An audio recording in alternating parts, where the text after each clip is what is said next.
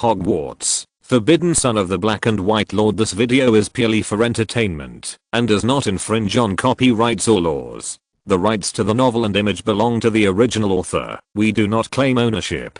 Don't like waiting and want to listen to this fanfic in full now? Subscribe to our Patreon, where you'll find the best fanfics. Chapter 401, Crown and Knocker. During your long life full of wisdom, you must have seen many special magics. The Rowena Ravenclaw in front of him was like an exquisite doll, standing in front of him expressionlessly. The connection between the crown and the hollow tree stump had been severed, leaving only the encyclopedia-like memory, waiting for visitors to read at any time. This is the magic that Salazar Slytherin taught Tom. Ravenclaw's crown hides her life's knowledge, but this huge wealth that is enough to lure any wizard into madness justifies the slang. If you want to wear a crown, you must bear its weight. Even for those wizards who can change things by simply waving a wand, free wealth often means unbearable costs and crises. This is a semi-finished product. It was created just to let Rowena get out of her unimaginably abundant knowledge so that her mind can have more free time to create some more useful knowledge, said the author in the secret room.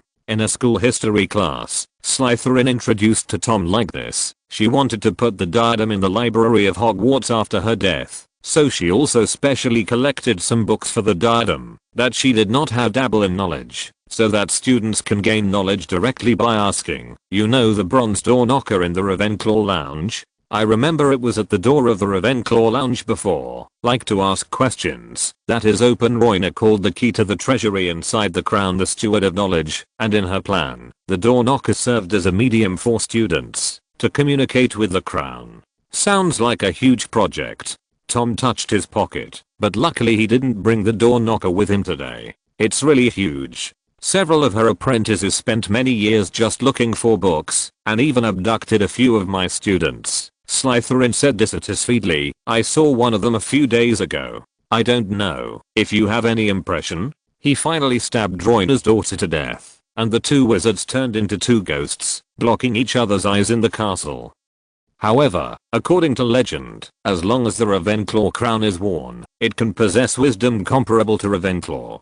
Tom raised his own doubts. If it is a miniature library as you said, then it is not. There will be no legends like this. A group of idiots who think they are smart are just imagining wildly. Knowledge can indeed be equated with wisdom in many cases, but they are still fundamentally different. Slytherin sneered. If you have a sword, you can be invincible, and if you have an appearance, you can overwhelm all living beings. Take your Nordic boyfriend as an example. He has an interesting wand, a wand that countless people have chased. It is true that it can indeed increase the power of the spell. It's powerful, but it doesn't mean that those duel fighters can use it to kill the quartet. To be honest, I can pick up a wooden stick and beat him to the north. Only my own things can be relied on, young man. You also said that it does have the power of amplifying spells. Wearing the crown directly can indeed allow a wizard with mediocre intelligence to suddenly master the knowledge of Ravenclaw, but it is like forcing an oak barrel that can only be used to make wine, to hold the entire ocean.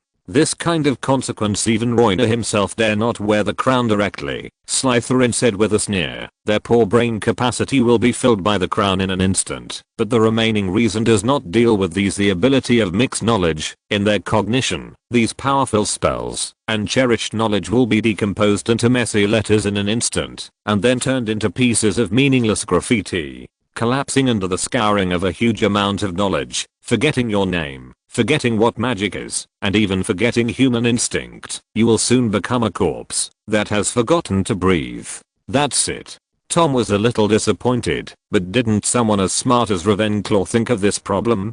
Compared with being mastered by mediocrity, the cessation of knowledge is the most regrettable thing. So this is a semi-finished product. In Rowena's vision, it can satisfy anyone's thirst for knowledge. What she wants to do is not to find smart seedlings and teach them as many people say. What she wants from the beginning to the end, it's all about turning every one of your students into intelligent people. Slytherin emphasized. No one would have thought that it would be stolen by Rowena's own daughter before it was finished. Would you steal something from your own father? Nothing to steal.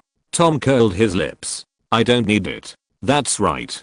For those with wisdom, the knowledge accumulated by themselves is reliable. Slytherin would be wrong. He coughed lightly and said, but when you need to use when crowning the crown, Royna would not mind someone who has mastered a special method to misappropriate something trivial, and it just so happens that I'm the one who knows that special method. Slytherin sat cross-legged on top of the basilisk's head, and the feet hidden under the robe were turned up, but Tom, who had seen the dryad, seemed to have lost interest in Ravenclaw's crown, and kept refusing to answer Slytherin's words. He was in great pain. Well, Lord Slytherin, finally, Tom sighed and asked perfunctorily, it seems that the method of using the crown has something to do with the door knocker. Lord Chuck Slytherin's discerning eye. Speaking of door knockers, I have to mention an interesting story. Slytherin held back for a long time, finally smiled, patted his thigh, and said, Royna found some problems on the way to make the crown. The serious one is that it will be very difficult for her to wear the crown. After all, it belongs to the collective wisdom, and she needs the world's top alchemists to help her create a magic item that can split knowledge like a tributary of a river. The world's top alchemist can't be you. Tom asked exaggeratedly. Among the 4 founders of Hogwarts, Gryffindor is either in a duel or on his way to a duel.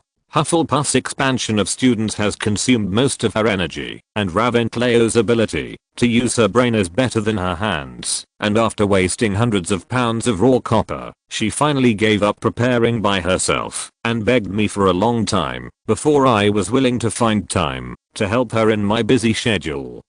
Slytherin's bid was almost up to the sky, and he used words very bluntly, looking complacent, and even used words like old man that sounded strange. It stands to reason that I shouldn't tell you this, not only because it's a secret between me and Royna, but also for the safety of Ravenclaw students, Slytherin said after pondering for a moment, but the door knocker was lost a few years ago, and I don't know who took it away. I lack the necessary tools. It doesn't matter if I tell you the method. Oh, it turned out to be a useless spell. A gleam flashed in Tom's eyes, but he quickly calmed down and shook his head in feigned pity. How could it be useless? Slytherin explained, having heard its principle is enough to benefit you for a lifetime. Listen up boy, the door knocker needs a specific grasping gesture to work. The principle of this magic is, the steps of alchemy are. Time passed quickly in the class, and when Tom's face was tired, the Slytherin class ended just right.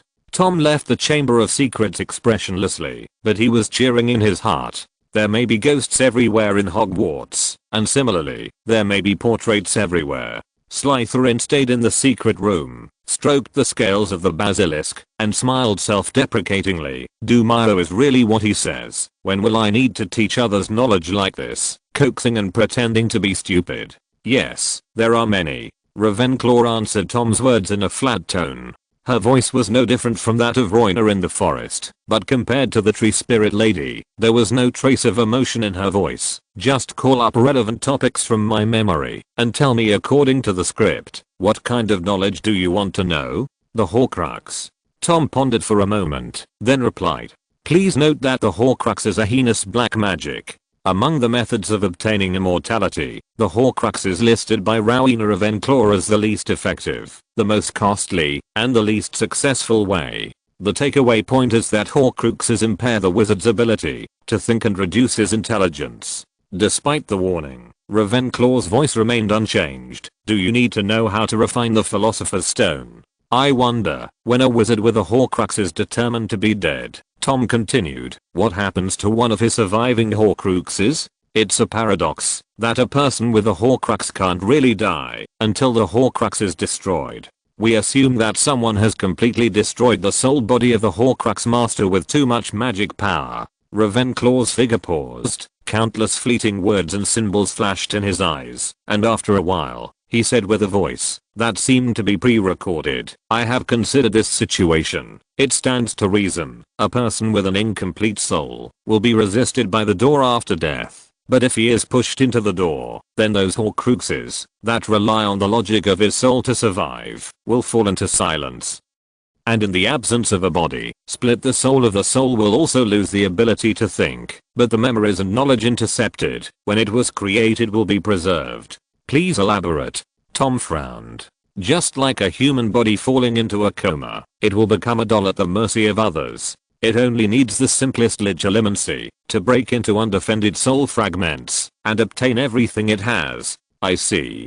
Tom rubbed his chin thoughtfully. He thought for a moment and continued to ask, is there a magic spell to travel through time and space in the world? It doesn't exist, Ravenclaw replied without hesitation. The movement of space can be achieved by simple apparition, door keys, and even the fireplace travel technique used in some families. The basic requirements of the displacement spell is to mark the magic power at the starting point and the end point respectively. The world we live in is not too big, and this is not too difficult. But time travel is considered impossible magic, because it will deduct your existence in the time and space you are in, including but not limited to information, magic power, quality, etc., and generate another continuous for you. You need to use a magic power bigger than yourself to drive you to move, which is obviously impossible. Ravenclaw continued to explain, even if we can solve the problem of magic power, we cannot travel in time. Mark the end point. Wizards can use magic to affect the other side of the ocean, but they cannot affect the past. If you are interested in the flow of time, it is recommended to study the history of magic forward and backward. You will jump to the production method of the Philosopher's Stone.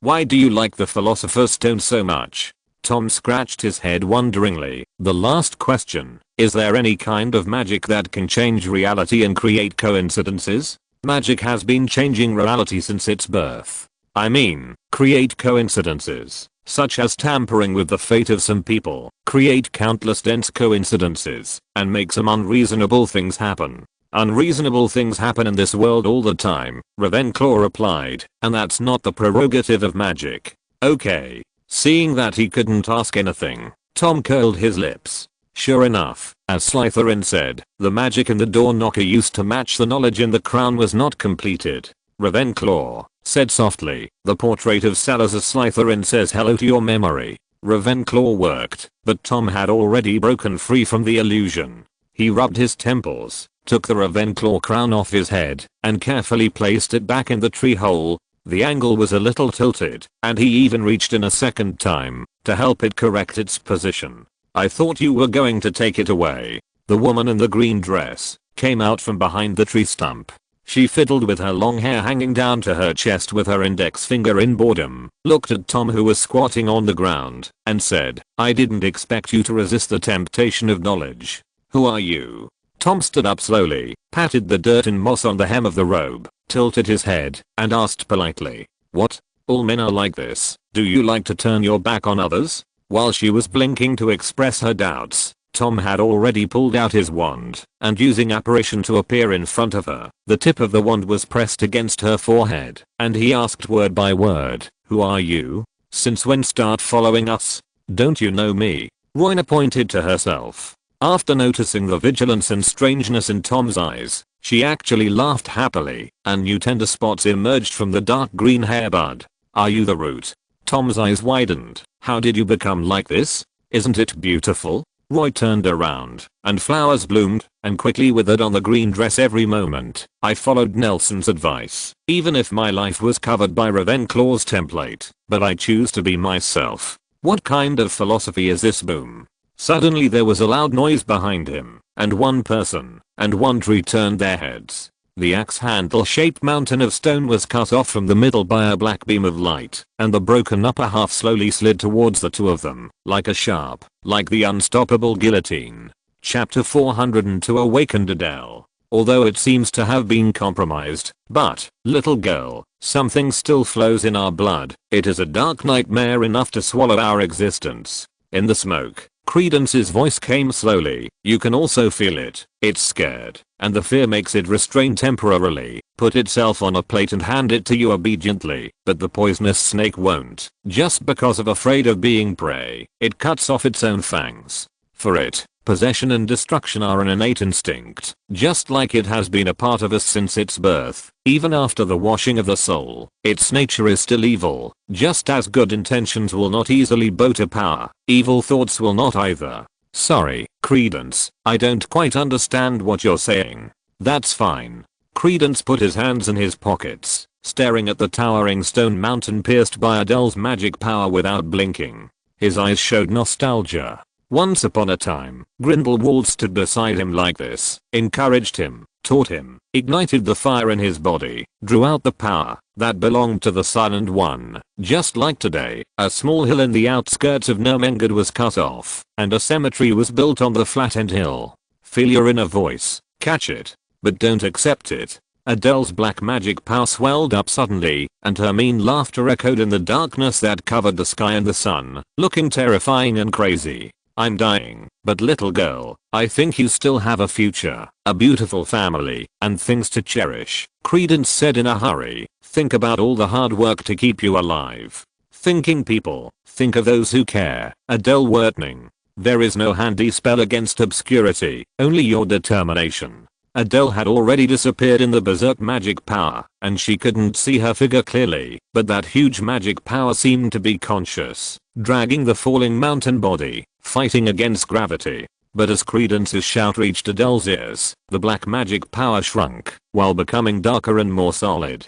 Indistinctly, a black Adele magnified countless times. I slowly take shape in the air. Is it the same as me? Is it true that, as Riddle said, consciousness has been erased? She, or it, looked down at Credence, who was muttering at her feet, squeezed out a huge smile, and then disappeared suddenly. The natural axe handle carved out of a whole stone mountain is falling rapidly among countless broken stones. This stone mountain looks like an indomitable giant who raised his axe and thrust it into the ground many years ago. Standing in the dangerous area with dense falling objects at this moment, Credence seemed to feel the momentum of smashing Huashan. Facing such a scene where the mountains collapsed in front of him, Credence remained calm. His hands were still in his pockets and he did not even look at Adele in the smoke, unlike when he played Nelson at Hogwarts. The young man who is very curious about everything looks different. At this moment, he is like a sculpture, and there is no emotion on his straight expression. Just when the mountain was about to hit the ground and a catastrophe of trembling the earth was about to happen, the figure of Tom holding a magic wand appeared in the smoke and dust, followed by a rapidly growing shrub clinging to the cliff, its branches growing wildly. They are entangled with each other like bones, blood vessels and meridians, vaguely forming the shape of a person. The flying leaves form the muscles and skin.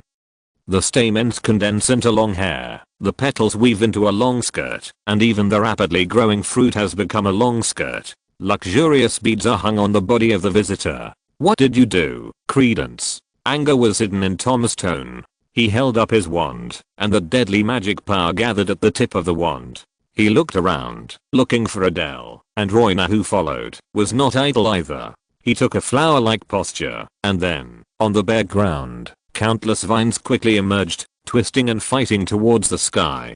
Don't be too nervous, both of you. Credence stood indifferently in the stone rain. A piece of broken rock was flying towards his face at a speed that was hard to discern with the naked eye, but he did not choose to dodge, but closed his eyes. Adele, where are you? Billowing smoke and dust obscured his vision, and in desperation, Tom took out a handful of small balls that Nelson had left him from his pocket, and threw them into the sky. The golden light suddenly appeared, but just when the ball was opened, and the contents inside were about to reveal their true appearance, a hair-thin black thread flew from a distance with a whizzing sound. The aura pierced through the stone, that was only a hand away from Credence's face. The stone that was strung in the air like a grasshopper caught by a child stopped moving in an instant, as if its kinetic energy suddenly disappeared.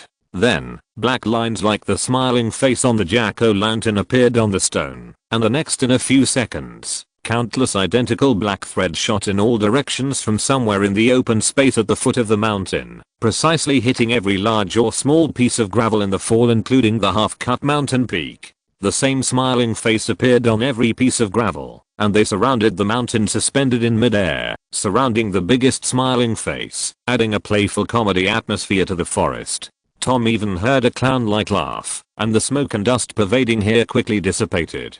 Tom looked along the black lines, and saw that they all converged at one point, which should be Adele's position. Soon, these smiling faces twisted, and lit up with black light. In a silent explosion, the stone powder that was ground to the smallest size shrank inward, engulfing the dust in the surrounding air, and disappeared in the blink of an eye. The top of Tom's head was only left with the spider-like black lines. These black lines quickly lost their color, became transparent, and then disappeared completely. Adele, who was kneeling at the starting point, lowered her head without any movement. Her golden long hair covered her expression, and she couldn't understand any of her status just by observing.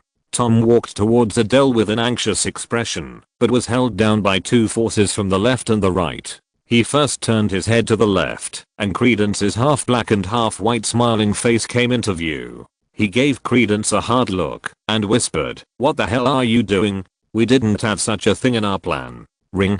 Don't be impatient, you need to let Miss Adele wake up by herself," Credence said. "If everything is her crutch, how can you rest assured that she will face more silent or others in the future? Where is the danger? If something happens to her," Tom gritted his teeth and threatened, but still decided to listen to professional advice, stand where he was, and wait for Adele to recover by herself. Then, turning his head to the right, he said, "Royna, this is just a little experiment, don't." The dazzling golden light in front of him made him close his eyes. The sound of gears rubbing, and the sound of cracking electric arcs bombarded his ears in turn. Tom narrowed his eyes, and on his right, stood a thunderbird that was taller than a man, just slightly different from the real thunderbird. "Wow, what is this thing?" Tom's eyes were still blank, and he could only hear Credence's exclamation from the side, followed by a muffled sound, and Credence closed his mouth immediately. The sound of the electric arc was slightly weaker, and the harsh golden light became softer. Tom opened his eyes, and looked at the uninvited guest. Soon, he discovered the difference between this thunderbird and its real kind. It was made of an alchemy mechanical bad made of some kind of brass-like metal. Those supposedly soft feathers are as sharp as a knife, a steel claw, made of extremely delicate structure, more flexible than a real thunderbird on his shoulder. It was the one that stopped Tom just now. At this moment, Thunderbird's pupils emitting golden light kept shrinking and expanding, as if expressing his doubts. "What do you want from me?" Tom thought back to Nelson's entrustment, when he handed these small balls to him. "You said when running, thinking that this Thunderbird big enough to ride, should have a good escape speed." He held back, and wanted to ride with the idea of going up to try it. He kicked the ball, that fell on the ground, and said, "The matter has been resolved." The Thunderbird glared at him, took its claws off Tom's shoulders, lowered its head, and pecked the ground with its sharp beak. A surge of thunder spread around, and small balls affected by the magic power flew up from the soil one after another. Thunderbird spread its wings and waved them vigorously. A whirlwind spread from its wings. Tom was affected by the strong wind and couldn't help squinting his eyes. Soon, he felt something in his pocket, and the Thunderbird that was called out without knowing what happened had disappeared. "Wow, what's that?" Credence asked curiously, rubbing his ribs closer. "Did you transform a Thunderbird into metal? I'm going to tell Newt Scamander. He will definitely come to clean you up. It was made by Nar using alchemy, just like the Alexander who beat Killian." "What is it for?" "Some kind of means of escape." "I see, a new type of broomstick." While the two were talking, Adele in the distance moved. They stopped their conversation quickly and looked at Adele together, only to see Adele raised her hands on the ground, sat up straight, and raising both hands in front of her. She didn't seem to believe that she did everything just now. "When I mastered this power for the first time, I didn't believe it. After all, I was just a crappy wizard who didn't even know how to use a wand." Credence stood side by side with Tom, watching his hands. "Adele, compared to the magic that needs to be memorized one by one and connected over and over again, the silent power does not require any effort. But the most difficult thing is that when you get it, you are still yourself. Don't you need to pay anything?" Tom shook his head. He remembered the first time he saw Adele. Her limbs were twisted, her body was covered with scars, and she almost died soon. Compared to complicated practice and memory, all that kind of pain is more resisting. Whether it is physically or mentally, I think if Adele, let you choose again, you should also choose to be a person who grows up in an ordinary environment. Big average kid. Not necessarily. Why don't you ask Adele? I don't want to tear open her old wounds. Huh. Are you willing to tear open my old wounds? You're a strong adult, Credence. I may not be as strong as Adele, of course. She will be stronger than me in the future. Credence shook his head, his eyes serious. When I was young, the way Second Salem tortured little wizards was just concentration camp-like management, mainly mental abuse. Only those who don't listen to the mother will receive a whip. Adele's condition is so good that I misjudged it, and I didn't think it was possible it was you who took good care of it. The people from the Magical Congress of America seemed to be in a hurry, as if they were in a hurry to hand in their homework. They intervened in the experiment in Second Salem and used all the tortures they could think of. Ugh.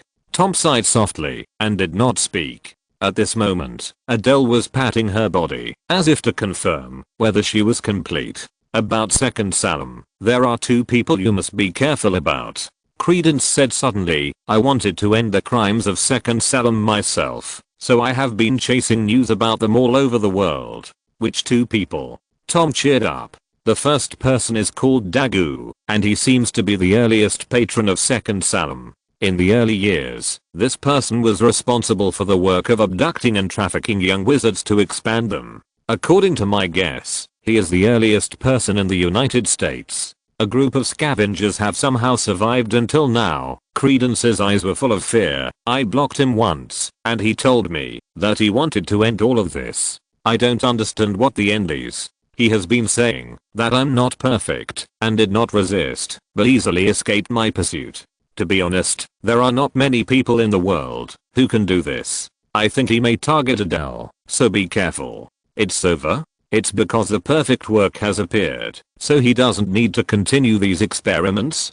Tom narrowed his eyes, looking at Adele, who stood up staggeringly. Who is the other person? Amando Dippert. Credence said gravely. Your ex-principal. This old man is going crazy. He is very irritable now, and his grandson, Barry Dippert, is a silent man. I've had a face-to-face meeting with that kid.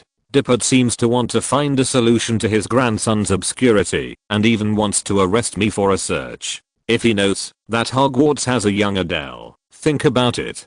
Tom didn't speak. He stared at Adele, who stood up. She was slowly turning her head to look at the two people in the distance. One eye was filled with pure black. Tom was about to approach, but was caught by Credence. Stopped it. Let her get used to it for a while. He thought for a while, and added, this is a rule of thumb. You don't want to be blown out ugly. I'll find some water for her to drink. After saying that, his figure turned into a wisp of black mist and flew away. Or from your family? Royna's questioning voice sounded from behind Tom. He turned his head, and the stumped man changed his face again. A floor-length rose-colored dress was very conspicuous in the green forest. She tilted her head. Her blonde hair was covered toss and toss. Yes, this is Adele Wertning. It's so cute. Royna shrugged and said, thank you so much. The tallest tree in my forest will be from now on. I'm sorry, I will compensate you. Tom was still immersed in the power of Adele's obscurity, but he quickly woke up and asked with a frown, why should I compensate you?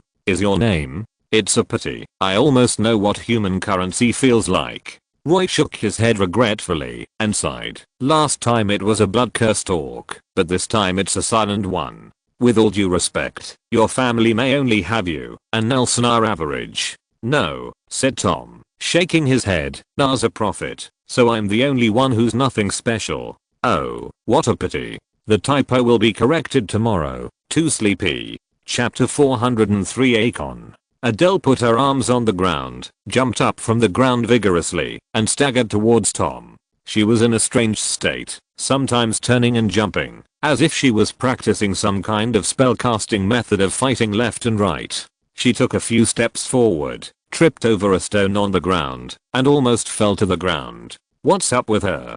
Don't be too nervous. Let me see. Royna stepped forward, with strong interest in his eyes. A cluster of vines slowly emerged from the ground, and supported Adele, who was about to fall to the ground. Leaning forward, she held Adele's chin with one hand, opened her eyelids with the other hand, leaned closer to her cheek, and observed carefully. After a while, she let go of her hand, and turned to look at Tom. It's just ordinary. The loss of strength is quite normal. Tengman gently wove himself into a hammock, and Adele lay on her side on the bed, frowning and not sleeping peacefully. That's good. Tom still trusts Royna's knowledge very much. In his opinion, Royna's level in this area is at least better than that of his black-eyed layman and Credence's groping. The grassroots crossing the river should be strong. She doesn't have any sequelae, right? The kind of magic that destroys mountains. Adele is only 11 years old and just started the first grade. The magic power of the obscure has nothing to do with the accumulation of time, but only with the intensity of the emotions in his heart. Roy explained on the other side, but his hands were not idle. Flowers with different colors and gleaming rune patterns approached Adele and saw her clearly in her sleep. The mist mixed with pollen burst from the stamens. The air surged out, wrapping Adele, and soon, her expression eased, and Tom smelled the portrait was also a little dizzy, so he couldn't help, but took a step back. How does it taste? I picked it carefully. Royna opened Adele's eyes again, and a leaf-like green light shot out from her eyes, shining right into Adele's pupils. The eyes turned around, and returned to Royna's eyes. Adele's unconsciously trembling pupils seemed to be divided into two evenly in her sleep. Soon, Royna with a strange expression completely put down Adele, looked at Tom, and sighed. It's amazing. How amazing. For ordinary obscurity, there is a pure, antagonistic competitive relationship between the wizard body and obscurity. Just take the boy who went to your hut to get water for example. Look at him now. Polite, shy even, but when the silence inside him riots, he becomes a destructive, totally incommunicable murderer. Roy clenched his fists, and the vines holding Adele swelled, and emerald green translucent resin gushed out from the bark, wrapping Adele little by little like amber, similar to when he was treating Nagini at that time. It was exactly the same. The sleeping Adele was as peaceful as a baby in the mother's arms, and Royna suddenly added, by the way, this consumes a lot. It's easy to say. Tom nodded. He is a man of knowledge and a man of wealth. The Moran in this little girl's body has been assimilated by her, which is equivalent to writing the life of a wizard into a blank soul. It's really amazing that Moran's magic body can be like a soul. Is that a bad thing? Tom thought, frowning. It depends on the situation.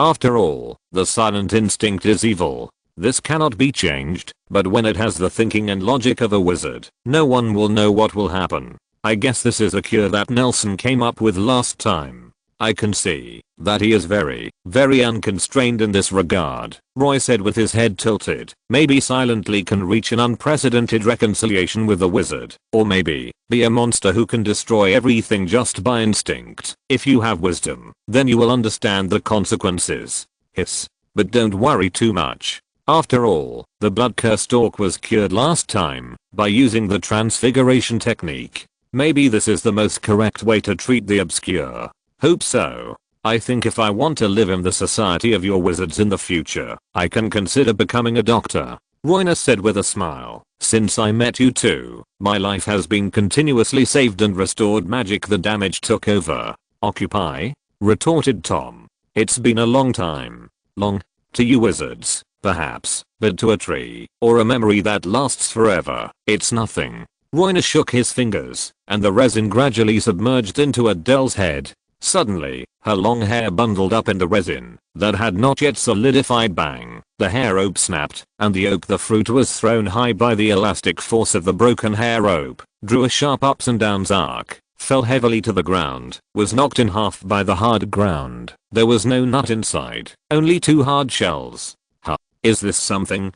Do you know him? Tom asked softly, blinking. Of course I know it. In fact, no one knows it better than me, said a sunflower plant rising from the ground at Royna's feet, using a disc full of stamens to support the half of the husk that fell to the ground. When she got up, she pinched the husk with green fingers, literally, held it in front of her eyes, looked at it carefully, and showed nostalgic look. This is me. Rowena Ravenclaw gave HUO the prototype of the magic circle designed by Hogwarts. As you may know, there is some kind of magic in the castle of Hogwarts, which can absorb the magic power released by the little wizard unconsciously, as the source of magic power for the daily operation of the castle, and prevents all the duty of the wizard's magic riot. I know, Tom nodded. If you say this, there may be someone who knows better than you. Of course, Royna agreed humbly. The accumulated magic power gave birth to a castle elf. Before the Big Four left one after another, its existence became more and more clear. It seems that in the days when the founder was away, it protected you well. I hope so. Tom twitched the corners of his mouth with a half smile. So Peeves hatched from this acorn? Is it called Peeves? What a cute name, Royna continued, looking at the acorn shell. I remember it was supposed to be an almond, but it doesn't matter. When the Big Four founded the school, little the probability of wizards giving birth to obscures is very high. It was created in the first place to find a way to curb their magic riots when the young wizards who might become obscures broke out. All previous principals should have mastered its production method. The one on the little girl's head should have been improved in some way, and it is much simpler than the runes back then. Maybe this is the trend of magic development in the past 1000 years. Seeing that Roy was about to enter the Ravenclaw-style research passion, Tom hurriedly interrupted her, expressing his doubts. I have seen this acorn before. It was given to Na by Dumbledore. At that time, he was only a professor of transformation. That's impossible, Royna said firmly. This thing not only has the ability to control the obscure, it's impossible to get out. Maybe it was given to Dumbledore by the former headmaster, Professor Dippet, Tom said silently. Maybe Professor Dippet gave it to Dumbledore to save Ariana, but Ariana obviously didn't make it. When it was needed, it fell in the chaos between the two brothers and Grindelwald, so the acorn remained in Dumbledore's hands. Dumbledore's sister is the Obscure, and he recognized Adele the Obscure. It is understandable to entrust Mag to give the acorn to her, because of her identity. After simply peeling back the cocoon, Tom almost restored the whole picture of the incident, and a large-scale family ethics drama slowly unfolded in front of him. I always feel that you are thinking about something strange, Royna said quietly. How could it be? Tom denied firmly, but the rest of the matter can only be left to Na to worry about. I can't help much if Adele's problem is just a powerful enemy. Slytherin students and Gryffindor students have one thing in common, Roy said with a pouted mouth. They are both good at doing things that don't involve using your brain. Na is also a student of Slytherin. Is there any difference? Roy shook his head disdainfully. Do you think his plan is very careful? Isn't it meticulous? Retorted Tom. As long as it works, it's a good idea. From a pragmatic point of view, it does. Speaking of which, why hasn't Credence returned from getting water? Tom suddenly remembered Credence, who had disappeared for a long time, and couldn't help saying, I'm a little thirsty. I'm here. Credence suddenly appeared behind the two of them. He handed the water glass to Tom, looked at Royna, and asked uncertainly, oh, you are the Miss Royna that Tom mentioned, right? Does this glass of water need to be poured under your feet?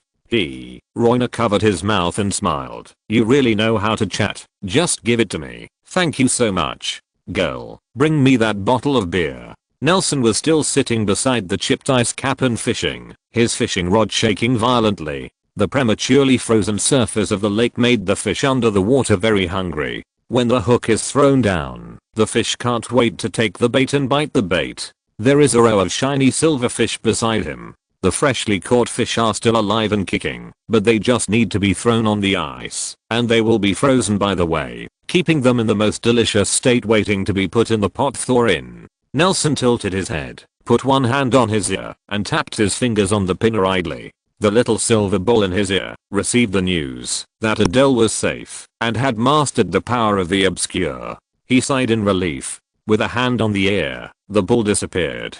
Adele's problem didn't seem like too much trouble to Nelson, not because he was arrogant, but because he believed in the death gifts of the 1,000 or so people whose statues surrounded the old postman, standing on the outskirts of Boston in the southeast, looking at Adele on the other side of the ocean. Such a huge hope is gathered in one person, even though they are almost all muggles, but the pure spirit can still be condensed into a soul. That can solve all problems. Magic. His fingers didn't stop for a moment, as if he had ADHD, just because there was a bigger trouble around him. Jacunda, the witch who was used as a tool since she was a child, has a hollow heart like a clockwork doll. In her chest, the clip of Dr. Sykes letting her run on a broom before her death echoes all day long. During the short time we spent together, Nelson had heard Jacunda's desperate sleepiness in the night shift no less than 5 times. Dr. Sykes' plan to train her was terminated on the day she was attacked and died, and Jacunda's life was cut short. It seems to have stopped that day. There is no father telling her what to do. Only her strict and rigid elder sister keeps repeating what she can't do, and what she can't do. This witch who always lives for others has completely lost the direction of her life. She can only repeat her father over and over again. The order before death, to ride a broom, so that the empty heart was quickly filled after the appearance of Nelson, who was somewhat similar to Dr. Sykes, and the speed of this empathy was unprecedented. Nelson can feel her attachment to Mr. Boat, but for him, digging out the truth of the incident is always the first to bear the brunt. What is the difference between his life and Jacinda's? Wrapped by successive coincidences, the eyes behind him always gave him a feeling of thorns on his back. He couldn't sleep or eat without knowing who was playing tricks. Perhaps the only difference between him and Jacinda is that he has a little awareness, but Jacinda is still immersed in the dream of weaving and does not want to wake up, which may be a better result. Give you. Behind him came the sound of Jacinda tilting the wooden barrel and pouring beer. Nelson turned his hand back to the tin cup she handed over, sipped the bitter foam that smelled of inferior hops, and said in a low voice, "Girl, the one in your package, the egg seems to be a little cracked this morning. Did it swell a bit after sitting by the stove for a long time?" "Egg? What egg?" Jacinda's expression was a little dazed, and Nelson's heart skipped a beat. Could it be another winged demon? Did this curled winged demon pick on its own master? Oh, I remembered. Jacinda slammed his fist into his palm, and the crisp sound scared away the fish gathered under the ice. "That's an armadillo, Mr. Ship. It's also a magical animal. Is to let others ignore my own existence. No wonder I don't remember it. Haha, this is the way my father left me to escape. Just take an amulet made of armadillo scales, and walk past the wizard who hunted me won't find out." Huh. She was in a daze. "But why do you remember? Is it because you don't know magic, so you haven't been affected by it?" "That's great," Nelson said without turning his head, while he sipped his foam. "You can finally leave this frigid place." Chapter 404 Fish. But what do you do? What should I do? Nelson's hand holding the fishing rod trembled slightly. It seemed that the fish under the water was too powerful to hold the fishing rod in the cold weather. "Let me save one." He caught a glimpse of the steel coin rolling in the snow at his feet, and changed his words. "2 rations." "Do you think I'm just wasting rations?"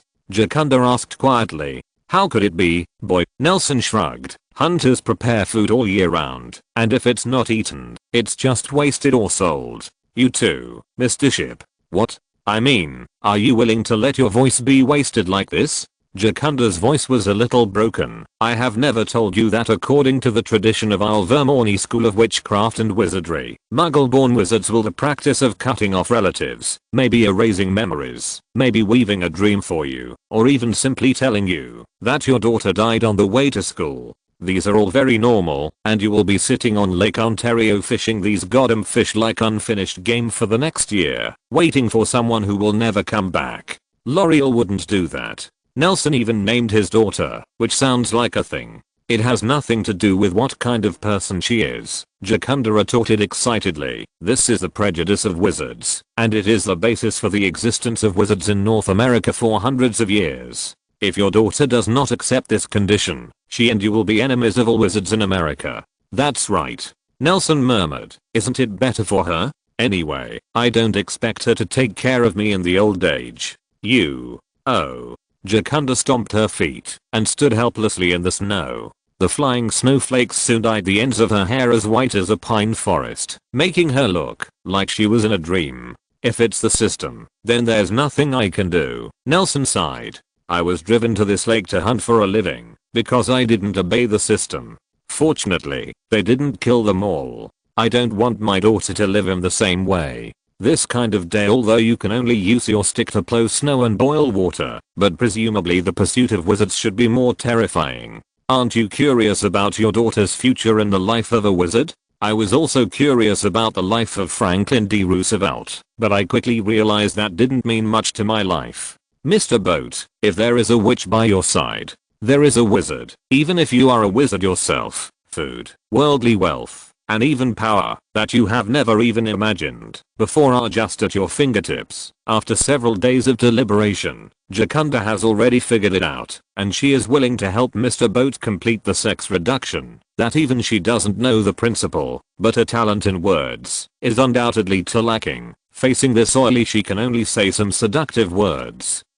that even the lowest villain can't say. You can accompany your daughter to grow up like any father in the world, and you can watch her grow up, to fall in love with someone else, to start a family, to have your grandson without meeting her on a street corner one day in the future, to feel familiar, but not to recognize her, to let your beloved daughter disappear when you turn the corner weeping behind the scenes. Any father has the right. Are you my daughter too? It's just that, when you went to Alvermorny school, my memory was erased. Nelson thought for a while, and came up with a ridiculous question, but it made Jacunda choke and say no.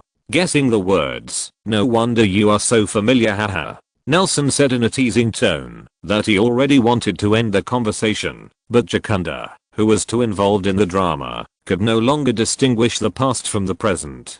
From Nelson's smile, he could see that Nelson himself didn't know. This man buried the pain deeply in his eyes. Aren't you afraid of being alone when you're alone?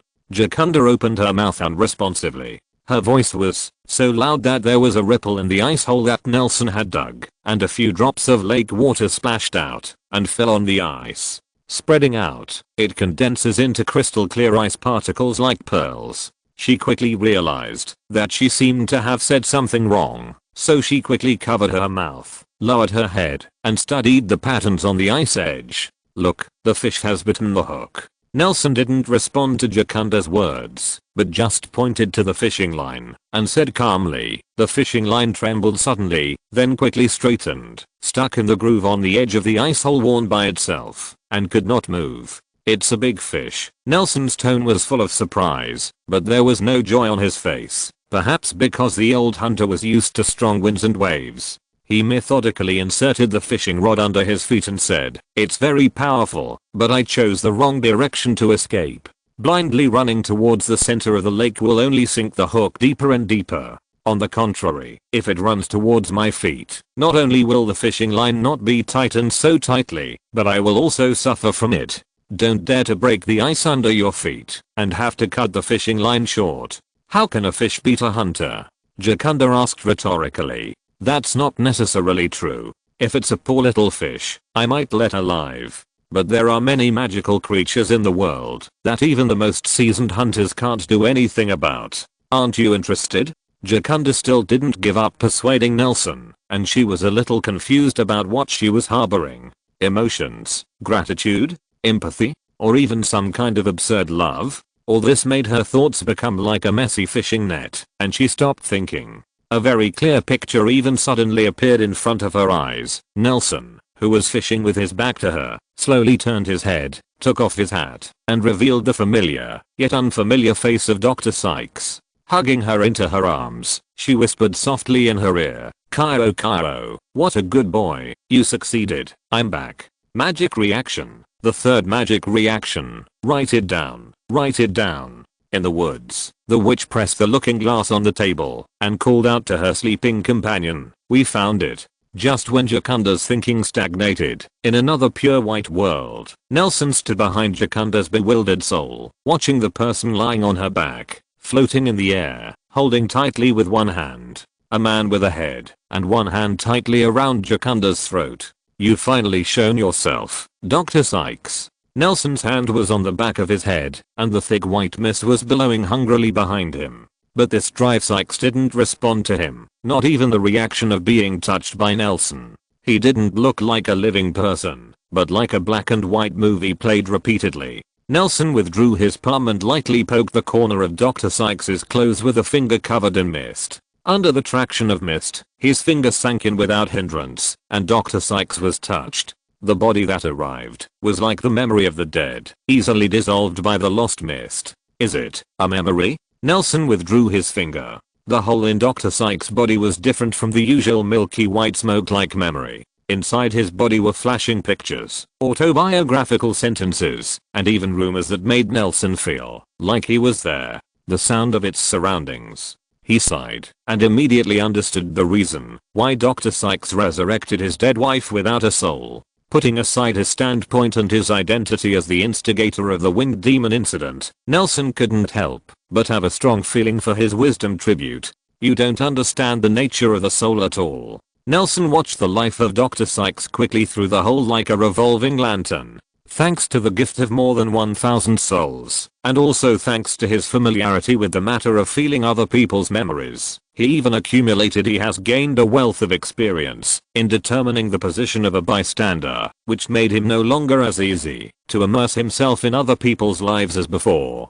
He quickly broke free and pointedly pointed out that Dr. Sykes, because of the incomplete information he possessed, and the biggest loophole brought about by sex reduction, so you choose to use memory as the carrier to resurrect. As long as one person has another person's complete memory, then he has the same experience, the same knowledge and the same will. The owner of the memory is equivalent to getting eternal life, but this is wrong. You can only get a distorted or false soul, which is extremely fragile and can be broken with a single poke.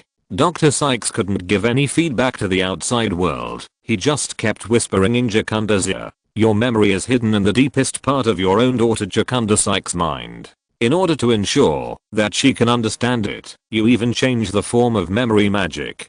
Her spirit has been tortured by memories that do not belong to her all the year round. This led to her almost pathological electrocomplex, and she could quickly empathize with strangers who met once. Nelson frowned and read, when your wife who was still tortured after your death returned, when you avenge your family, you planted an idea in her mind, pass on the sex restoration. She will think it is a magic that bestows magic power, but in fact, your memory will have it the new carrier of the resurrection is really a vicious magic, and even the opportunity must take advantage of those hard-won goodwill. Nelson stretched out his hand, put it on Dr. Sykes' shoulder like a stack of ahats, and easily twisted his neck. Haha. The hole in his body made it impossible for Dr. Sykes' memory to play as he had set. He could only let out an indistinguishable roar through his throat. Pearl-colored steam slowly gushed out of the hole, and he was instantly hungering. Mist of lostness devours. You even deliberately trained Jacunda Sykes to be a simple-minded witch. I thought she was simply ignorant of the world, but then I thought she was stupid and bad. Now, I understand. You, the perfect resurrection of your wife on Jacunda's carrier, not only cultivated her attachment to you, but even deliberately weakened her ability to think independently. But have you ever thought that all of this is caused by your willingness to burn? Do you want to see what the wife of Jacunda wants to see? The figure of Dr. Sykes paused, and Nelson thought for a moment that he was going to punch himself in the form of memory, but it was just that the remaining memory could not maintain the form of others. Dr. Sykes' figure shattered silently, revealing the true face of Jacunda's soul. Covered by his body, a rose vine was lying on her back, hard to suck blood, and there was a hole in the heart. Memories belonging to Dr. Sykes are slowly escaping. Drops of milky white blood were pulled out of Jacunda's body by the rose flower and ripped on the vines that stretched their teeth and claws. Her soul has been supplying the father on her back all these years. It's really perverted. Jacunda's eyes regained clarity, and she suddenly felt a lot more relaxed. Could it be that this is the benefit of a clear mind? She looked at Nelson's increasingly handsome side face, and when she was speaking, she was so frightened by Nelson's sudden words that she almost fell into the lake. Oh, girl, if you live to my age, you will find that there is nothing in the world that is worth moving. Nelson shrugged, took the fishing rod back to his side, pinched the red thread twisted by the thin hemp rope, and slowly pulled up the live fish under the ice. After soaking in the cold lake water, the hemp rope became as sharp as steel wire. There were bright red marks on his calloused hands. Jacunda squatted beside him, holding his chin with both hands, blinking his eyes at the fishing line that had cut a deep ravine on the ice. He picked up a beautiful salmon dotted with red spots from the ice hole, and he threw the fish onto the ice in the same way. Like its predecessors, the salmon fluttered a few times before being frozen stiff and straight. You're in luck, girl, said Nelson, wiping his hands with a ragged rag, deftly snapping the hook back onto the cut line, hooking up the bait, and tossing it back. It's this time of year the salmon and trout in Lake Ontario will migrate to the upstream streams and rivers to spawn, but this winter came too early, and these fishes waiting to give birth did not find their way back, so they all gathered by the lake. Be fat. Migration? Why? Is there not enough food like algae in this lake? In the past, it was like what you said, but in recent years, especially after my daughter was born, the factor is in the south. Poured some black water into the lake every day, which actually enriched the plankton, Nelson said. Going too far, like an old tailor teaching an apprentice. He gave Jacunda a white look and said, "You are still saying that you are a family of magical animal breeding, girl. Is this level?" "Yes." Jacunda suddenly chuckled and opened his mouth. "Actually, you guessed right just now, Mr. Boat." "What? Is your family's animal breeding technology very general?" "Actually, I'm your eldest daughter who has been lost for many years. Because you went to Alvermorny to study, your memory was erased." Jacunda clenched his fists, bit his lips, and said nonsense with wide eyes. "That's why I'm so sorry for this. Everything is so familiar. I found a way to turn muggles into wizards, and I didn't dare to stop for a moment, so I came to you, Boat." "Dad." When she said that, she was so ashamed that she almost jumped into the ice hole. The father of the boat felt that he was going to be unable to hold on anymore. He let go of his hand, and the fishing line and the fishing rod rushed into the lake. "Is it here?" There was a sudden conversation in the pine forest not far behind the two, and a woman was talking loudly in the forest. "It's a good place, very beautiful, no wonder it can raise such smart children. The long-horned water snake will take care of her." "They're coming, Mr. Ship." Jacunda grabbed Nelson's shoulder anxiously, but her body, which had only recovered a little, couldn't do simple magic like revealing her followers. "They will definitely eliminate your memory. American wizards won't let muggles and wizards come into contact, and you'll never see your daughter again." "Excuse me, are you Laurel's father?" A smiling female voice came from behind. "Thank you for cultivating such a talented witch for Congress. We are here to take you to see her for the last time." "If that's the case," Nelson said in a low voice, grabbing Jacunda's shoulders, "it's against the rules for you to contact me, so run away." "Jojo."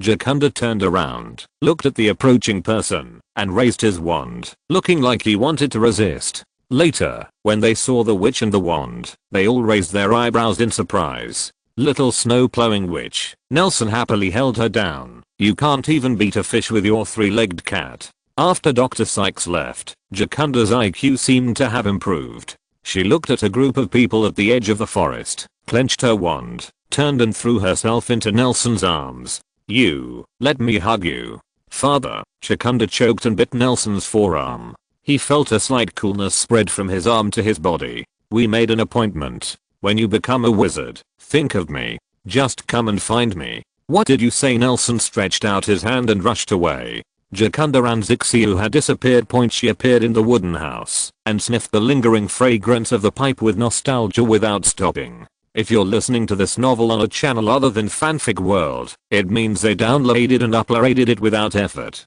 We cordially invite you to visit our channel, Mundo Fanfic Novelos. There you'll find the original version of this story and you can explore many other novels of various genres. We're waiting for you to immerse yourself in a world of incredible novels. Chapter 405. "Aren't you going to say goodbye to her, my lord?" The witch stood in front of Nelson and said softly. As the biggest witness who watched and recorded Jacunda's escape journey, and as a mother with two lovely children, she couldn't help feeling sorry for this ill-fated girl. Not a little sad. Jacunda's attitude towards Nelson also reminded her of her father, her first love, and her scarred appearance when she was young. After she made a suggestion, the wizards behind her began to look around consciously, as if they had a strong interest in the early winter snow scene of Lake Ontario. "She's looking at this place from a distant hill." A delicate silver monocle frame appeared in front of her right eye. A thin water curtain rippled in the frame, revealing the trembling figure of Jacunda holding Niuxiu. She could clearly see a few small black dots that looked like sows beside the lake. She covered her mouth, and the big teardrops rolled down uncontrollably, slipping on the back of her hand, after simply moistening the skin that had changed due to the winter cold. After getting dry skin, it quickly fell to the ground, leaving imprints like plum blossoms on the flat snow surface, just like the row of small footprints left from time to time outside the wooden house. This level of clarity seems to be a generation ahead of the water curtains used by the saints. The Secrecy Act. How much pain did it cause? Jacunda couldn't help asking questions to the pine tree in front of her. In the past, she only knew how to like magical animals as her father taught her, and even divided animals into different grades according to her own preferences, but she didn't think about the fact that she was empty in the past. She pretends to be someone else in her heart, but now she understands. What is the difference between the original self and these hideous American wizards? Don't they look at Nelson the same way as the rancher's daughter looks at those animals? But she can't do anything about it. Her carefree attitude towards life makes her magic commonplace, and she is also a middle-class Hogwarts graduate. Apart from being able to ride a broomstick to fly a little farther, what else can she do? What about things? Even her family's knowledge of magical animals that she is proud of all day long is so pale in the face of a Muggle hunter. She doesn't even know what migration is. How can a high-ranking wizard care about those dinners? What about fish? Jacunda clenched her fists tightly, and the tears left on the back of her hands had been frozen by the cold, and even sparkling salt crystals had formed. After all, she could only look at the back of Nelson being taken away by the American wizard, just like when she was holding his hand, holding the broomstick that couldn't fly, watching his father face those powerful enemies with blurred faces. But for some reason, the figure of Dr. Sykes became faint in her mind, always overlapping with Nelson's bearded old face from time to time, and what echoed in her ears was no longer her father's doting teachings, but it was the figure of Nelson sitting by the lake saying slowly, "The fish is hooked. My lord, she is crying. Snow, it's time to stop." Nelson lowered his head in silence and said in the hoarse voice of the old hunter, "If the fish cannot return to the upper reaches, the lake will be empty next year." The witch nodded, and a wizard behind her disappeared, apparently intending to notify the duo of Johnny and Joseph. "Remove those surveillance. I have got what I want. I only hope that she can be a complete person in the future." Nelson lowered his head, stretched out his hands, and said, "Take me away. At least let her I feel that there is really a good person in the world who can be used as a reference and learn to be a human being." The witch couldn't bear to pull out her wand, and the obstacle curse flew towards Nelson lightly and hit the undefended chest in the next second, only to hear Nelson grunt, and his body flew backwards, drawing a line several meters long on the snow. Traces, lying in enough snow to bury a grown man, do not move. Seeing a black dot flying out, Jacunda bit the tiger's jaw that was covering her mouth, not daring to make a sound. With all her strength, she punched the pine tree in front of her. Faced with such a soft fist, the big tree didn't respond. It just shook its tough and towering body slightly, and the snow covered by the canopy slammed heavily on her head, making her look like a miserable drowned chicken. "Do you really dare to fight?" The wizard behind the witch smacked his lips, looked at Nelson lying in the snow in disbelief, and hurried forward to check. "You wait to go to the Sahara to study magic cactus. It's also possible to go to the North Pole to study magic polar bears, or simply sink into the sea to cultivate magic cod." Another wizard followed, helping Nelson with his eyes closed from the snow, saying to his companion said, "But you don't really think that a blocking spell can knock him down? Your Excellency must be guilty. That's why there is no protection." The witch lowered her eyes and said softly, "In the original script, I just wanted to use the obstacle curse, and the angle and strength were determined. Are you a tiger? Don't read those useless books." The second young wizard scoffed at her emotional speculation. "This should be part of the plan.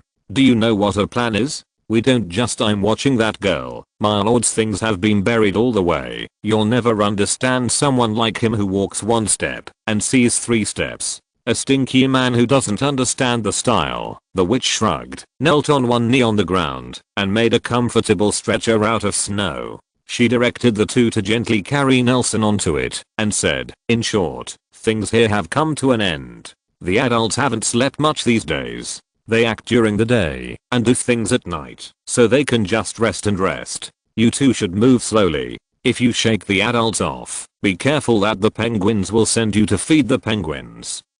Okay. Under the effect of the floating spell, Nelson floated up steadily, and from time to time there was faint snoring, and the three of them moved very quickly, especially after casting the skating spell on the souls, which like a few after images. After 10 minutes or so, they had come to the edge of the Great Lakes area. After leaving this area, the transformation on Nelson's face faded away, revealing his original face. It seems that the adult is really exhausted. "Look, he is not much older than my child."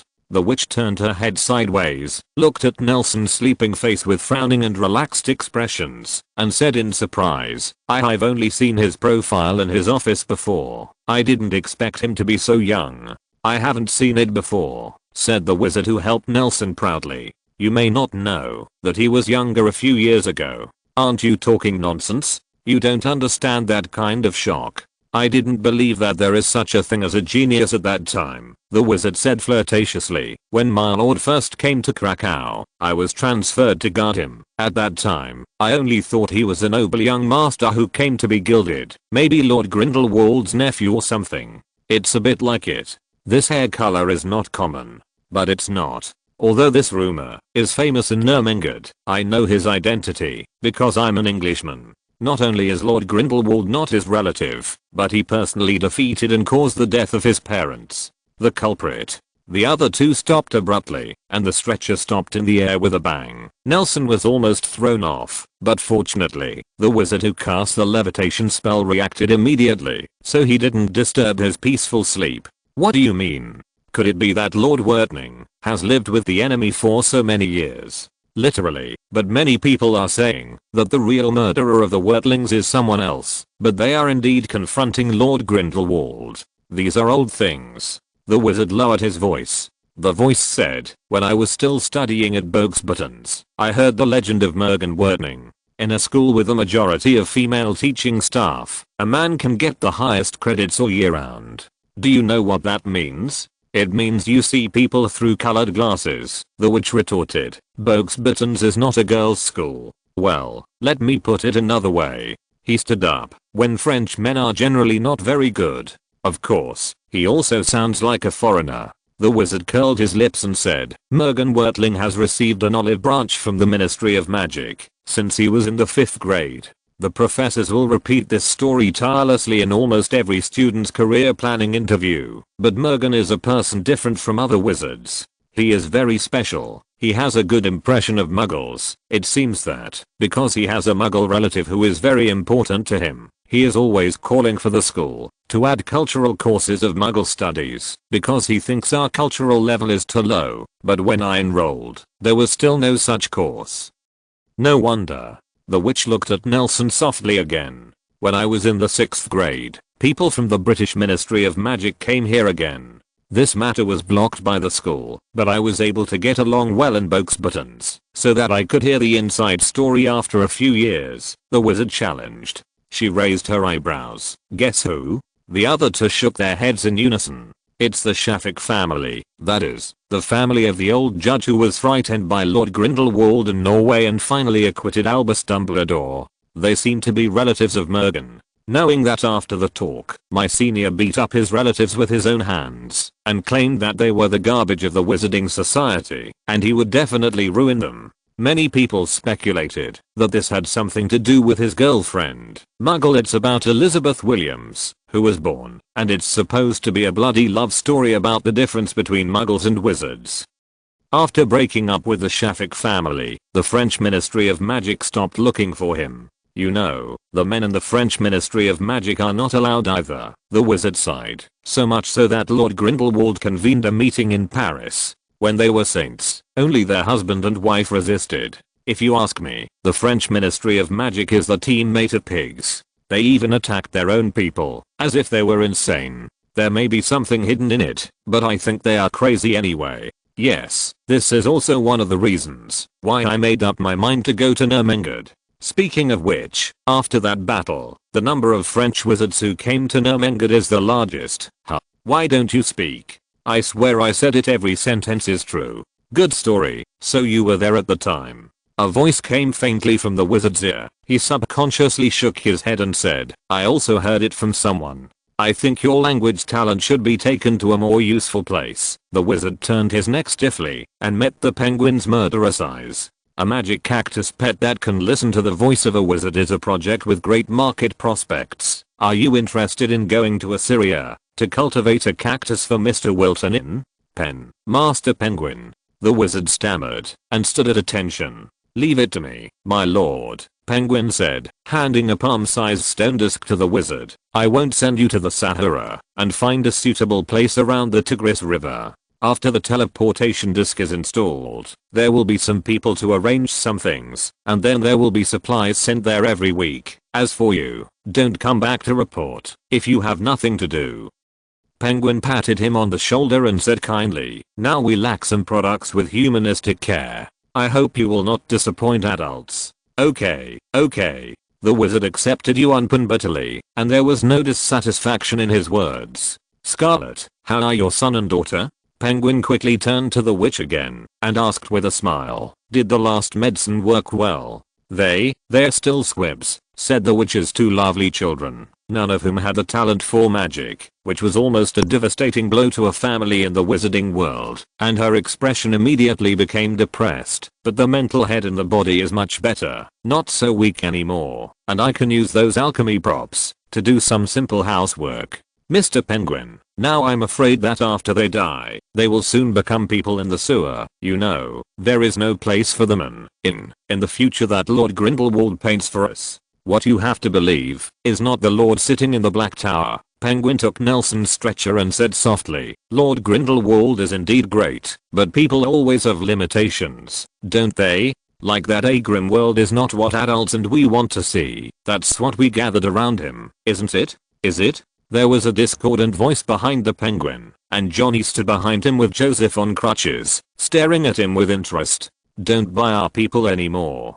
Joseph pointed the penguin with his crutches. "We are a team, not an office. Scarlet's family has 2 poor children, and Pamis's family in South America are all muggles, and he was muggle born." Johnny nodded at another taciturn wizard next to the witch. Provoking, he raised his eyebrows and said, "I see the future of the magic factory. Joseph's hometown was destroyed by fire, so I'm obsessed with your lord's vision for peace. Each of us can't find ourselves between Nermengard and the Ministry of Magic of various countries. We don't want to see a traditional society where wizards squeeze muggles, and we don't want to see a future where wizards rule everything, and people are clearly priced. These people wander between tradition and the future, muggles and wizards. War and peace people will involuntarily be attracted to adults and gather around him. So what about you? Penguin, what is your purpose? Interesting. What? Oh, I mean you are so funny. Don't forget that I gathered you one by one, and now you are doubting me? I suggest you also go to an oasis on the banks of the Tigris River for a vacation. Let the dry desert breeze blow your brains." Penguin shrugged. "You doubt my loyalty, Johnny. You seem to have lost your mind and went crazy." Chapter 406. Yeah, how do I know? Penguin ignored Johnny and Joseph. He stretched out his hand to support the stretcher, shook the weight slightly, and his expression suddenly became strange. "What's wrong? Penguin? Come on, throw away that old stretcher of yours." The penguin let go of his hand helplessly, and Nelson, who was sleeping soundly, became soft, like a piece of well-fermented bread, which slowly collapsed downward under the action of gravity. The color on his body faded, and turned into a puddle with his body. Like blue water seeped from the gaps in the stretcher, and fell neatly onto the snow. Penguin supported his forehead, twisted his neck, turned and walked towards the pine forest. "He has already left. Where have you been?" Joseph wiped it on the stretcher in bewilderment. The sackcloth was clean, not even a puddle of water. Seeing this, the 3 people who came back with Nelson lifted the transfiguration, and the stretcher turned back into a snowflake, and returned to the snowfield middle. Huh. I didn't expect someone to run towards us. On the outskirts of Boston, in the Postman Sculpture Park, a middle-aged man wearing glasses walked out of the hut at the entrance, and enthusiastically approached a woman in a hood standing at the door. The visitor was travel-stained. The black boots of invisible material were covered with mud. A fur waistcoat was casually put on a tube top made of fur, and an obviously ill-fitting fur coat was worn outside. This attire looked like a savage who just ran out of the mountains. Her collarbone, shoulders and lower abdomen were exposed in the cold air, and her wheat-colored skin was full of exhaustion from traveling and traveling. You could also see her youth and vitality. She was carrying a gray. There was a torn package, and a small animal with shiny black fur lay on its shoulder. It was Jacunda who left Lake Ontario safely. She didn't think that she left so peacefully. After disapparating from the wooden house and escaped, she was even ready to be tortured by those witches who were threatening to continue chasing. But what was puzzling was that they didn't catch up again, even though she was walking so conspicuously in the snowfield. The only offenders were extremely hungry animals, and they seemed to have given up on her. Jacunda could only attribute all this to the group of American wizards who came to erase Mr. Boat's memory. Perhaps it was because Nelson's people did not dare to meet these official wizards, so they withdrew. But no matter what, she's safe. Jacunda, who regained safety, remembered her sister Melissa's entrustment and headed towards Alvemorny, which was also her original destination when crossing the ocean. But the closer she got, the more she resisted in her heart. Who is willing to travel thousands of miles to find someone to listen to her scolding herself? She stopped and went, and arrived in Boston in one afternoon, and found a street sign on the outskirts of the city that only wizards could see. From now on, in memory of those No-Maj who tragically lost their lives in magical accidents. Magic accident? Jacunda stared at the road sign, mockingly chanting the bloody words on it. As an occasional newspaper reader, she certainly knew what scandal happened at the Magic Congress of America during the summer vacation. How could those bloody lives? What about the understatement of magical accident? The memory of the second Salem incident forced her to recall a junior who had the same name as Mr. Boat. It may be because Nelson and Mr. Boat have the same name, and Jacunda's resentment towards him became less intense. She also knew very well in her heart that the instigator of this evil fate was herself, who randomly cast the winged demon, and she was responsible for the misery of the past few days. During the days and nights of these years, she would make excuses for herself every day. I was going to avoid those black market merchants and take it back. It is impossible to cause harm. But he soon suspended his studies, and I was persuaded to quit. It's all Dumbledore's fault. Jacunda almost convinced himself, but after the experience on the shores of Lake Ontario, she changed her mind. I'm still feeling sorry for myself, but he has already done something to save countless boatmen. When she first read the report, she just felt pitiful for those muggles who had never met before. Not too long ago, and some tabloids were even hyping it up, but at this time, Jacunda had already personally felt sorry for those muggles who did not know magic. She became indignant about the poor man. She didn't understand. Why would a good man be slaughtered because of his weakness? Thinking of this, Jacunda decided on her own direction. She parted ways with the road leading to Alvemorny and followed the signs to the second Salem station. Is it a passing traveler? The man adjusted his glasses and greeted him. You should have just set off from Boston, right? You took the wrong road. The main road is over there. The man waved his hand, pointed to the road to the south, and said with a smile, come in and have a glass of water. When our companion comes back, ask her to take you there. Jacunda silently looked behind the man. There was only a fence dotted with barbed wire and a rusty iron gate watching her from above, revealing a depressing atmosphere mixed with the haze of exhaust gas. The sky is unobstructed, and there is no shocking sculpture group in the legend. She lowered her head in disappointment, took off her hood, and asked, is this where Nelson Williams and Tom Riddle are making a scene in Second Salem? Oh, you know Mr. Williams? Are you also the one saved by him? The man happily took off his glasses, blinked and looked at the young woman in front of him. His attitude became more enthusiastic. He strode forward, grabbed Jacunda's arm, and dragged her towards the door. Jacunda felt as if she had submerged in the cool water, and even the surrounding air suddenly became warmer. She raised her head blankly, and blinked her eyes. The rust on the door had long since peeled off, replaced by colors. The colorful but different styles of oil paint are like the murals on the walls of the church that tell the story of the Bible, from the Muggles being tortured by evil wizards to their mass death, and then to the last survivors turning into villains. The ghost was rescued by two wizards, one black and one white, who fell from the sky. The ending was a cute but scarred little girl who escaped from hell on the postman's bicycle. The wizard versus villain part looks like two stick figures practicing leg sweeping in the middle of a pile of torches.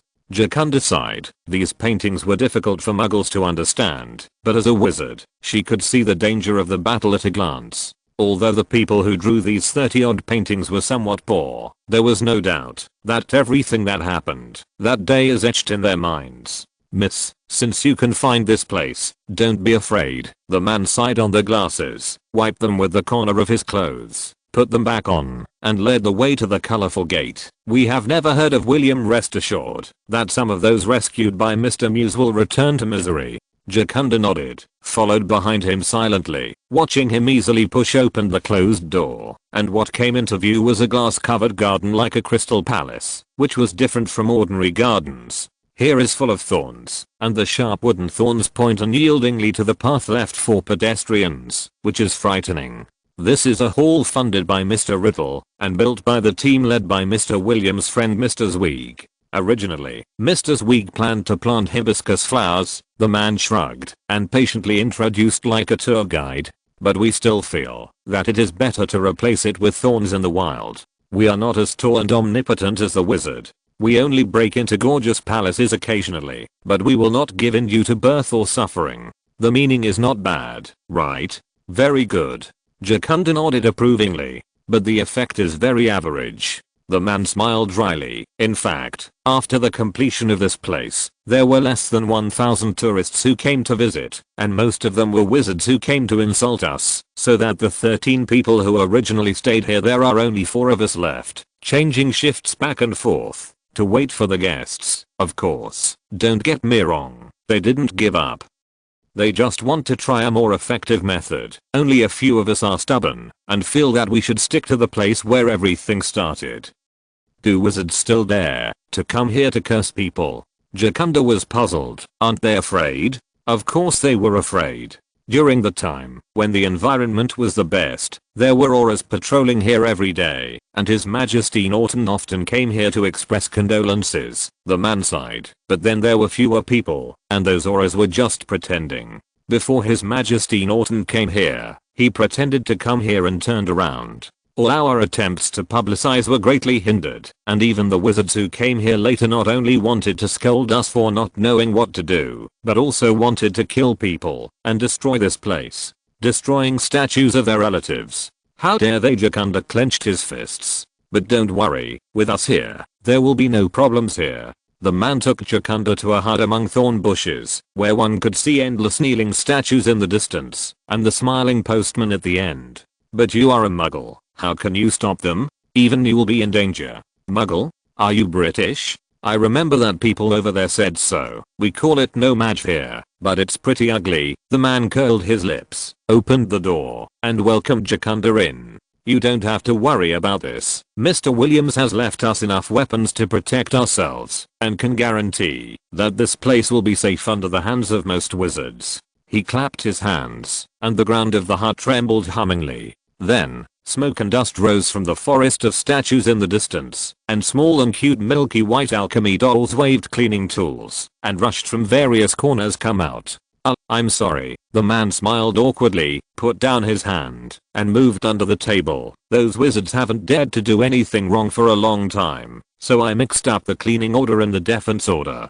Jacunda heard the sound of electric arcs in her ears, and her heart tightened suddenly. The biological instinct made her turn her head and look at the flower bed overgrown with thorns. Among the thorns, there were countless people staring at her red eyes. Sorry, they usually only warn wizards. The man spread his hands. Those red eyes disappeared like phantoms, and the thorn bush didn't even move. Very powerful. Jacunda was shocked silently in his heart. The alchemy props that can be easily manipulated by muggles. Nelson seems to be ahead of the world. Were you a hunter before? The man stared at Jacunda's attire and couldn't help asking. Oh, by the way, I forgot to introduce myself. My name is John. I'm a teacher and I don't know magic. It seems that he hasn't seen newcomers for too long, and the whole person is in a state of nervous nagging. He poured out to Jacunda the difficulties of no mage in the magical world, and every aspect of the proposals were all strongly supported by King Norton II, who agreed with both hands, but there were endless obstacles in the process of voting and implementation. Norton II even set up a plan for the no-mage representatives in the Magical Congress of America, which was waiting to be rebuilt. They took 2 seats, but they were always talking about magic, let alone no mage interrupted. They couldn't even understand. We only have more than 30 people, you know? Even if we distribute leaflets, like we did before Second Salem, we can't send out many. Do you know what they will do with the leaflets? I'm not the one your Nelson saved. I'm a wizard. Jacunda interrupted him, pulled out her wand, and put it on the table. John's face on the opposite side suddenly changed. She paused and continued, "The person who saved me was also named Nelson. He is a Muggle. I can help you. Thank you for your help, Credence." In a short weekend, under the guidance of Credence, a senior obscurant, the gifted Adele was able to prevent the magical power of obscurity from affecting her normal spell casting. Difficult to grasp precision magic such as the transfiguration technique of turning a pine needle into a real needle. She can also use silent magic to create a helpless situation where she has worked hard, but the pine needles don't cooperate. At least it won't be so easy to get in front of Mag. Tom lay on the fence, looking at Adele who was practicing magic hard, raised the butterbeer in his hand and shook Credence. "It's just payback. I said that a long time ago," Credence said flatly, not wanting to take credit. "If you guys hadn't solved Nagina's troubles, I wouldn't even know you guys." "You're kidding, Credence," Tom laughed, taking a sip of his frothy butterbeer. "You don't know us? I get it. You're just trying to pretend you don't care about Nagini all the time. I care about her very much, but with all due respect, I still don't understand what you are talking about." "Still pretending," Tom said with a smile, throwing a bottle of butterbeer out of nowhere to Credence. "Otherwise how do you know that Na needs the invisibility cloak to transform Nagina's soul? Deceiving the blood curse. To be honest, if Dumbledore hadn't brought it over suddenly, Na wouldn't have known it himself." "Yeah, how do I know?" Chapter 407, The Coincidence of an Instant. "I think you may have been in the forest with fresh air for too long, and you are a little drunk." Tom rubbed his temples, trying to end the question of where he came from, but Credence didn't mean to stop. He pressed Tom's shoulder and said with a serious expression, "I think we should put this matter as clear. Maybe the invisibility cloak was given to Na by Dumbledore, but it's hard to say why, so I had to push it on you. After all, there are enough reasonable reasons and motives." Tom shrugged. In his opinion, the matter was settled. Now, the invisibility cloak is in Nelson's hands again, and that's enough. Is there any benefit in discussing these meaningless questions? "I have a few things I want to ask you. Very important." "Tell me." The conversation made Tom's head buzz. He changed his posture, pinched the base of his nose with his thumb and index finger, as if doing eye exercises, and said helplessly, "But I can't guarantee that I can explain it to you. I sent the invisibility cloak that Nelson has, right?" "Yeah." Tom nodded, and looked worriedly at Adele, who was working hard to practice magic. Could it be that the complication of the obscure is memory loss? Let Nal pay more attention. "Are you sure I gave it to you personally?" "No, Dumbledore brought it here." Tom recalled, just when Na and Nagini mastered the Animagus, Dumbledore came to Albania with the invisibility cloak you gave him. "Dumbledore? Is that Albus Dumbledore? It can't be Aberforth, can it? It's impossible for me to go to him. I mean Albus Dumbledore. In fact, I didn't have much interaction with him, especially at that time. Can't you remember?" Tom pinched the base of his nose, feeling that his nose was a little congested and wanted to fall off. He blindly analyzed. "Maybe you didn't know where Na and Nagini were at that time. I only heard about it occasionally, so I had to ask Dumbledore to help deliver things." "No," Credence said, tapping his temple with his fist, frowning. "I've always had a good memory, but I really don't know what you're talking about." Tom's eyes softened.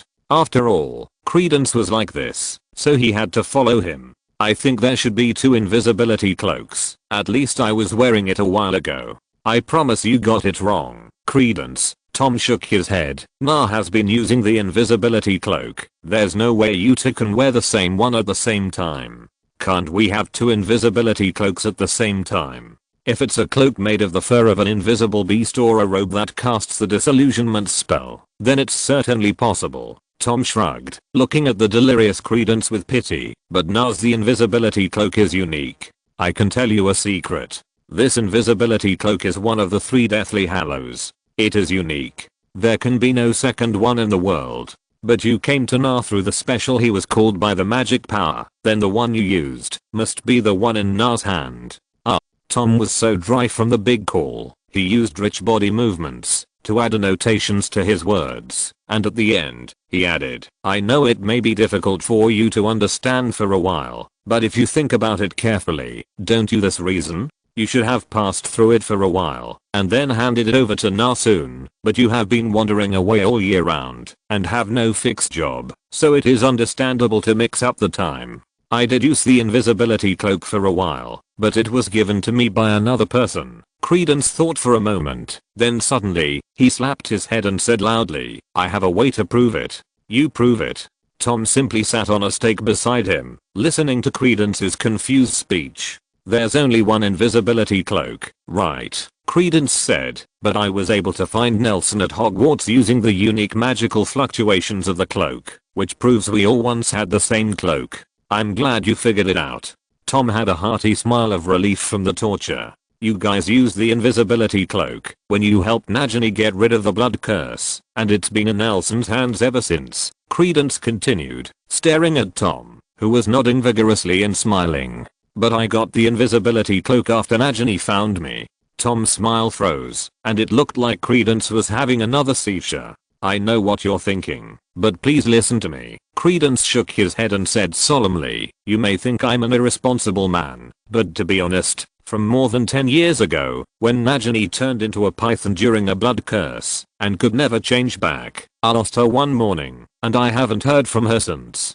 Tom nodded. He knew that this was because Nagini felt that the blood curse deep in his soul was hard to control. He couldn't face the fact that he would become a beast without sanity forever, so he took advantage of the fact that he could still control his actions. He left Credence and chose to spend the rest of his life in the sewers of London's West End. I've been looking for her all these years. I know she doesn't want to face me, but I've tried every possible solution to the blood curse, and I've always wanted to save her. But all of this suddenly became useless, do you understand? It was early one morning, I received a letter from Nermingard. I had been disconnected from there for a long time, and I did not open it until I dressed as usual and embarked on a journey to find her. She had just appeared at the door of the house where I lived, as beautiful as before, with a human body, human limbs and facial features, and even as young as before.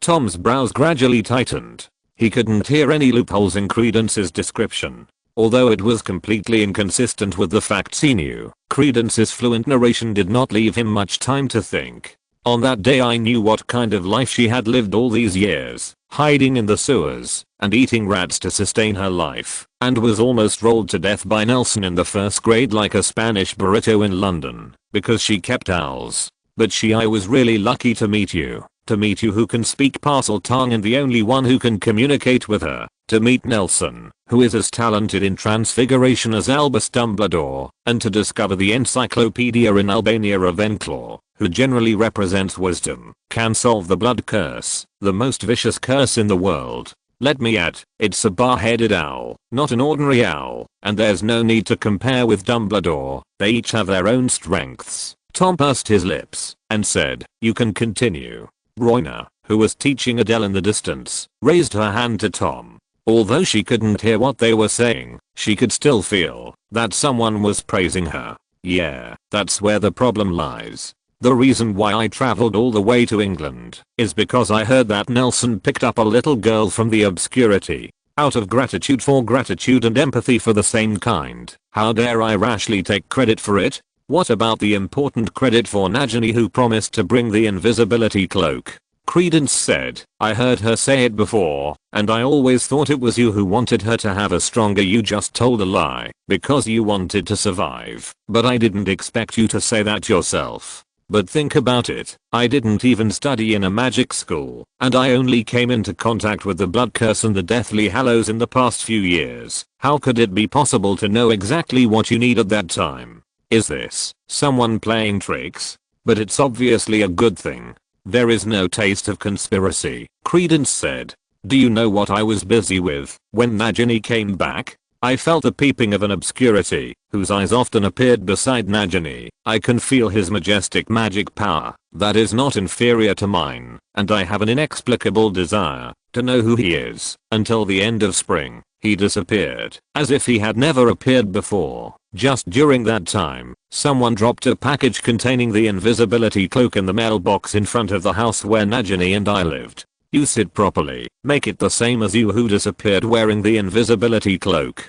Credence put his fist on his forehead, and the red fire chain of the unbreakable oath with Nelson loomed. He said so. He still say, wish I Tom didn't hear it, and his right hand began to ache faintly, as if 3 invisible tongues of fire were scorching his skin. The pain seemed to come from far away, directly acting on his soul, deep into the bone marrow. The pain was accompanied by a burning sensation. Tom raised his hand and put it on his cold ear as everyone would do when they were burned, but when his right hand was close to his ear, there was a distant indistinct sound came from a place that was neither far nor near. He felt a sudden void under his feet, and the momentary weightlessness cut off his senses, as if at this moment, something changed in the world. Let us sign an unbreakable oath. Nocturne alley, in the dark, and cramped alley outside the back door of Borgenberg Magic Store. Tom took off his hood, revealing a pair of cold scalloped eyes. Curled up in front of him was a trembling man shrouded in a violent black mist. Man, this man's skin has completely turned into a rotten black, and dark red blood seeps from his clothes drop by drop, dripping onto the dirty and muddy ground. There was a dozing giant snake coiled under Tom's feet. A drop of blood splashed on the tip of its nose. It opened its eyes and looked at the man with a ferocious face, but could still see a sad face on the opposite side. It slid slowly on the ground. He got closer, stretched out Nabucco, and licked the man's wrist. It was a familiar taste, but he had no impression. Why did you come to me at this time, Credence Barburn? There was a strange smile on Tom's face, and the black mist surging from Credence's body touched the wall beside him, and a large pit flowing with black slime was eroded on it in an instant. Behind Tom, a person like Nagini wrapped his tail around the ankle of the wizard who was trembling like chaff, unable to move. I tried many methods. I found Grindelwald. He was imprisoned in the black tower he built, and he was in a daze. He told me that he didn't want to pay attention to anything related to magic. Credence was in a bad state. His body had already been hollowed out silently, almost torn apart. Kneeling on the ground while panting, he said, I went to Dumbledore again, and he said. Credence's tone became angry, and the raging magic power on his body became more and more violent. But Tom, who was closest to him, was not affected in any way. He slowly raised his wand, scratched it on his nails, and said softly asked, what did he say? He said that a person's established destiny cannot be forcibly distorted, but she will soon be inhuman. Credence almost shouted this sentence with a roar. The greatest wizard in the world, Albus Dumbledore. Tom praised Dumbledore's name in a cadenced tone like an opera. Suddenly, he flicked his wand, and a black phantom in the shape of a skull rushed towards Ken Reddens, who fell into his chest in an instant. His condition improved a lot immediately. Tom nodded with satisfaction and said, he is still as hypocritical as ever. You see, in the end you don't have to come to me and everyone shouts and beats me guy, but I'm different from him. I'm willing to trade fairly, as long as you can put a price. Credence Barburn. How sad. You have enough power to rival Dumbledore, but nothing but destruction. I can't even do it. So, what can you bring me? I hope you can help Nagini completely remove the erosion of the blood curse. So, what can you bring me? Tom said slowly, continuing to play with his nails. Credence lowered his head and remained silent for a long time. Finally, he gritted his teeth and raised his head, saying, I can dedicate my strength to you. No, I don't need a bomb-like subordinate. Tom shook his head, and I have to remind you that the blood curse has been completely fused with Nagini. I can only strip her soul out, freed from the entanglement of the blood curse for generations. That's enough. Credence's eyes widened, and his fingers were deeply inserted into the ground. I will sacrifice my power to you at the cost of my life. The silently huge and destructive magic power. It can make you the strongest wizard. Oh, that magic? Tom blinked and stretched out his hand. Deal. Let's sign an unbreakable oath. Credence. Oh no, Aurelius Dumbledore. He turned his head slightly, and the wizard under Nagini's control moved tremblingly to the side of the two of them, using the wand in his hand against their clenched hands. As the 3 fiery chains wrapped around their hands, Credence's eyes glowed with black, majestic magic, flowing down his arms to Tom, who flicked his wand with his free arm. A green light flashed, and the wizard who witnessed the oath fell limply. He doesn't need to be alive anymore. Tom blinked at Credence, whose life had come to an end, feeling the increasingly powerful magic power in his body, and intoxicatedly took a deep breath of the turbid air in Nocturnally, a sumptuous feast for the newly born Nagini. Hey, are you okay? What happened just now? Tom opened his eyes. He seemed to see something just now, but now he can't remember clearly. At the temple, Credence's suspicious voice came from his ear. Did someone attack us just now? What kind of magic? I didn't even feel it. Tom raised his head, and the bright sun above his head seemed to split into two, but soon rejoined. It's a double image, Tom murmured. But he could clearly feel that something seemed to overlap suddenly just now, and then completely parted ways. Chapter 408 The Lost Second. Fox, do you feel? How? Hogwarts.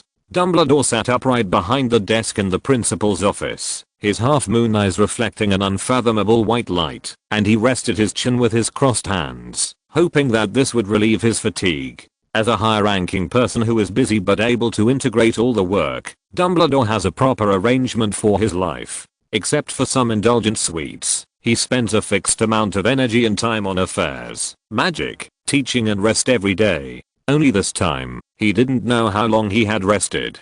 Dumbledore tilted his head and looked at the old phoenix on the wooden stand beside him. He knew what would happen next, and at that crucial moment seconds later, he tentatively stretched out his hand and grabbed the long piece of parchment near the bird stand as quickly as possible. At this time, the second hand on the wall clock behind him finally passed this long second. Boom.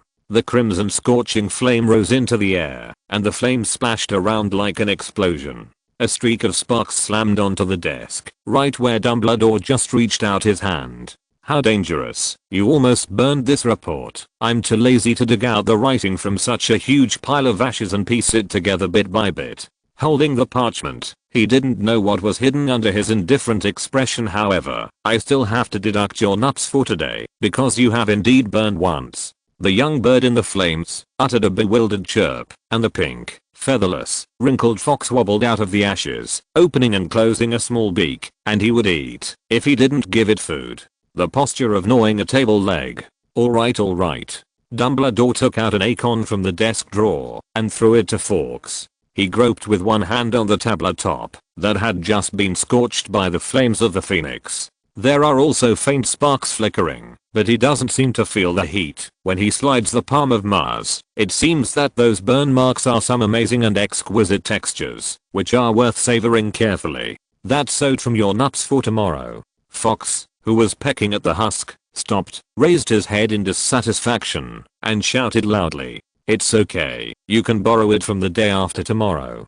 Dumbledore withdrew his hand, blew on the charcoal on it, ignored the desk that had been burned beyond recognition, picked up the report, and continued to read it with relish. Summary of the Division of Mysteries Advanced Magical Research Remit Defining Meeting. Excuse me. The report was flipped to the second half. He suddenly raised his head and shouted towards the fireplace, "Help me check if all my students are at school."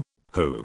came the armored voice from the fireplace. "Where should I go?" "Look at your good friend Nelson. You're going to stretch your muscles." "Okay." The armor happily agreed, and then there was the sound of iron plates colliding and dull but hollow footsteps. The footsteps gradually faded away, and Dumbledore continued to lower his head to read the report. After an unknown amount of time, Dumbledore's thoughts were interrupted by the sound of the armor's returning footsteps. He raised his head, the flame in the fireplace trembled, and the sound of the armor's urn came in. "He's here. I saw him, playing with his friends on the Quidditch pitch." "Got it, thank you." The armor responded, and the flames in the fireplace quickly returned to calm. Only the sound of Dumbledore flipping through the parchment and Fox pecking at the acorns remained in the office. After a while, when Dumbledore finished reading the last paragraph, he sighed, put down the parchment, turned around and looked at the wall clock behind him, shook his head, and murmured, "It looks like he's gone." At the end of the report, it stopped at two departments that were ejected: their Office of Life and Death Research, and the Office of Time and History Research. 7 years of advanced study. Armor, who had had enough activities outside the door, proudly held his head and waxed himself, thinking happily, "When you buy butterbeer, don't forget your good brother." Interesting. Nermengered. Grindelwald was sitting in the shadow of the room on the top floor of the Black Tower. He only had the back of one hand resting on the armrest outside. Everything in the shadow was unknown. He waved his hand and interrupted the report to him under the steps. Saint, what's the matter, my lord? Do you have any doubts? The saint could only see Grindelwald's hand and couldn't fathom his emotions, so he couldn't help feeling a little nervous. Didn't you notice that you repeated a meaningless sentence twice? Grindelwald asked softly, and he hold. Sorry, my lord, the saint under the steps stammered. Maybe I was too nervous, so I didn't have a good, but organize the language very well. Grindelwald helped him complete the sentence and said softly, I don't blame you for wasting my time. In fact, my time is not very valuable, but I don't want this kind of thing to happen to our relatives, our brothers and sisters again. If you waste a word on Ermengarde and even the wizards in the world, no, a second of effort, you can think. Can your short life like mine repay the debt you owed? Big Lord. This saint who came from America was the first time to report to Grindelwald. The witch who was in charge of the report was poached by the penguin and left inexplicably. He only knew Mr. Grindelwald. I'm very concerned about the details, but I didn't expect it to reach this level. Okay, don't put too much psychological pressure on me. When everyone makes mistakes, just don't do it next time. I read your report, Grindelwald said briskly in an elder-like tone, as if just now he is not the same person who taught the saints not to waste time. You have done a good job, but you can do better.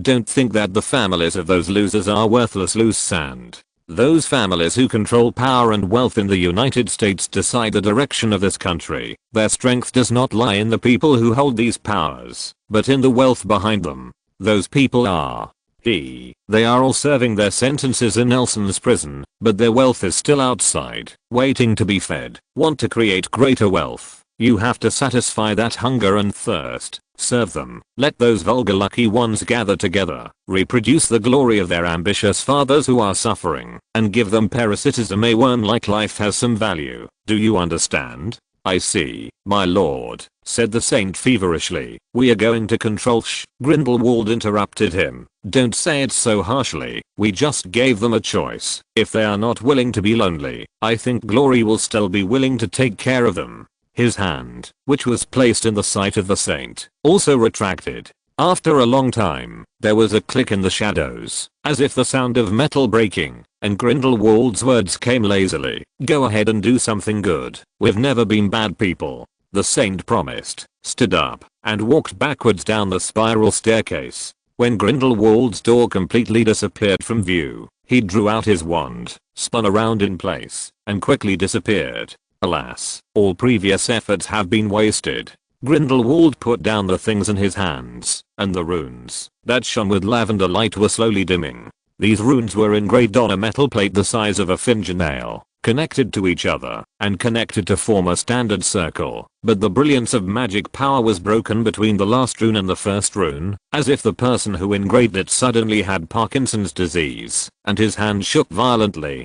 Grindelwald sighed, grabbed his wand, and waved it casually, and the room suddenly became brighter. He blocked the light source not to make himself look more like a villain, but to better observe these flashing lines in the dark. The piece of metal finally revealed its true face. It was disassembled from a small ball with several exquisite pistons like an air pump, and a small broken silver ball was placed next to the metal. Countless densely packed some runes were embellished on it. Some were carved in the later stage, and some were melted into the metal with alchemy at the beginning of manufacture. This is one of the important works of the magic factory created by Nelson. Any alchemy product that requires movement will be related to it, perhaps the core, or the parts at the connection point. At the beginning of the design, Nelson out of efficiency and confidentiality. The reason is that every creation made by him will be disassembled into parts that can be used as common as possible, and then assembled by alchemy dolls. As a result, many wizards who use or even produce them only know the purpose, but without knowing the reason. It swept the magic market almost all over the world in such a muddled way. Grindelwald doesn't always think about conquering the world. In his spare time, one of his hobbies is to study these things. These things don't have any advanced skills in the application of alchemy and ancient runes. The most essential part of it is condensed in the structure of the product. The combination of runes that almost all wizards are familiar with can achieve some incomprehensible effects through some strange structures. A lot of evidence shows that Nelson's unique alchemy came from the foreign witch who planted flowers in Alvermorny. Many thoughtful wizards in Ermengarde wanted to contact her, but she locked herself in the flower garden. It has not been exposed for a long time. Grindelwald was fascinated by these exquisite structures. He not only wanted to relax his mind by studying them, but also couldn't forget those steel titans that could resist powerful magical creatures without the manipulation of wizards. Perhaps wizards like him were not afraid of them. But for those ordinary wizards, this kind of war weapon is simply an unshakable god. They are invulnerable, fearless, and powerful in firepower. If they can walk on the ground overwhelmingly, it will be the last piece of his great career puzzle. But why do you always try to hide it? Since it brings progress, why resist it? Grindelwald smiled helplessly and used his magic wand to crush the parts that failed to restore into nothingness. He originally only wanted to cultivate an heir like him alone, full of hatred but calm enough, and with the vision of a prophet. But now it seems that there are many more surprises than expected. Why did I pause for a moment when I was engraving the last stroke, and even my perception of time became confused? Grindelwald rubbed his chin and unconsciously put on the same posture as Dumbledore at this moment. Is this the way you prevent cracking? It's really terrible magic. It seems that all these years, I don't know where you have made a lot of progress. He recalled what happened just now. Holding the metal sheet, he used magic power to drive the carving knife, to draw the last stroke at the breakpoint between the last rune and the first rune. Lights up in his hand, and the piece of metal swayed at a strict frequency like the wings of a butterfly. But just as he breathed a sigh of relief, and was about to turn his attention to the reporting saint, he just heard a sentence at that time. A sudden change occurred. The rune in his hand was broken at the last stroke. It was a completely different stroke. The light of magic power gradually went out, and the saint under the stairs repeated what he just said. Is it magic? Grindelwald touched his face in bewilderment, forgot about cracking the parts, stood up, wrapped his clothes tightly, and walked quickly to the balcony, looking at the cloudless autumn colors and the lone goose on the horizon. He licked his lips, jumped down.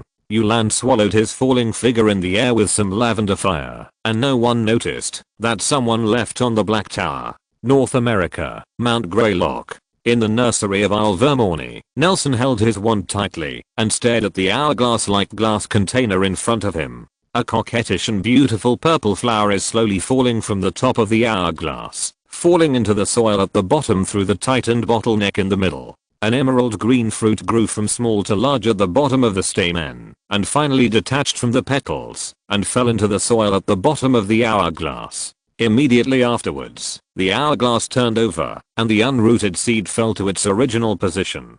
During this process, the process of flower decay was reenacted in reverse steps, and the corrupted petals condensed from the void became gorgeous again. It gives people a strange feeling for no reason. It's not reverse growth, but some kind of more incomprehensible process. Suddenly, when the seed passed through the bottleneck, there was an abnormality. It did not shrink like it was placed upside down, but swelled up, almost breaking through the narrow bottleneck. Nelson's hair stood on end, and his instinctive fear made him raise his arm. The sword as thin as a second hand appeared in his hand. With a swing of the sword, the hourglass and its contents were instantly vaporized by the high temperature. It's been stuck here for a long time, and it has been unstable during the restoration process. Do you have any ideas? The witch's weary voice came from behind him. Chapter 409 The Prototype of Time. Maybe there is a problem with your thinking. Nelson stared at the shards of glass and gravel all over the ground in front of him, motionless. Only the slightly trembling tip of the long sword pointing obliquely to the lower right revealed his uneasy mood at the moment. The magic that had been active in his memory, but had no trace around him, turned out to be here, an ordinary garden that would make him dazzled, dizzy and nauseated like a Hogwarts nursery. A time translator? What did you say? Lorianne was puzzled by his address. Nothing, Nelson asked, shaking his head. This magical experiment, is this an attempt to fool time? No, how can people fool such a great existence? Lorianne denied. I just want to try to find a magic that can put time back on track. You know, I'm a foreigner. People are a kind of fool in terms of time in this world. I have tried various methods, space, soul and even reincarnation recorded in some voodoo materials, but the results are not satisfactory. Later I think, although your idea is bizarre, it may be the closest to the truth. Perhaps the truth is that you live in a book and you need to tear the pages to get out. Nelson shrugged. Wizards never seem to consider the issue of time travel. Time is an issue for anyone to grope for a light source in the dark. Lorianne said softly, I'm already very satisfied that I can do this, which means that I'm one step closer to going home. Go home. Nelson closed his eyes tightly, hid his eyes in the silence, pondered for a moment. His hands and feet seemed to not know what to do. He flicked a beautiful sword flower and put the long sword straight into his pocket. He turned his head, looking at the haggard and unfamiliar face that I haven't seen for a long time. I raised my voice, but you are too childish. This kind of magic experiment is not planting flowers in a greenhouse. The outbreak like the one just now may happen at any time in your life. Don't worry, am I the kind of person who is unprepared for the experiment? Lorianne said briskly. In fact, it seems to have formed some kind of closed loop in time. Even if it is broken, it will soon return to its original form, restore it back, and even keep the last accident of the experiment. The expanding seed you saw happened during my first experiment at the beginning of this year, and it has been circulating until now. You mean, there is an intercepted and repeated time in this cavity? Nelson raised his eyebrows. How did you do it? It sounds so unbelievable.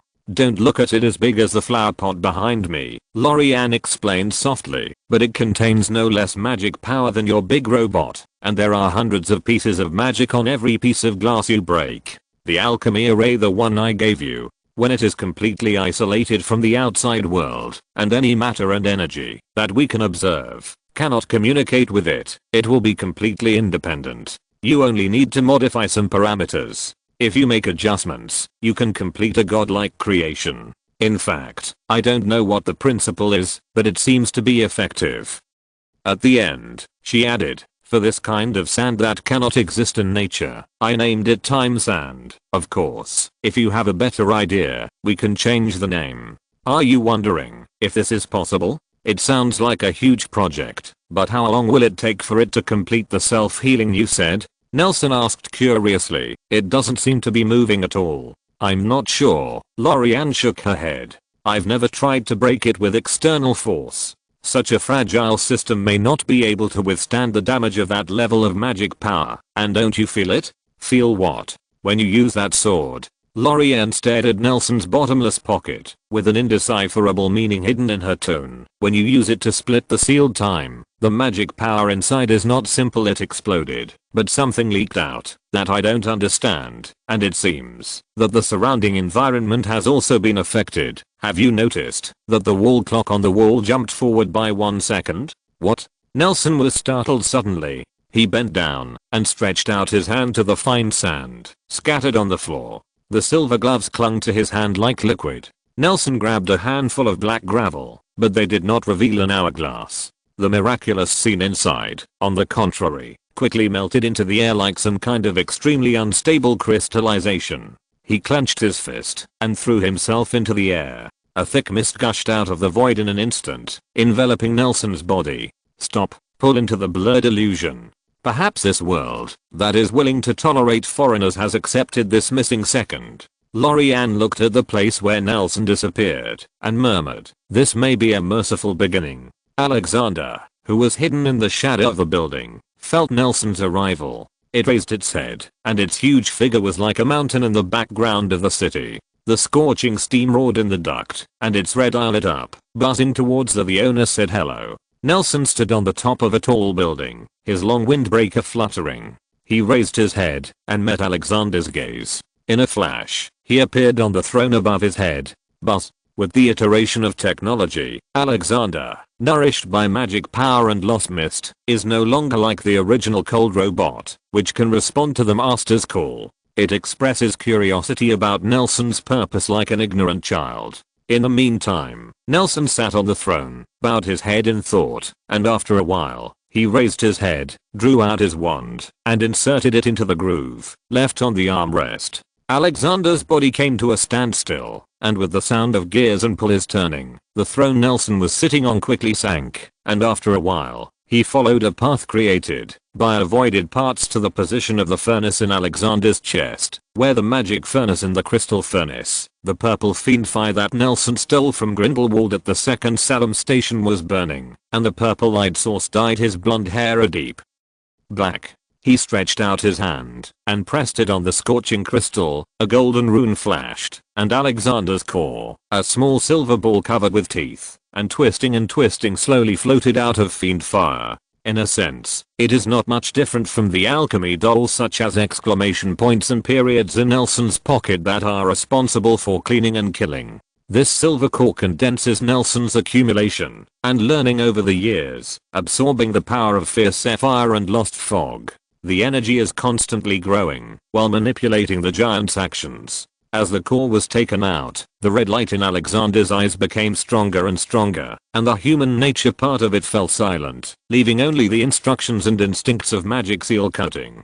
Nelson didn't dare to delay. In order to confirm the authenticity of the information, he unscrewed the small ball. On a certain layer of the complex structure of the small ball, a gear that always rotates at a fixed frequency is still running, and the scale on the gear is still running. It marks the running time of Alexander. The principle of this small ball is similar to that of Lorien's hourglass. It uses the impenetrable magic power and the barrier formed by the lost fog to shield any possible external influences. He takes out a pocket watch from his pocket and pops it open.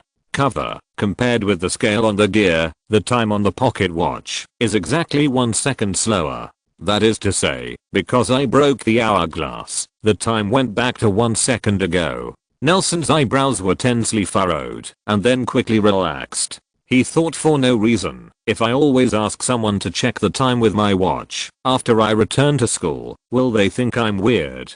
There is no need to worry about this. After all, when he made the fairy translation of Odin rode 8 horses on his 8 legs in the ancient magic text class, his strangeness has already been deeply rooted in the hearts of the people. It shouldn't the time turner send someone back in time? Nelson pressed the ball back to the groove in front of the furnace with some puzzlement, scratched his hair irritably, and said to himself, "Why did you turn the time back by 1 second? The ball flew back into the furnace, and Alexander woke up again. He only regarded it as a routine inspection. An imperceptible breeze. The throne rose slowly, and it just wanted to say hello to Nelson, but the anxious wizard had already disappeared. "Lorien, I'm sorry to have damaged your hard-won instrument. Experiments are always accompanied by losses," Lorien said indifferently, "let alone a failed product that has not changed much. It may be a good work of art, but to me, it has far less meaning. When you just broke it, that momentary change was worth it.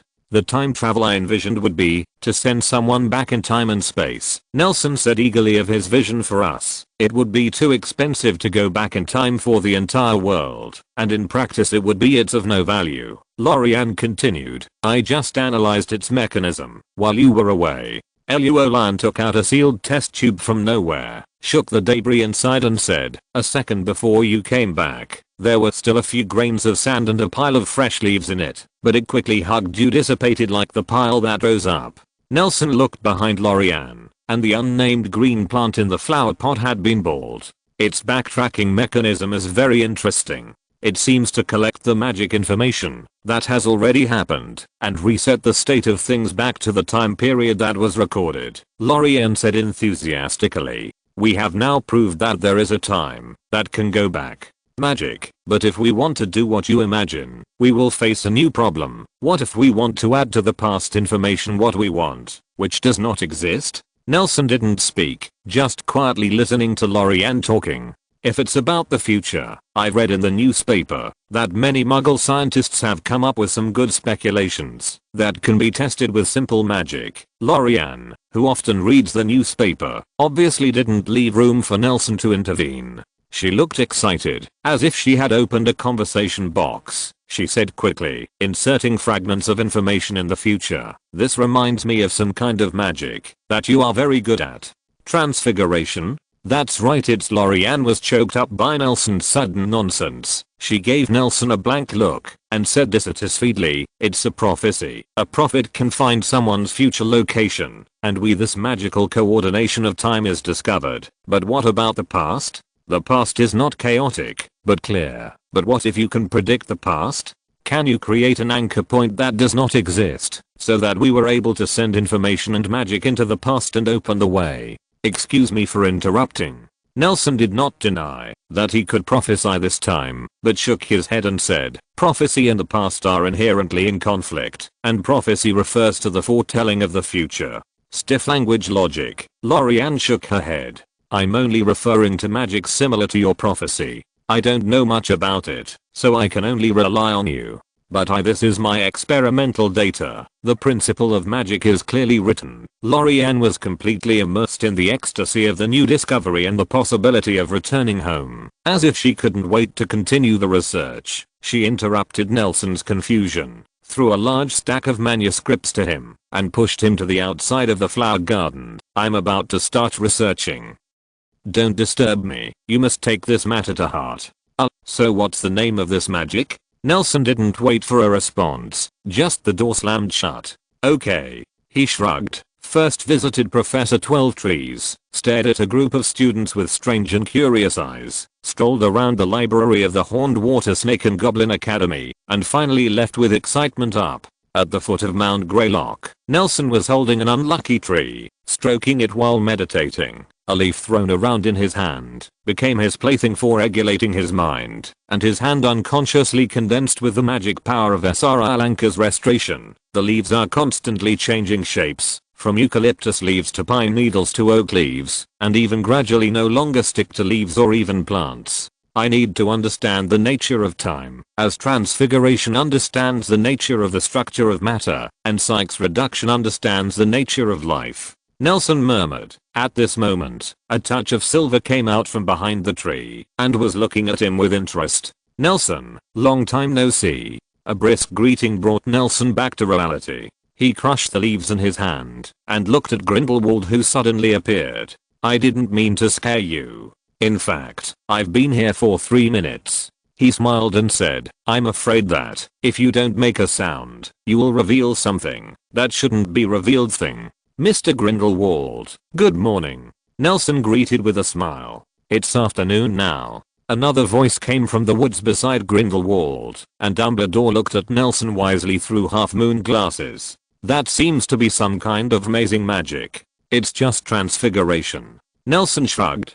"Professor Dumbledore, good afternoon. It seems that I know your student better than you, Albus." Grindelwald supported the tree trunk beside him and blinked at Dumbledore. "Look, I guessed where he was right away.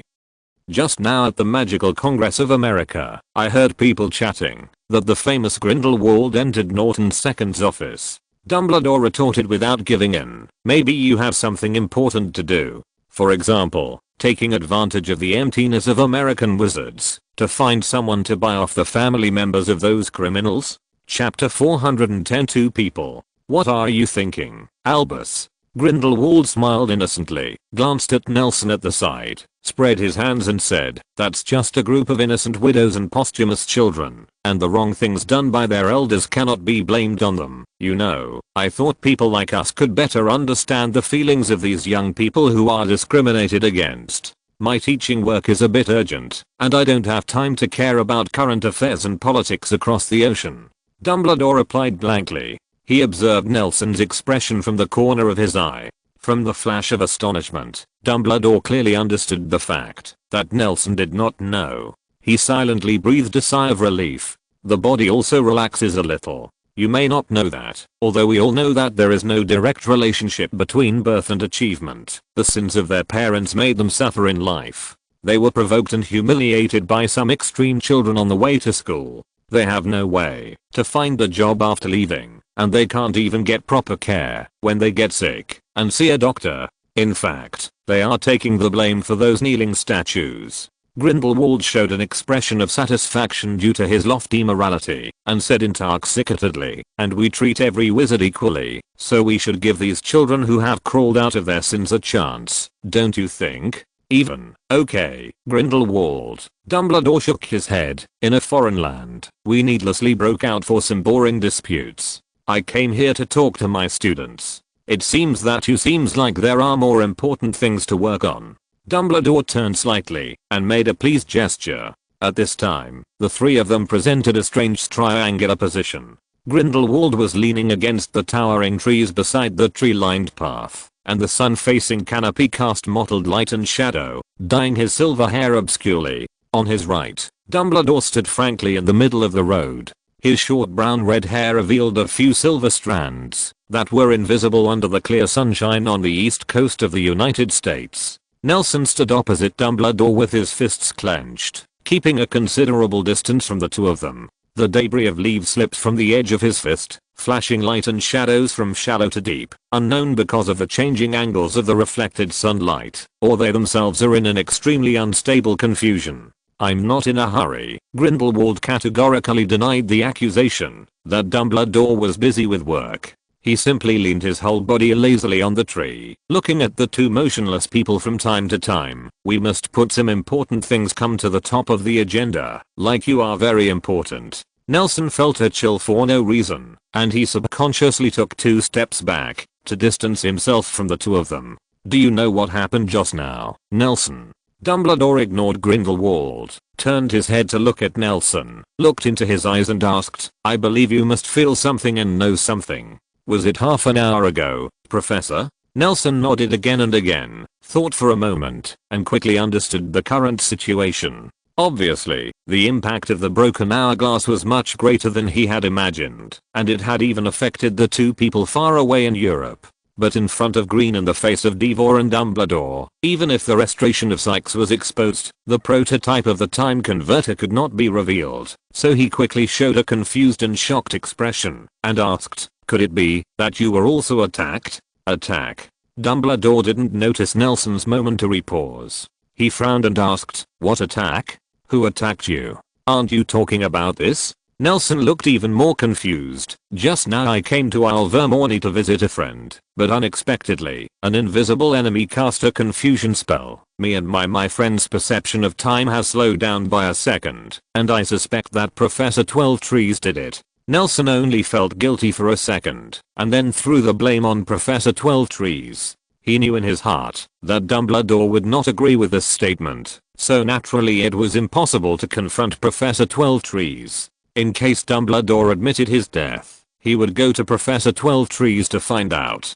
He hurriedly added, of course, I'm just guessing. After all, Professor 12trees is the most powerful wizard around. That's not necessarily the case. Before Dumbledore could respond, Grindelwald easily began to apply eye drops to him. He looked towards the direction of the town not far away, whistled, and said with a smile, the surrounding area, but there are many good players. Do you need me to help you, Albus? Maybe you can't become the greatest headmaster in the history of Hogwarts, but you can consider occupying the title of the fastest headmaster in the history of Hogwarts position. Of course, if Nelson is willing to help, our success rate will be much higher. This is a battle of glory. Dumbledore's forehead was throbbing with veins, and it took a lot of effort to maintain his self-restraint. No need, Gellert. We have more important things to do today. Grindelwald showed an indifferent expression, and retreated to the tree, and leaned against it. So what were you doing before? Dumbledore turned back to Nelson's direction and asked softly, perhaps you can reveal something that you can tell me. Nelson thought for a moment, then glanced at Grindelwald, who was doing nothing behind Dumbledore, and suddenly had a good idea in his mind. He gritted his teeth, raised his head and said, Professor, maybe you still remember the despicable Hellbow. I remember, Kit. I'm already going to write your deeds into the school history. Why? Nelson said with a shy expression on his face. As we all know, the despicable Hellbow has 13 Horcruxes. Yes, you destroyed the most important ones with your own hands, Dumbledore said with a look of appreciation in his eyes. You chose to become a hero in order to protect your world. It's just a coincidence, but Professor, in fact, we only destroyed 12 pieces. The one in the second Salem station is not a Horcrux, but a breeding ground for Dementors left by him. That is to say, there is still one. A Horcrux was left outside, and I have confirmed his death through certain methods, and that Horcrux may become a medium for storing black magic like the Ravenclaw crown. Nelson said through gritted teeth. I have been hiding this news, just to find his last Horcrux, and destroy it before bad guys use it to do bad things. But I think you, and Mr. Grindelwald don't want to see these people of insight wondering about black magic. Just now I tried to contact the Horcrux through the seal he left, but was interrupted halfway. It turns out that you always left school because of this. Nelson, we owe you too much. Hearing Nelson's description, Dumbledore frowned first, with a look of worry on his face, and then looked at him distressedly. To his student, who was working so hard for world peace, he suddenly felt that his suspicion was undoubtedly a despicable fault. He turned his head suddenly and shot the innocent-faced Grindelwald with his scrutiny from the gap between his hooked nose and glasses, and continued after a few seconds. He whispered to Nelson, "Child, sometimes you misunderstand people. This is a mistake that everyone may make." "How could it be, Professor?" Nelson felt a little guilty. He was unwilling to deceive, but there were always various excuses for him to choose to hide. "Nelson, I once promised you that I will teach you some knowledge beyond the classroom schedule in my spare time. For outstanding students, step by step, maybe a kind of restraint." Dumbledore waved his sleeves and said suddenly, "But your thirst for knowledge is always ahead of my thoughts, which is very good, but even a genius, without planning, may get twice the result with half the effort." "You're right, Professor." Nelson nodded obediently and said yes. "So I have been studying according to the outline of the textbook, thanks to the tutorial, written by Miranda Gossack. Professor, maybe you have the opportunity to read what she wrote. Maybe the book is more suitable for students than the textbook we are using. Standard spells?" Dumbledore obviously read the tutorial written by Miranda. "She sent me a few copies after she graduated. At that time, Melissa, it was your Professor Sykes who suggested that the set of books is used as a textbook for freshmen. But unfortunately, when the school manager and the Wizengamot were still going through the process, she had already." Dumbledore was a little speechless.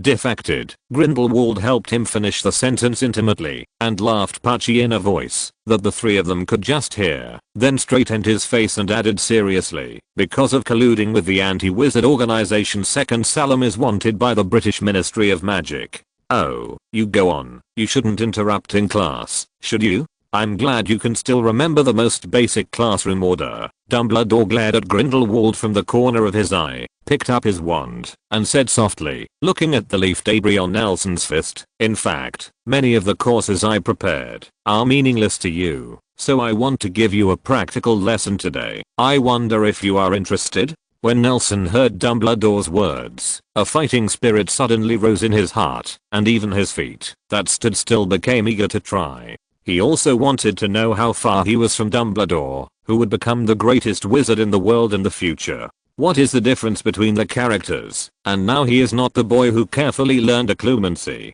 Years of study and accumulation have boosted his confidence. Nelson slowly pulled out his wand, and when he was about to perform the wizard salute, he saw Dumbledore turned around and face Grindelwald's direction. "What are you thinking? The professor can't do anything with the students even outside the school." Dumbledore heard the noise from behind, turned his head to see Nelson, who drew out his wand and raised it to his chest, raised the corners of his mouth, and couldn't help but said, "I know you have always wanted to teach me a lesson. I promise you, when you graduate, I will give you this chance." "Professor, I didn't." Nelson put down his wand helplessly and shrugged. "To be honest, among the wizards in the world, you are the one I don't want to fight the last." Dumbledore winked at Nelson and said with a smile, "Do you think I haven't seen your duel? It's like a long distance race. It's like a competition. I don't have the waist and legs of young people. I might be walked to death by you like an old horse. Of course, if you are interested in participating in the banquet hall in the basement of the Professor and the Ghosts in November, I would like to compete with you at the dinner table in the sour and sweet food competition held by China United. I'll go, Professor," Nelson said with a smile. "I'm very confident." "I hope so." Dumbledore turned his head, looked at Grindelwald, who was pretending to be a tree trunk or a not so superfluous ornament, and put away his smile. Grindelwald, are you willing to join me in helping Nelson? Will Mr. Williams give lively dueling lesson? Grindelwald felt a little baffled. He pointed to his nose, shrugged, and reluctantly agreed. Okay, let me play a dark wizard who does all kinds of evil and only likes to persecute good people. Aren't you? Dumbledore raised his wand to his chest and was about to bow his head in salute when a red curse flew towards his chest silently. Nelson, watch. Grindelwald excitedly used apparition to flash behind Dumbledore and shouted at Nelson angrily, "This is the first knowledge point. A dark wizard who does all kinds of evil will only sudden attack on you." Boom. The red curse hit a small silver buckler that suddenly floated in front of Dumbledore, was bounced to the side, and slammed into the root of a big tree, and the unlucky old tree was instantly blown into 2 pieces, rumblingly pulling the same kind of branches and leaves entangled with the crown of the tree, and dumping to the middle of the road. The flying leaves and dust dance around Dumbledore in the center. When they are separated from each other, they are like elves singing and dancing in the garden, but when they are combined, they are like a tall and healthy centaur standing behind Dumbledore. He used his muscular bow to shoot arrows. Those tight leaves stopped in the air for only a second and then shot towards the direction where Grindelwald made the sound like cannonballs. The scene was amazing. Thousands of arrows were fired, and the wind pressure forced the vast and dense forest to bow its head. Dumbledore showed a level of strength far beyond the one he demonstrated to his classmates at school. The blade-like leaves drifted like a whirlwind, hiding sharp murderous intentions, and moved towards Grindel, who was constantly using seamless apparition. Woe chased after. This is the second knowledge point. Even if the Dark Wizard has no bottom line, we must hold our heads high and be above board. Accept your weapons. Grindelwald's shout suddenly came from the smoke and dust brought up by the whirlwind of leaves. Dumbledore raised his hand, and the sand and stone on the ground instantly condensed into a silver round shield surrounding him, but he waited. It wasn't a red spell, but a sharp arrow burning with a purple flame that instantly roasted the leaves into charcoal. This disarm is Nelson's best little trick. It seems to have a kind of magical power. Any wizard who often practices magic with him, whether it is Tom or Grindelwald, will be infected like a virus. Grindelwald's figure suddenly appeared in front of Dumbledore. He raised the corner of his mouth, and the distance between the two was close enough to use the head hammer. We haven't had a duel like this in a long time. Yes. Dumbledore's men didn't rest. The spell pressed against Grindelwald's stomach, and a powerful impediment spell blasted out instantly, but Grindelwald had already disappeared in place. Only the sound still echoed. There is no building here for you to jump. Yeah, Dumbledore hasn't had a duel for many years, but Dumbledore is still very familiar with Grindelwald's habits. As if instinctively, he flipped his wand, pointing the tip of the wand behind him, and another obstacle spell blasted out, and said softly, "This time the audience doesn't need me to distract and protect them. Actually, you have been able to fight me since a long time ago, haven't you?" There was a loud bang of a spell hitting behind him, and then Grindelwald's voice came from beside his ears. Dumbledore didn't answer, and the blocking spell that was shot first hit its first target. In an instant, countless tall trees fell like dominoes, and thin mist began to gather around him.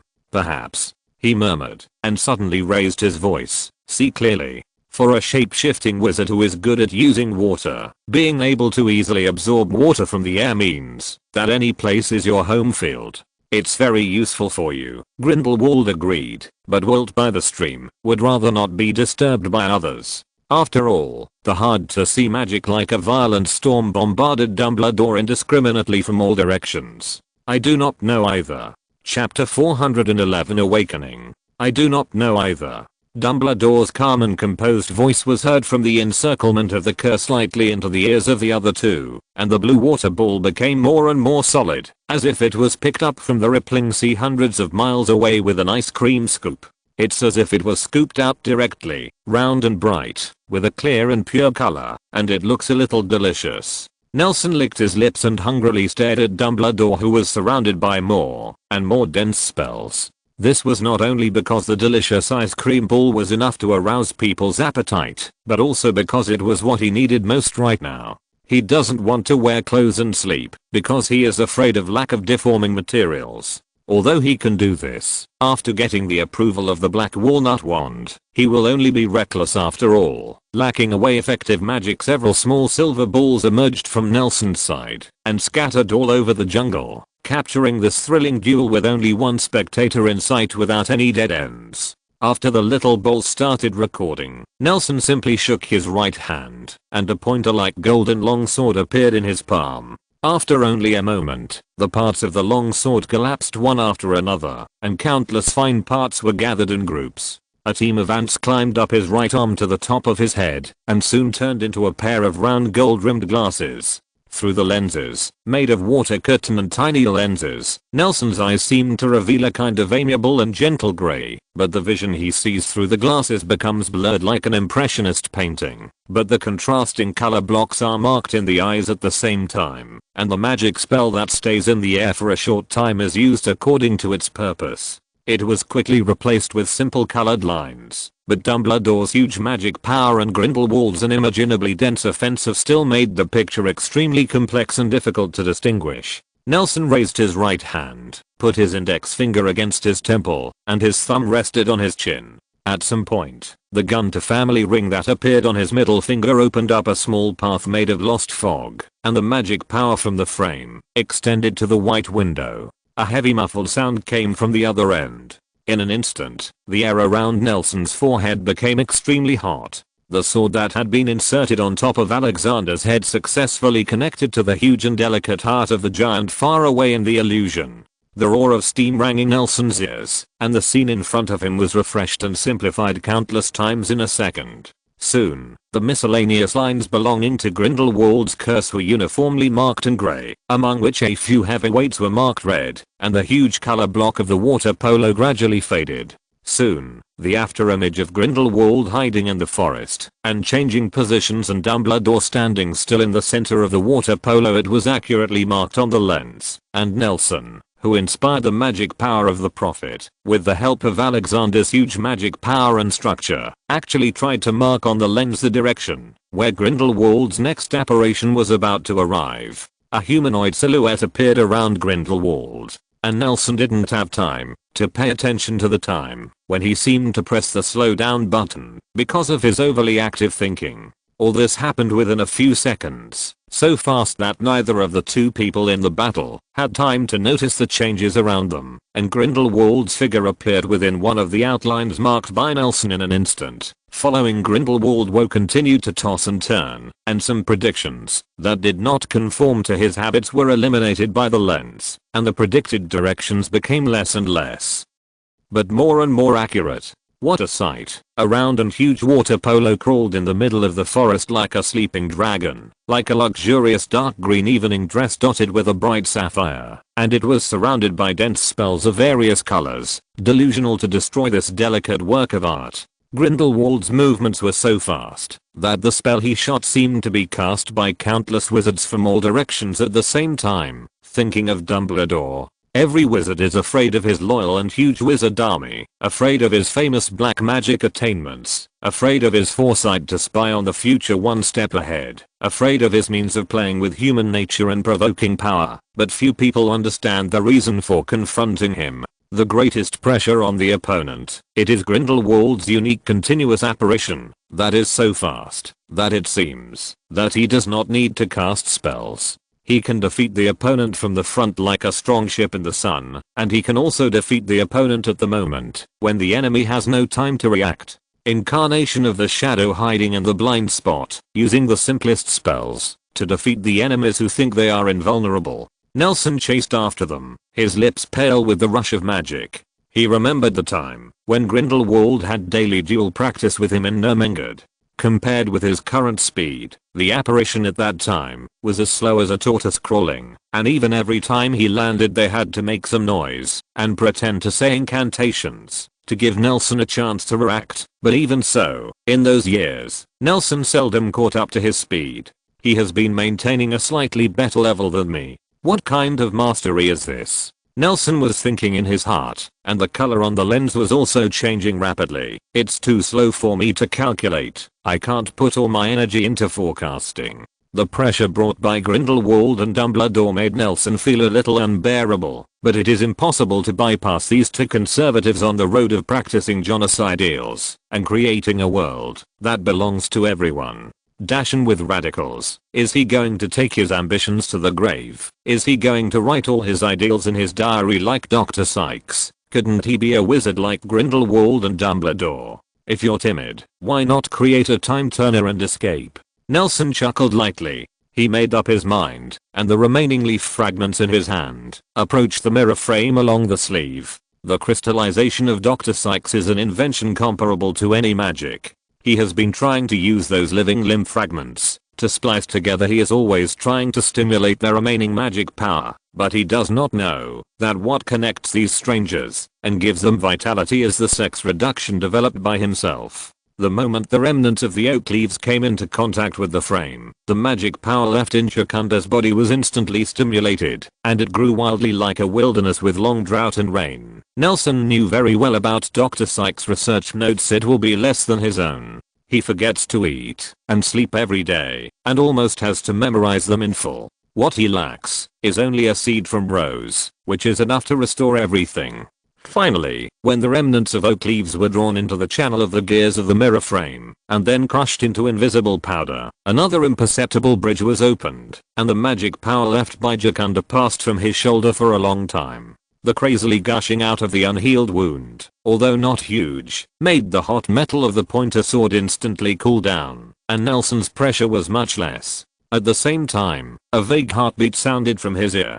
From the side, this heartbeat is different from the repeated roar of the steel heart pump, and it does not belong to any living creature. It is just a kind of restored to the purest magic power that opens its arms to the world. It restores the memory contained in the lost fog.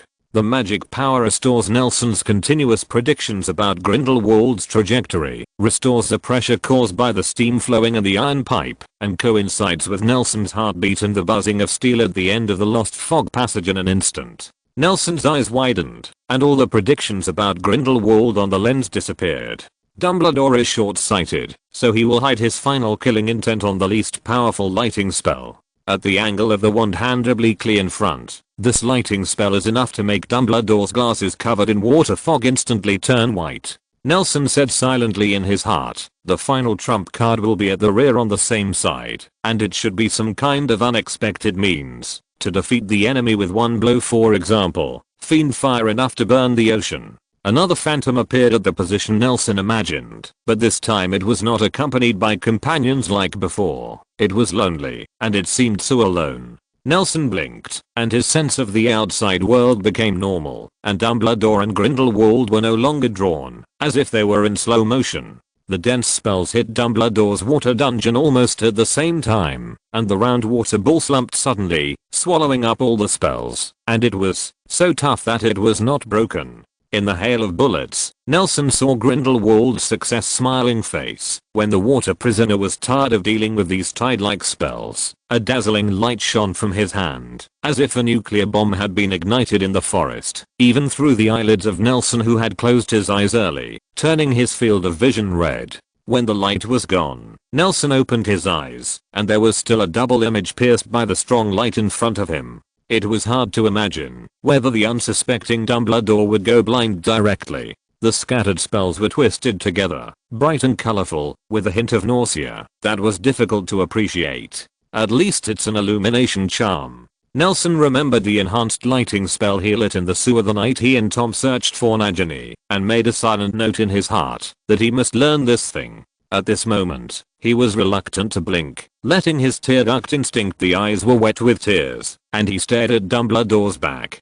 Grindelwald raised his wand, and the figure that stayed in place for less than a second became unreal again. In the phantom drawn by Nelson behind Dumbledore, Grindelwald perfectly filled it. He handed the wand forward vigorously. A purple flame not much larger than a petal, like a butterfly flapping its wings, flew towards the water prison that had already changed color with beautiful steps like an elf. It bent down, lightly kissing the flowing water. The dancer's veil-like tongue of flame spread like ripples from the landing point, and the fierce fire instantly ignited the entire water prison. It took a few seconds for the scorching air wave to react, and it rushed in all directions like a tide. Those trees that were lush and green a few seconds ago had turned into coke that would disperse as soon as they were blown.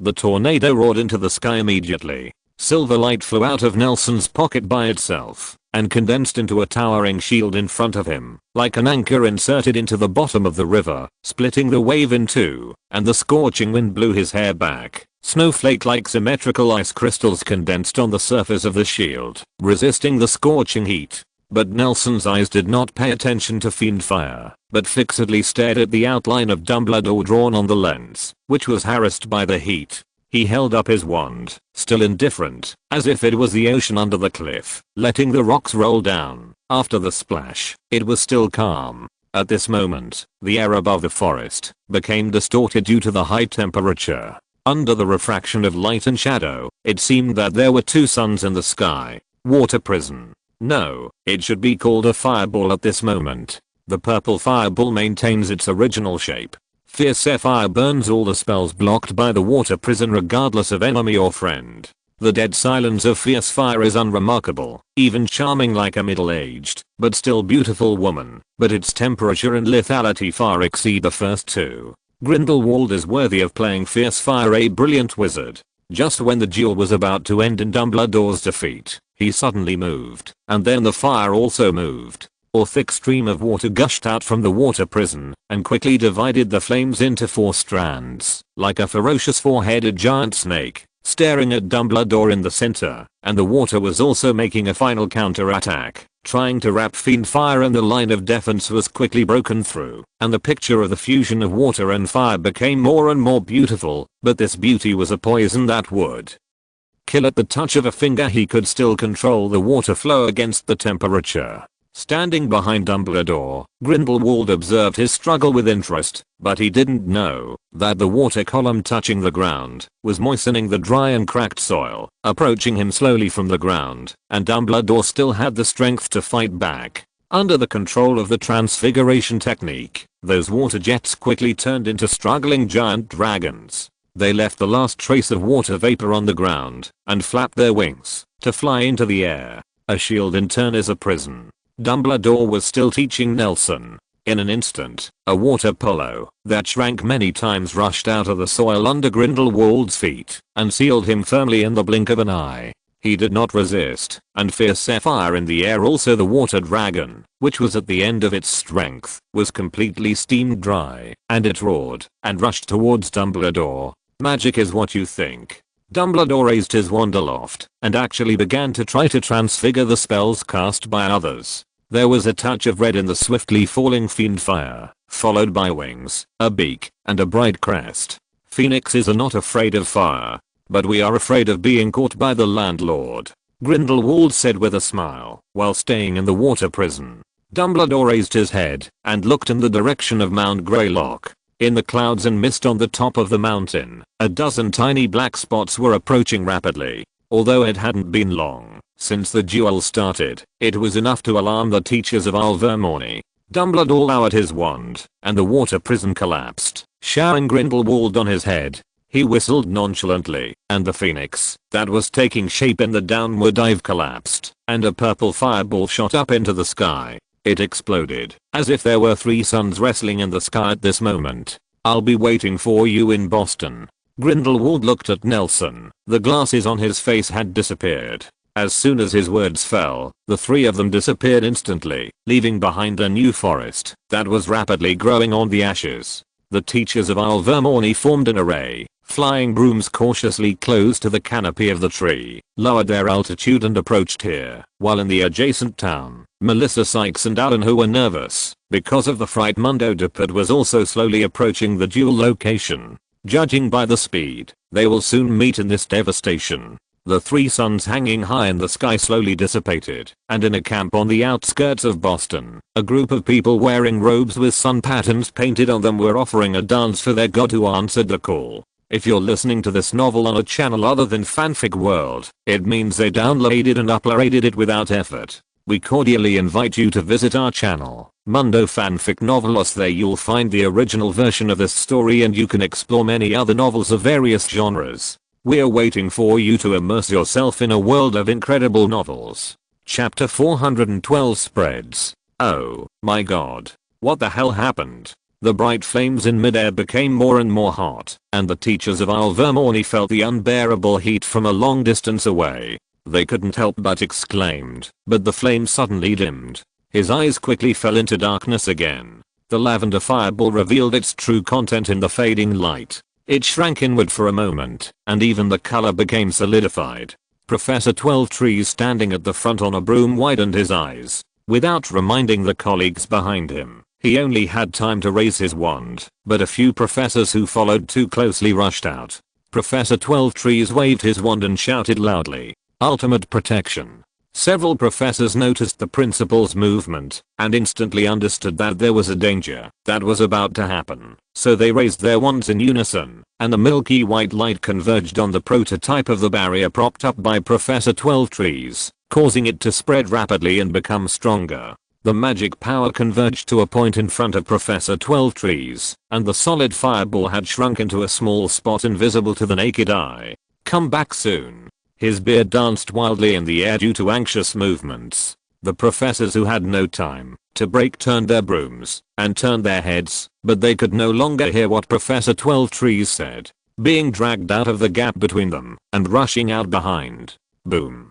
The sound of the explosion lasted only for a moment and then fell silent, replaced by absolute silence and buzzing in the ears. Those professors who had no time to hide in the barrier felt that their eyes went dark, and the Professor 12trees in front of them was glowing with dazzling white light. The center was torn into messy lines, and the professors who were engulfed by the explosion turned their heads and tried their best to look at the disaster behind them. Immediately afterwards, their unconscious bodies flew upside down like shells. "Grindelwald, what are you doing?"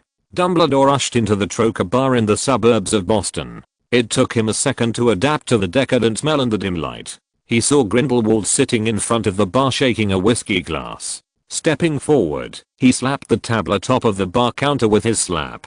The rotten bar counter made an unbearable creaking sound, and even the chandelier above his head shook, scattering dust like snowflakes. Grindelwald covered the mouth of the cup with his hands unhurriedly and looked up at Dumbledore.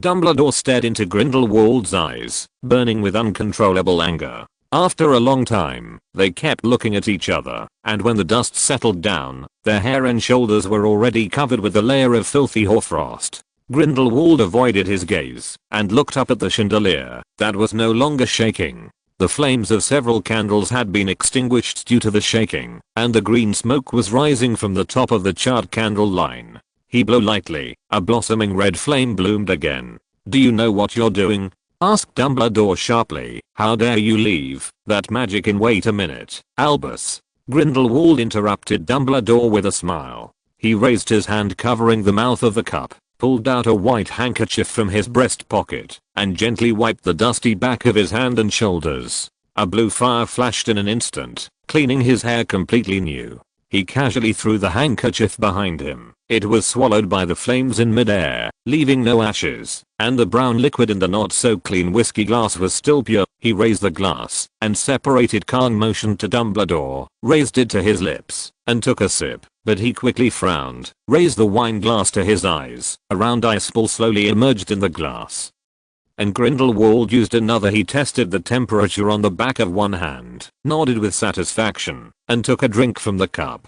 After tasting the fine wine in the glass, he took out a brand new handkerchief from his pocket and gently threw it at Dumbledore. The handkerchief was flying lightly in the air, and when it was approaching Dumbledore, a sharp cold ice pick flew from behind him like a bolt of lightning, hit the handkerchief, pierced it, and castrated it unabated. It was firmly nailed to the table in front of Grindelwald, just between his palm and the wine glass. Frost spread from the break in the table to the wine glass and palm, and the sound of icing cracked in the silence. It was extremely harsh in the tavern. The tavern was empty at the moment, and the vampire boss and the bartender had disappeared when Dumbledore came in. Grindelwald poked the ice pick with his index finger with great interest, and his fingertips were instantly bruised from the cold. As if he was oblivious to the pain, he held the ice pick, let it frostbite his palm, threw it into the wine glass, and smashed it to pieces. "Of course I know what I'm doing, Albus," Grindelwald said with a nod. "Our conversation should be neat, shouldn't we?" Compared to the cleanliness of the body and clothes, the cleanliness of the mind is 100 times more important. Dumbledore suppressed his anger. Do you know that the fierce fire curse may hurt the teachers who came to investigate? You actually care about this kind of thing. Shouldn't you be more concerned about whether I will hurt those innocent animals in the forest? What's more, will it? Grindelwald shrugged. A vagrant and will the aftermath of an ordinary teacher's duel hurt a group of teachers? Of course. More importantly, Mr. Albus Dumbledore, didn't you leave the mess with me and leave? Am I going to drag you and show the teachers of Alvermorny that the headmaster of Hogwarts is conducting dangerous magic experiments with the Dark Lord? So in your heart, not letting others see is more important than possibly hurting those teachers. You are still weighing the pros and cons. You are still able to easily distinguish the big and small like a balance. You are always so inconsistent. Albus. Grindelwald smiled. Seeing that Dumbledore was about to lose control of his emotions, he picked up the ice pick on the table and stabbed himself to death. So he continued, of course, they won't be hurt. Do you know what you're talking about? I've already seen through your magic, how powerful that kind of convergent fiend-fi will be when it explodes. Don't you know? I'm just stating a simple fact. Grindelwald spread his hands and said, he's coming soon. It's hard to imagine that Hogwarts led by you can teach such responsible students. What? Dumbledore turned his head, and the rotten door hinges of the tavern creaked again, and his student pushed open the door with a clatter of metal and walked in. Sorry, Professor, for the delay. The buttons on the windbreaker collided with the iron hooks on the waist of the breeches, playing a not so quiet song. Nelson walked to the bar step by step and said softly, Troker, have a glass of water. He picked a taller bar stool in the corner, dropped 2 nuts, and looked around, only to find that the tavern was empty except for the 3 of them. He raised his eyebrows and stuffed the 2 copper coins. Put it back in your pocket. Nelson, who noticed the dust on Dumbledore's body, took out a towel and handed it to him. This time Dumbledore did not refuse, took the towel, pointed at himself, and used the cleaning spell. Give you. Nelson raised his head, and Grindelwald appeared behind the bar at some point, and handed him an ice-cold glass filled with clear water. Thank you. Nelson took the cup, drank it down, looked up. Grindelwald was still standing there, and held out his hand to him. Huh? What's the matter? Nelson asked suspiciously. Mr. Grindelwald, aren't those 2 steel coins water money? Nelson shrugged and put his hands back into his pockets, but he had too little change, and the alchemy puppet in his pocket had no time to classify the items that had just entered the warehouse. After fumbling for a long time in the pockets with many sundries, he finally only 1 silver sickle was found. Yo, and a tip. Grindelwald rubbed his chin and took the cig, sat down in his seat, and looked at Dumbledore, showing off. Now I'm not considered a vagrant. A decent job as a bartender. Dumbledore nodded perfunctorily, looked at Nelson, and asked impatiently, did you just go to finish? Yes, Professor. Nelson nodded, refilled a glass of water, and said, I was worried that Professor 12trees would be injured because he was caught off guard, so I hid around for a while, but I think it might be unnecessary for me to do so. Their ultimate protection is comparable to that of Hogwarts, enough to withstand that kind of outbreak. Has Hogwarts ever used ultimate protection? Maybe he saw the possible catastrophe of the school in the prophecy, and maybe he saw the respected professors cast protective magic together. Grindelwald interjected with a toast. But at least it's useful. Nelson continued. A few professors charged too hard and were not caught by the ultimate protection, so I blocked them for them, but all of them were powerful wizards except for the community teachers. I think they'll be fine without me. Dumbledore and Grindelwald raised their eyebrows tacitly at the same time and put away their expressions at the same time. As the releases of the spell, they were well aware of the power of the upcoming explosion, and Nelson didn't look embarrassed at all, which really made them surprised. For a while, no one in the tavern spoke until Dumbledore broke the silence. You studied in Alvermorny. Do you have any objections to this? Club teacher? No. Nelson shook his head. Professor Randall is a nice person, but he has been obsessed with gobstones for the past few years, and he hasn't used a magic wand for a long time. No wonder the car couldn't stop. Dumbledore breathed a sigh of relief and continued to ask, is there anything wrong with them? It should be that no one was injured, but there may be a coma, and Professor Andal was blown far away. Nelson recalled. I ended up spawning those trees, but Professor Dippet seemed to be about to find me, so I had to go back first. Professor Dippet? Dumbledore chewed on the name of the former headmaster, sighed, and said nothing more. You see, Nelson has even thought about the innocent little animals in the forest. Grindelwald looked quite proud, as if he wasn't the first to slip away. Yeah, he even thought about you. Dumbledore didn't forget to choke back the words in the process of thinking. Who is it? A professor who was in a coma suddenly woke up, tightly clasped the arm of Professor 12 Trees in front of him, widened his eyes, and uttered a strange cry. Relax, Randall. It's not that you lost wizard chess, so there's no need to be so excited. Professor 12 Trees suffered from pain. His whole old face twitched and wanted to press down the club teacher's paw, but the club teacher's the force was a bit strong, and he had no choice but to say, if you don't want the next freshman to be without wands, please let go. Oh, that's right. It's not that terrible. In Professor Andal's mind, winning or losing wizard chess seemed to be more important than being almost killed by the explosion. He let go, and the surrounding professors were fine. The reaction, they are familiar with him. What just happened? I still want to ask you. The light is too strong. I can't see clearly. Oh, hiss. Professor Andal touched the top of his head, but pulled out a handful of coke from his hair. He stroked the bald top of his head and the surrounding hair, and the center of the scalp that hurt when touched. Gubeo, scolding his mother, gritted his teeth and said, the light source was blocked by a person. It seems that someone helped me block the attack. He should be very close to us, and he looks even taller than me, but I can't feel it. It seems so far away to see him. Professor 12 Trees narrowed his eyes, and after confirming that the last professor hadn't seen it clearly, he recalled the giant that caught his eye where it was too close to make it look tall. It was at the center of the explosion, just because too tall, and appear very close. What's the matter, Principal? Do you know what? Who did it? We may have a rare natural disaster. But Headmaster, that purple fiend such flames may also exist in nature. Without waiting for others to refute, Professor 12 Trees summoned a broom and lifted it into the sky. Looking from the sky, the originally dense forest seemed to be bald, just like Professor Andal's head. The center was covered with charcoal. In a large radial pit, rows of lush shoots are growing rapidly, taking root in the ashes. Are the books in the Goblin Academy library so easy to understand? He murmured. The corners of his eyes flashed, and he noticed the flickering light in the dead forest. It seemed to be the reflection of magic wand. Some uninvited guest who sneaked in was fleeing. It looked like an unfamiliar acquaintance.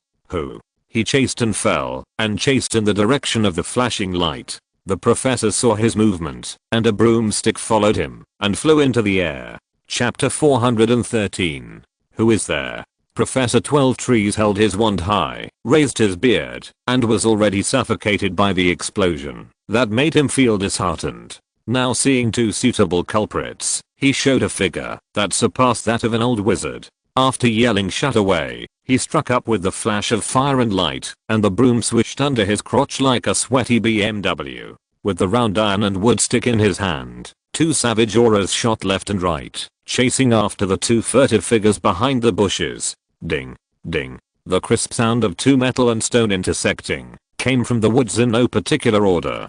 Professor 12 Trees froze, holding his breath, and he couldn't tell whether his two moves were blocked by one person alone, or whether they were. It was not good for him to be intercepted by two masters with tacit understanding at the same time. Although he knew that the miraculous power of fierce fire explosion was not performed by two people, there were such masters watching outside the gate of Alvermorny Mountain, under the shadow of the duo's ill intentions. However, Professor Sykes and Principal Dippet are so innocent. They hide their names at the foot of Greylock Mountain, and live a life of hiding like mountaineers. They dare not reveal their skills at all. Lisa's younger sister Jacunda, they have endured for a long time, but they don't want to be involved in such unnecessary disputes on the day when the agreed date exceeds too much and is about to give up. The end of the whole life unlucky. Armando stopped spinning and performing apparition and lowered his arms silently. Under his feet, there were several living thorns waving their sharp thorns and winding up his calf. Those who followed behind Professor 12 Trees the sorcerer didn't stop following his caution, but instead separated to the two sides, well trained to form an arc about the size of the impact crater, tightly surrounding the two in the forest. The corny native witchcraft of Alvermorny is a nuisance. He flicked his wand. A small shattering curse hit the vine at the ankle. The thick plant snapped off, and green juice gushed out from the broken section. As soon as Amanda was freed from the shackles of the plant, he quickly sealed by more and more mucus. His feet were as hard to move as if they were filled with lead. His old body couldn't jump out like a strong young man before the mucus solidified, but instead he was a broken vine. Under the nourishment of the sap, man grew wilder and wilder, rolling towards him from all directions like the tentacles of an octopus. Principle: the Native American magic must have something special, otherwise Aesop's Errol, who came here from Ireland, would not have retained these spells. A group of orange-red flames rushed towards the Mento's legs with a boom, and swept around the surrounding area. The tough and viscous sap was quickly evaporated into a crisp green shell. An old man like Armando can be smashed with just a light struggle, and those vines with claws and teeth flinched and crawled away in all directions. After encountering the fire, with a straight face, Armando looked at Melissa, who was walking towards him from behind the tree with an indifferent expression. This may be a variant of the Devil's Net principle. The 12 Trees professor of Alvermorny graduated from the Goblin Academy back then. He has a lot of research on magical plants. Melissa shrugged. Fortunately, we are facing the most important plants that also exist in England. Don't talk to the principal like this, Sykes. Armando's pride was evident. He had a straight face, as if he wasn't the one who was accidentally tied up just now, but his expression quickly collapsed, and he waved his hands and said, "Forget it. I'm no longer the headmaster. We have nothing to do with Hogwarts." "That's good." Melissa nodded calmly, feeling regretful in her heart. Originally, she just had to wait patiently for Jacunda to meet her. As long as she can reach her, with the help of the armadillo, any chasing soldiers will be easily killed. Get rid of it, and then she can use the magic left by Dr. Sykes to change her face, rebuild the family, and give her sister a life without fear. In the small town, she disguised herself as a gold digger who went in the wrong direction, and maintained a harmless Muggle image by relying on her fairly good sewing skills. But one morning, she saw Ah, who was looking around at the town in trance. Mundo, his former principal. Considering that he is a wizard who broke away from Hogwarts just like Armando, and that as the headmaster, Armando must be a stronger wizard than himself, no matter what purpose he came here for. The two stayed together. Together, it will undoubtedly greatly improve the safety in a foreign country. Even if Dumbledore came to arrest people himself, it would be enough to escape. Thinking of this, Melissa pushed open the window of the rented hut and shouted to some people in the middle of the street. "Lost Armando. Damn it, I'm really out of my mind." Thinking of the starting point of this relationship, Melissa couldn't help cursing secretly. She, who has always paid attention to her upbringing and image, couldn't control her emotions. Her idea of a strong alliance was a mistake from the beginning to the end, and Melissa herself, she thought that Armando must be powerful in magic as the principal, but she didn't consider his age in a hurry. She didn't know what Amento had experienced in the United States, but occasionally heard from some special channels that he destroyed a certain place. According to news from wizarding strongholds or Muggle organizations, his active performance caused Melissa to misjudge quite a bit. Over the years, Armando has traveled to America, looking for one after another second Salem stronghold, where there may be Obscurus, trying to find a way for Barry to govern the Obscurus and revenge on Salem, who did not believe what he said. He doesn't care about himself, he just wants to find even a trace of life for his grandson who is about to reach the theoretical limit of the silent person, even though this kind of care may not be needed by Barry. In the aimless search, he only found the wreckage of the obscurity, which was too many to remember. Although Salem has rich experience and many samples, his understanding of magic due to his talent has always remained at the Muggle level. She may have mastered some methods to create, control and squeeze the obscure, but the so-called treatment promised back then may be just an excuse to delay the time to take revenge on the wizard, or maybe she has really developed a method to treat the obscure. But in that attack on the True Wizard tournament, it was brought together behind death's door. Armando had almost no income, which made his mentality more and more broken, and his past responsibilities came to mind a little bit. Many people said that the reason why Barry became a silent person was because of the lack of family and the strictness of his only relative. Armando always scoffed at this kind of accusation, but as he was rapidly aging during his journey away from home, the dying old man had to temporarily put down the majesty he had carried all his life and think about the possibility of this theory. But Armando's pride as an educator did not allow him to admit the failure of his family education. In order to escape from reality, he could only devote every bit of energy to the journey of finding the second Salem residence. He went crazy, smelling the bloody smell of experiments like a very hungry hound. They destroyed one stronghold after another. Even the United States Ministry of Magic and other magical organizations on this continent that were involved in experiments. The reason why Nelson was able to end everything in Boston is also related to Armando's actions in a sense. Out of the few remaining strongholds in Second Salem, only the one in Salem Town is still complete, but it is extremely heavy. The casualties also made them short of manpower, so they had to ask for help from the secretly cooperating Magic Congress of America, and the story later became clear the Wizards of the Magic Congress of America were worried that they did not have a reasonable excuse to intervene and take away the achievements of many years, so they went all over the place. They took it there, and even waved their hands, throwing the remaining stragglers who were in charge of contacting in Second Salem into the cells where the experimental subjects lived. As wizards, they have a much stronger understanding of magic, and have more means. It was too much, and the lower limit was too low. Just as the despicable Hayerbo died, the arrangements he left in the world lost the blockade and broke out. Many factors accumulated to create that hellish scene. And Armando, who knew that there was no antidote, but was unwilling to admit it, also fell into an extreme revenge mentality early on.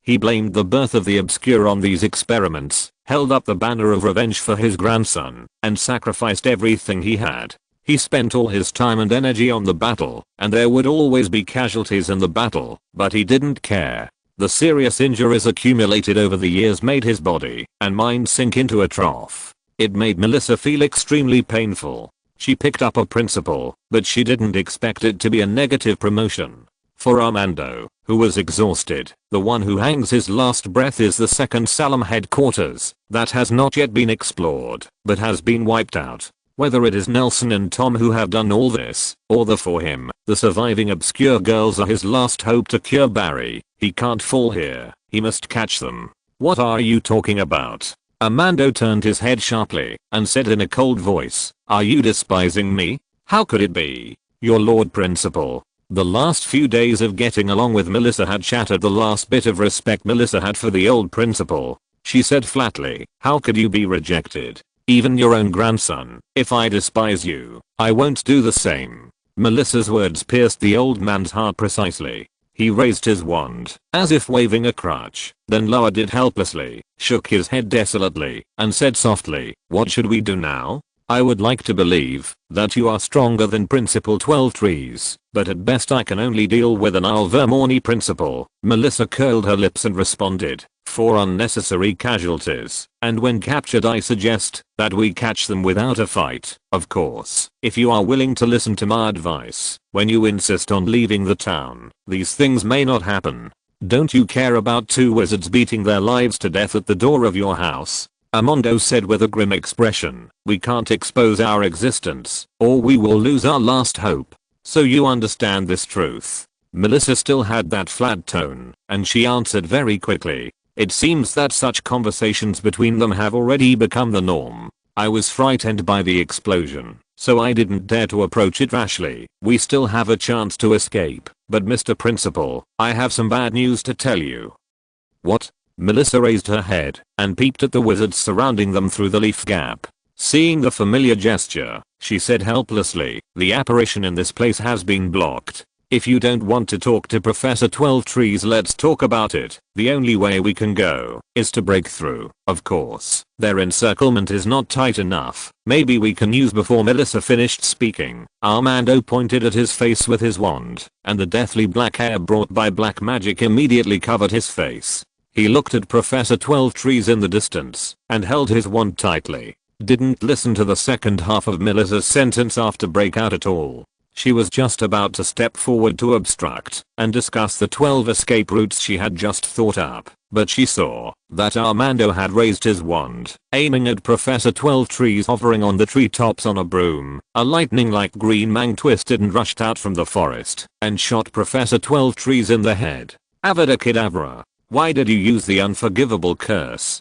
Melissa didn't know what to say anymore. She just felt that she deserved it, that Armando tortured her specifically for the sins she had committed, but she was not as irresponsible as she said in her tone. On the contrary, standing with his back against Armando, he raised his wand, ready to meet the next one. It's over. These are really dark wizards. A similar black hair also covered her face, and Melissa's voice became thicker. The moment he saw the flashing green light, Professor 12 Trees was startled. He wanted to find 2 unlucky guys who were responsible for Grindelwald, but he didn't expect to provoke 2 big guys. He gripped the broom head tightly, pulled it up sharply, and frantically waved the wand with the other hand. The big tree in front of him seemed to be inflated, and the vines clinging to the trunk grew rapidly upwards, covering him firmly. He shouted, "Be careful, it's a dark wizard." Immediately afterwards, the green light hit the crown of the tree, and after winding forward for several meters like a reptile, it touched a new leaf.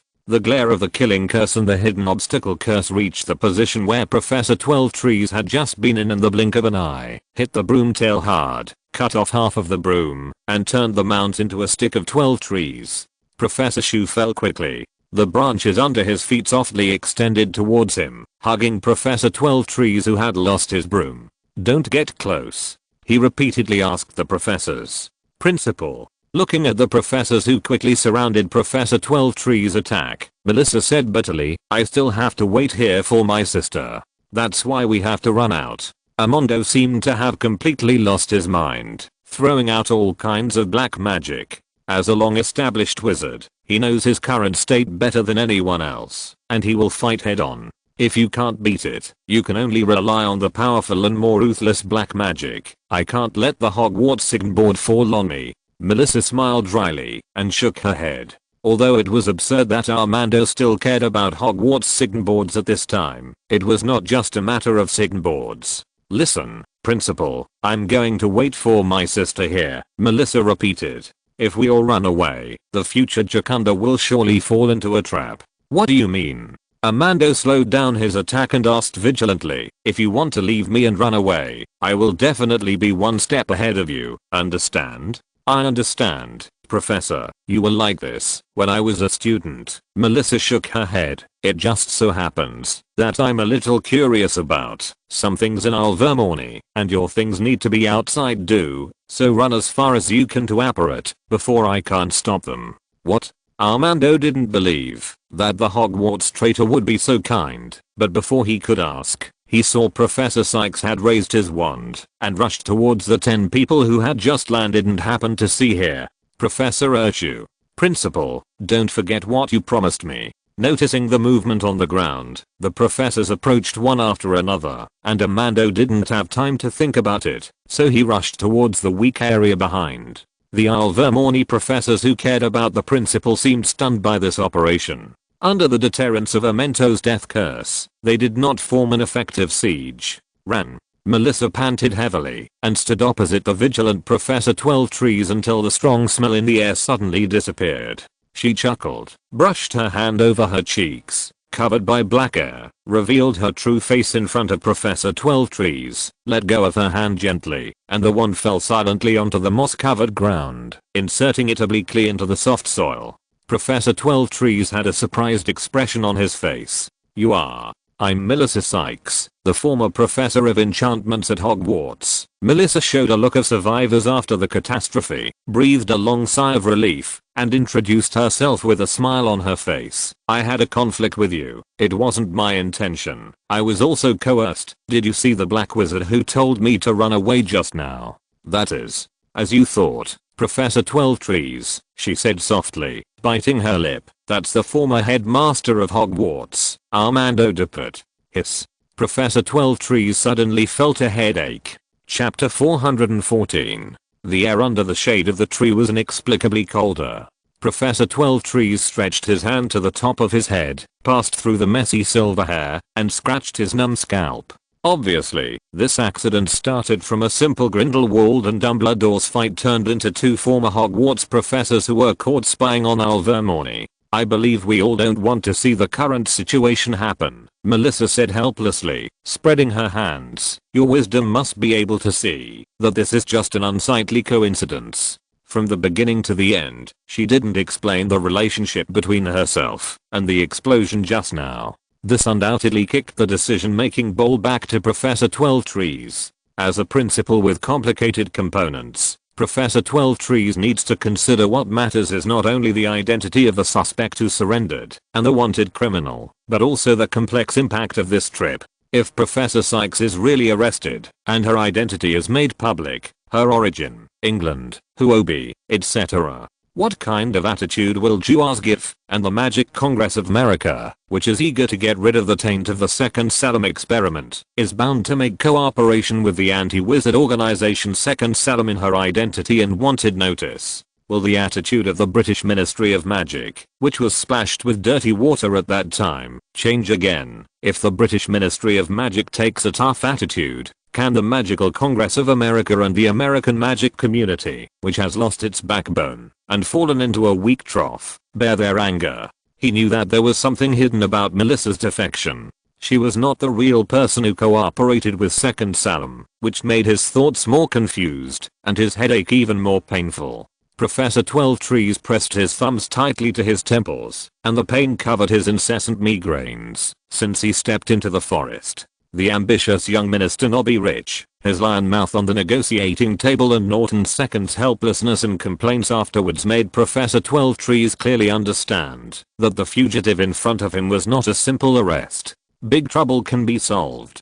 Damn. But he still can't expose Grindelwald's whereabouts. In order to prevent those no-Magborn children from experiencing the tragedies he witnessed back then, he has already put down his position and dignity over the years, even like his ancestors many years ago. Same. Bear the sin of betrayal. He raised his head, a trace of helplessness flashed in his cloudy old eyes. At least there is good news for now. What do you mean? Melissa smiled knowingly and asked. Your Armando Dupert, who should have been buried a long time ago, is quite capable. At least he didn't need to be caught on the spot. The blue veins on Professor 12trees' temples twitched, and the soreness caused by pressing his temples could no longer be covered. He had a headache, and there was no trace of reservation in his tone. He almost pointed his nose and scolded. But why didn't you just run away with him? I don't have the skills of a principal, so I dare not conflict with so many excellent professors in Alvermorny. Melissa covered her mouth and chuckled.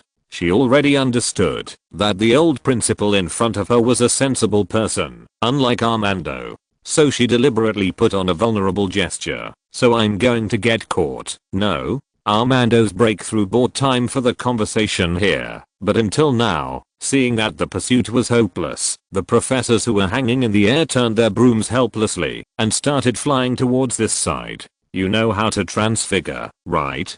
Professor 12trees said with narrowed eyes. I didn't expect that Alvermorny would have to become a place where all kinds of filth are hidden at this time.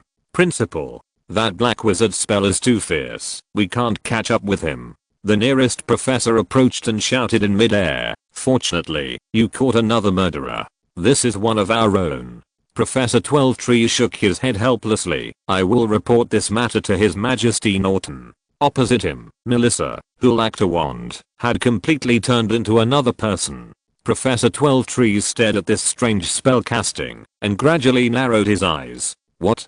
Principal, didn't they just stay in Shears? Forget it, you can tell yourself. Professor 12trees was too lazy to make up excuses. He raised his chin, pouting at Melissa, and said in a hoarse voice, tell them what you do. Melissa nodded, knelt down and picked up the wand on the ground, gently patted off the dust on it, stood up and looked at the professor in the air, and greeted the professor in a graceful manner like a girl who just walked out of the campus. Professor, hello, my name is Martha. I'm sorry, my manner is a bit low, and I couldn't stop the dark wizard who was trying to attack Alvermorny just now. Melissa was almost exactly the same Martha she had met when she left London, only slightly fuller and more confident. Looking at Melissa's young but unfamiliar face, the professor in the air asked a little confused, "Are you a student who just graduated? But why do I feel like I haven't seen you before?" "I'm from England, professor, just immigrated from there."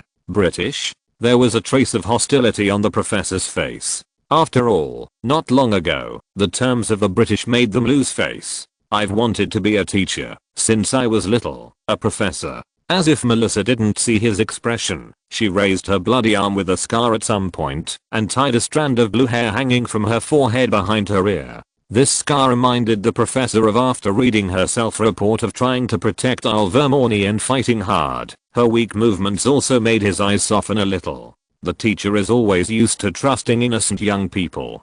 "Do you want to treat the wound first?" "It's okay, professor, it's just a minor injury." She shook her head and continued to introduce herself gracefully. "But I'm not a pureblood, and Flitwick and McGonagall were even better at the same time. So the Hogwarts school, the board of directors did not take a fancy to me, and under the introduction of my childhood friend Nelson Williams, I traveled across the ocean and came to the United States, and he told me that there is a group of friendly wizards who are willing to accept different people." "Oh, of course." Hearing Melissa's flattering compliments, the professor showed an expression of appreciation and approval, and his feelings of inferiority and disdain when facing the motherland of the founder of the school were completely satisfied. "As long as he knew a little more about it, son, you will know that McGonagall is not a pure-blood wizard. As for Flitwick, you can tell that he is not a pure-blood wizard just by looking at him, and the identity of Nelson's childhood friend also greatly increases his favor, even though he is an American, the instigator of the shame of wizards. But for them, the Magic Council who did such a thing is even more shameful, not to mention that he and Nelson once had a good teacher-student relationship." So he said gently, "Those British gentlemen only look at blood and family background.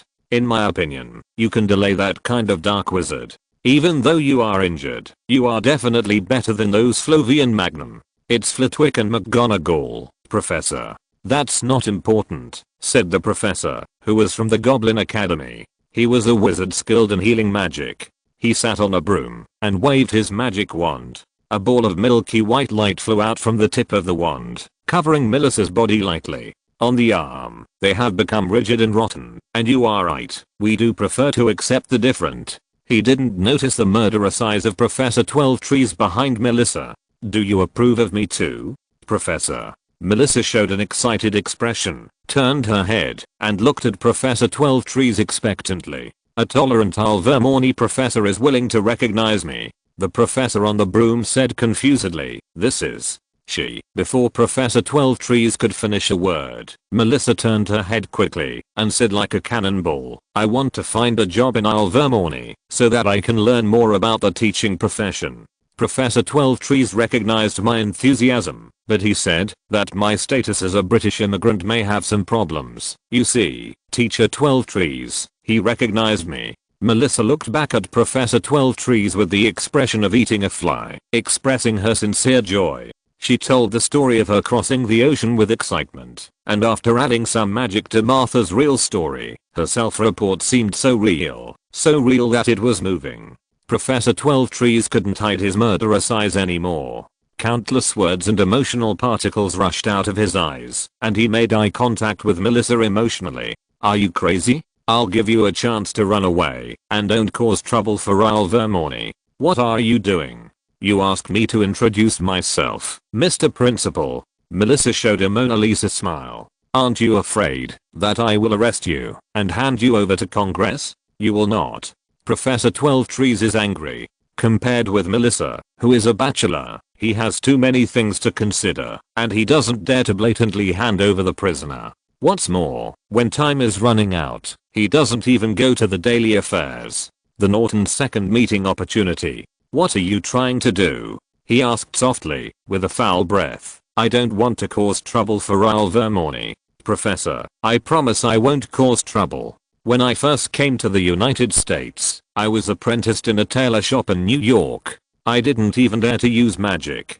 Professor, a person with nothing like me will never. They will firmly grasp the only remaining opportunity. At this moment, there are more and more professors around them. After sharing what they heard, some sentimental professors even started to secretly wipe their tears. Professor 12 Trees almost exploded when he saw this scene. You guys usually why can't you empathize with yourself when you ask for money? He remembered a rumor he had heard when he secretly visited Nurmengard. There was a mysterious and moody senior who liked to throw his subordinates to the South Pole as punishment. Maybe he could consider asking the school board of directors to have greater arbitration powers. Proposed.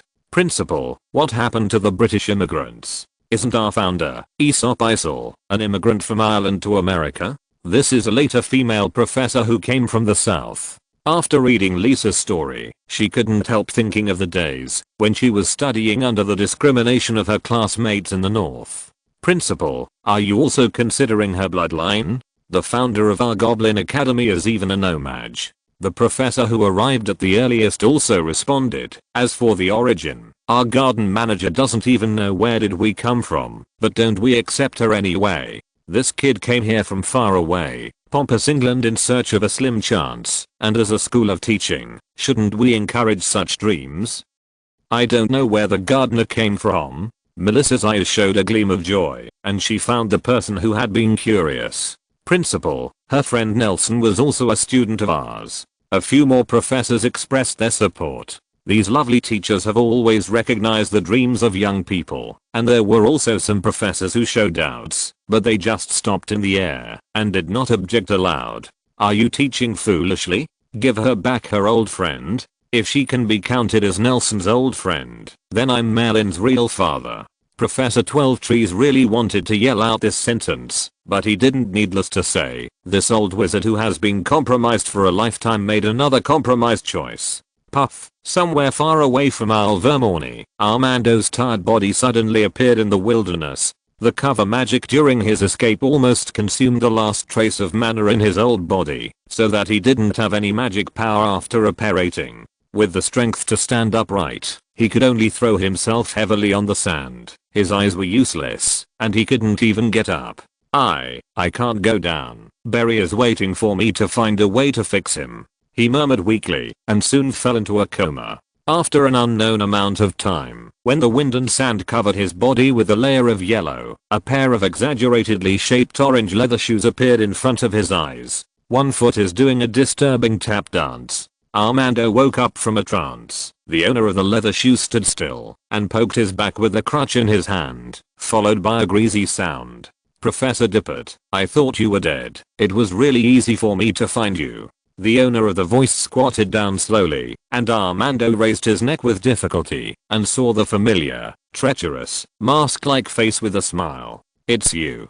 Dagu. He spit out the sand mixed with blood foam and spat softly. You bastard. Did you come to see my joke? No, no, no. Dagu took out a handkerchief and put it on his hand. As if he was afraid of getting something dirty, he pinched Armando's chin.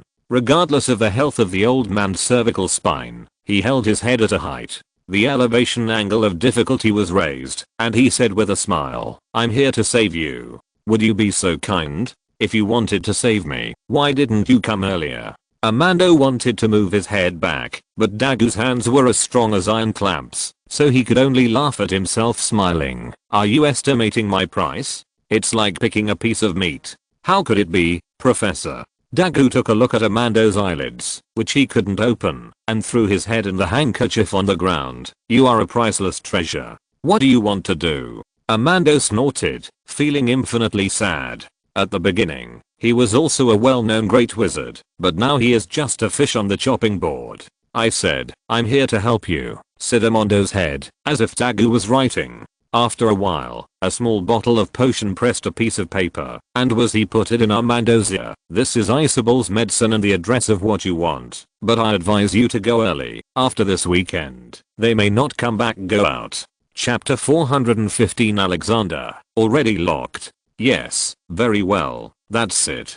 Credence sat in front of the coffee table carved from tree roots in the yard of the cabin, looking at Tom, who was in a hurry opposite him, shouting words of cheering all the time, and in the open space not far from them, Adele is holding a wand and practicing her magic hard. You wizards still enjoy life. Credence picked up the cup of hot tea on the table, blown away the basil leaves floating on the surface, and took a sip, wrinkling his face from the bitterness get up, but he still suppressed the taste and swallowed it, wiped his mouth with the back of his hand, and asked, "But are you sure this is the right way?" Of course, Nard captured the heart of Professor Sykes with this trick, and he couldn't forget it, even when he was fleeing. My friend in the United States told me a few days ago that I met her in the magic fair. At that time, I'm buying tea. But is this really tea?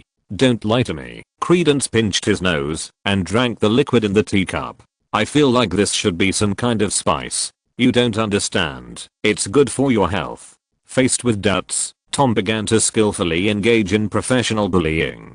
He shook his finger and added water to Credence. Wizards in England only drink black tea because they have only seen black tea, and in the East, there are many similar leaves that are used to bake tea, such as this kind of tea, which is called white tea. I always feel that there is something wrong. Credence did not doubt him, drank the liquid in the glass again, turned his head, and shouted into the woods. Yes, that's it. You must practice more. You didn't even look at it. Tom raised his head and looked towards the woods. Adele's activity place was blocked by dense trees, so he couldn't see clearly at all. He squinted at Credence and said, "It's irresponsible of you to do this. If you let Nar know that you are so foolish, he will keep it to make you look good. This is just a way of education. After all, even I don't know what real magic looks like. All the obscurity needs is approval, and the magic power of obscurity will help him accomplish all this." Credence spread his hands and looked at eyeing Tom's cup. He yelled strangely, "Why is the drink you gave me different from your own? This is another kind." Tom covered the teacup with his hand without changing his face, while Royner, who was standing next to the two, was already laughing so much that he couldn't help it. If I hadn't known him, I would have thought that Nelson was an oriental wizard. Roy leaned on his chest, giggling. This tradition belongs to the East and is brought about by regional plants. I see. Credence obviously believed in Ravenclaw's wisdom, picked up the hot teacup, and drank it down again. But, I haven't finished yet. Roy raised his eyebrows. Obviously, both of you are laymen. Tom, what you drink should be called peppermint water. As for Mr. Bulburn, basil leaves are a ray spice, usually with tomatoes, poured over pizza and things like that. Both Tom and Credence froze, and Credence even clenched his fist, but he quickly relaxed and murmured, "Fortunately, at least we didn't drink right." "There are still some differences," Roy said with a smile covering his mouth. "Mint water is obviously much better." Tom shot up at the table with such momentum that everyone and a tree was stunned. Just when they thought Tom would offer some insight, he had already turned into a cloud of black smoke and disappeared towards the south of the forest. "I knew it." Credence followed and rushed out. "Okay, it's a pity that this Liho burned good water." Royner shrugged and sat on the seat before Tom. He pulled 2 leaves from his shoulders and threw them into the pot, staring at the pot with his chin in a daze. In the distant forest, a tree suddenly bent down, stretched out a branch, and poked Adele's shoulder, interrupting her practice. Royner's voice came from a trumpet-shaped flower. "Little girl, can you come over here? I think that as an unconventional wizard, my experience may be of some help to you." Credence and Tom were chasing in the forest. Both of them felt depressed and urgently needed to vent their hearts. A combative wizard and a silent person. For them, a hearty and uninterrupted duel was undoubtedly the most suitable means of entertainment. So when they gradually moved away to a distance that Adele couldn't perceive, Tom stopped first by the white beach, where Krakow's teleportation stone plate was hidden. In the billowing black smoke, he eagerly looked at Clay. Dens raised his chin and said softly, "I rarely see opponents who can fly. I do know that many silent people can fly, but you are probably the only wizard who can fly without a magic wand. Credence smiled. He would not be annoyed by drinking basil leaf juice. Looking at Tom's fighting eyes at this moment, he read the other party's desire for strength. He has already passed the age of longing for strength, but for him at this moment, strength is the only thing he has left. You said the opponent. Then the duel without interruption ended before it even started. Just when Credence was about to declare war, an unusual splash surged in the water on their right, and the two people with keen senses simultaneously looking in the direction of the splash. Even though there was only a calm sea surface and a few floating fish, it was clear that something had popped its head just now. That is, Credence looked at Tom suspiciously, and Tom's attitude towards disturbers was even more decisive than him who had been struggling at the bottom of the world all year round. Tom silently raised his wand, waved it casually, and a streak of red the blackened spell shot casually below the surface of the sea. When the spell was in place, Tom asked slowly, "Who?" Credence looked at Tom in surprise. He didn't expect Tom's shot to be so fierce. Although it wasn't a death curse, it was almost aimed at serious injuries. The sea surface that was hit was already boiling, and those few almost all the swimming fish with floating heads turned up their white bellies. Only one of them was still struggling in the lava-like seawater. He waved his wand again, and a dark electric light hit the churning fish, and it made a poof sound. It bounced from the sea to the shore with a burnt smell, and the transformation magic disappeared. A person who was scorched all over and holding a cane was constantly twitching, and black smoke was coming out of his body. Only the rolled up white eyes were the only different colors in the whole body. Credence was a little worried. Who is this? In case it's an acquaintance. Tom squinted his eyes and slowly floated to the side of the visitor, waved his wand to suspend his body, put him in a position close to himself, but lowered his head and squeezed out a question through his teeth. "Dagale, how did you know we were here?" Giggle. Dagu's severely burned throat could no longer make a normal sound. He struggled to twist his limbs, trying to perform a proper wizard salute, but the poisonous snake spit out from the tip of Tom's staff. He was bound tight, poisonous venom flowing from his shoulders to his limbs. Credence didn't recognize the wizard businessman in front of him. Although he couldn't see who Tom was catching, he could see the anger gradually accumulated in Tom's eyes. Obviously, the two had a past, and he was useless asked, just looked in the direction of the forest worriedly point after Tom called out Dagu's name. Credence didn't pay too much attention. He knew that Dagu, who was captured at the moment, was just a body that could be discarded at will. Dagu tried hard to squeeze out a smile, and then, he rolled his eyes and lost his breath. And this body that he didn't know where to put together quickly turned into a pile of meat lumps made of feathers and minced meat. During the rapid decay, pieces slipped from the snake's binding, and before they fell to the ground, they exploded into puddles of foul-smelling gas and dissipated.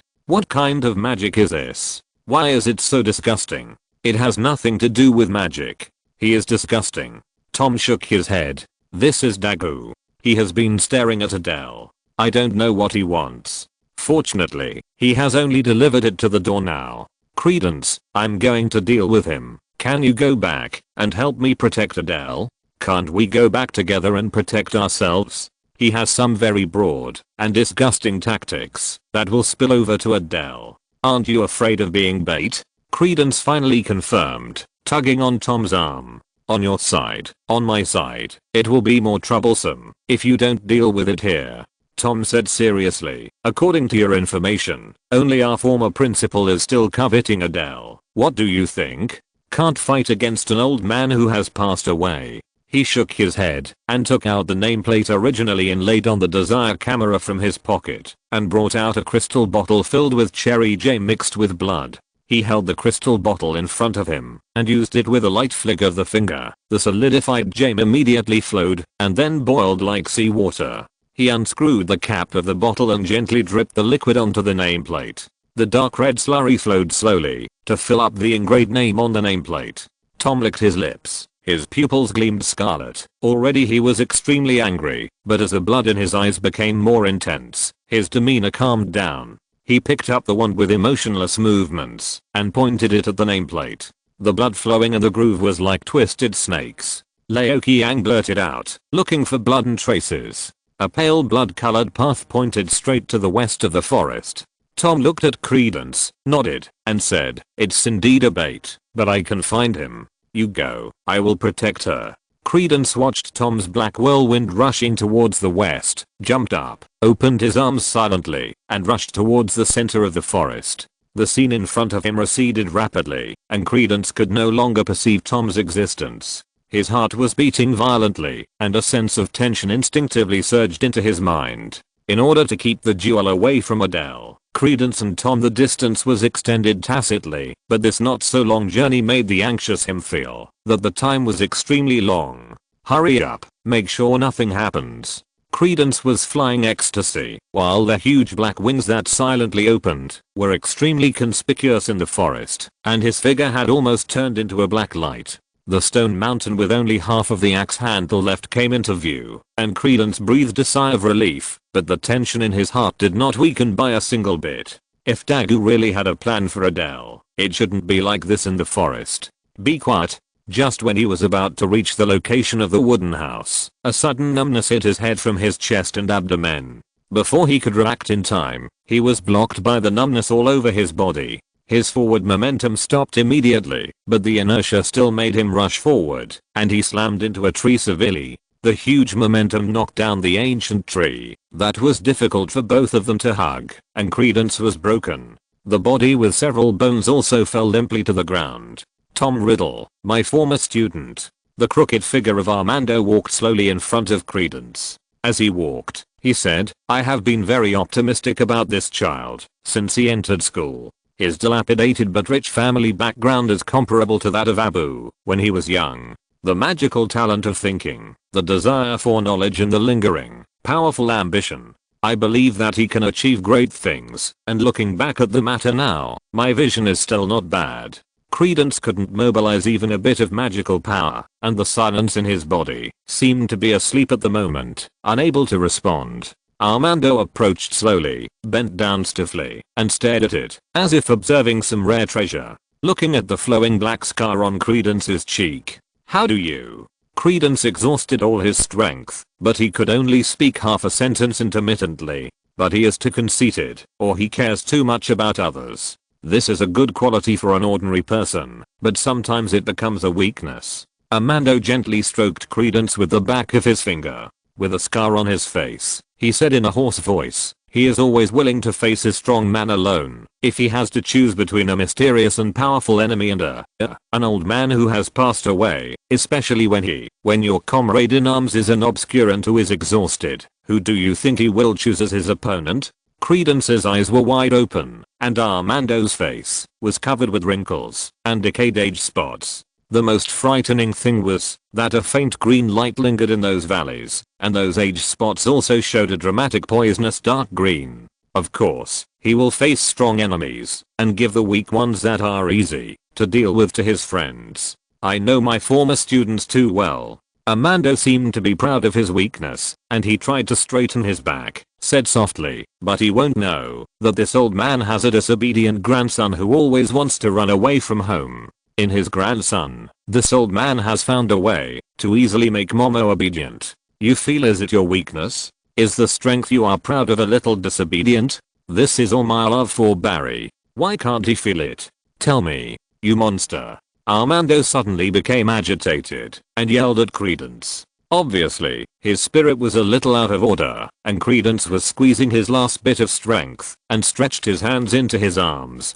"But Barry will definitely like Grandpa's gift." Armando's tone suddenly became gentle again. "Grandpa is so strict. It's all because of you. But you, what are you doing? What tricks do you want to do? Lie down and be obedient." Noticing Credence's movement, he jabbed his wand hard in the shoulder and quickly began to feel sorry for himself again. Credence looked behind Armando, and he was relieved when he saw the towering giant tree growing out of thin air. Royna had already sensed the danger. At least Adele was safe for a short time. "You monster, you are too weak." Armando shook his head and said regretfully, "When I catch that little thing, Barry's illness will be cured." You're dreaming, haha, Credence sarcastically said, having accumulated some physical strength. No wonder your grandson has become a silent man, and even recognized Grindelwald as his father. Are you pissing me off, young man? Amento became calm, after being overjoyed and sad.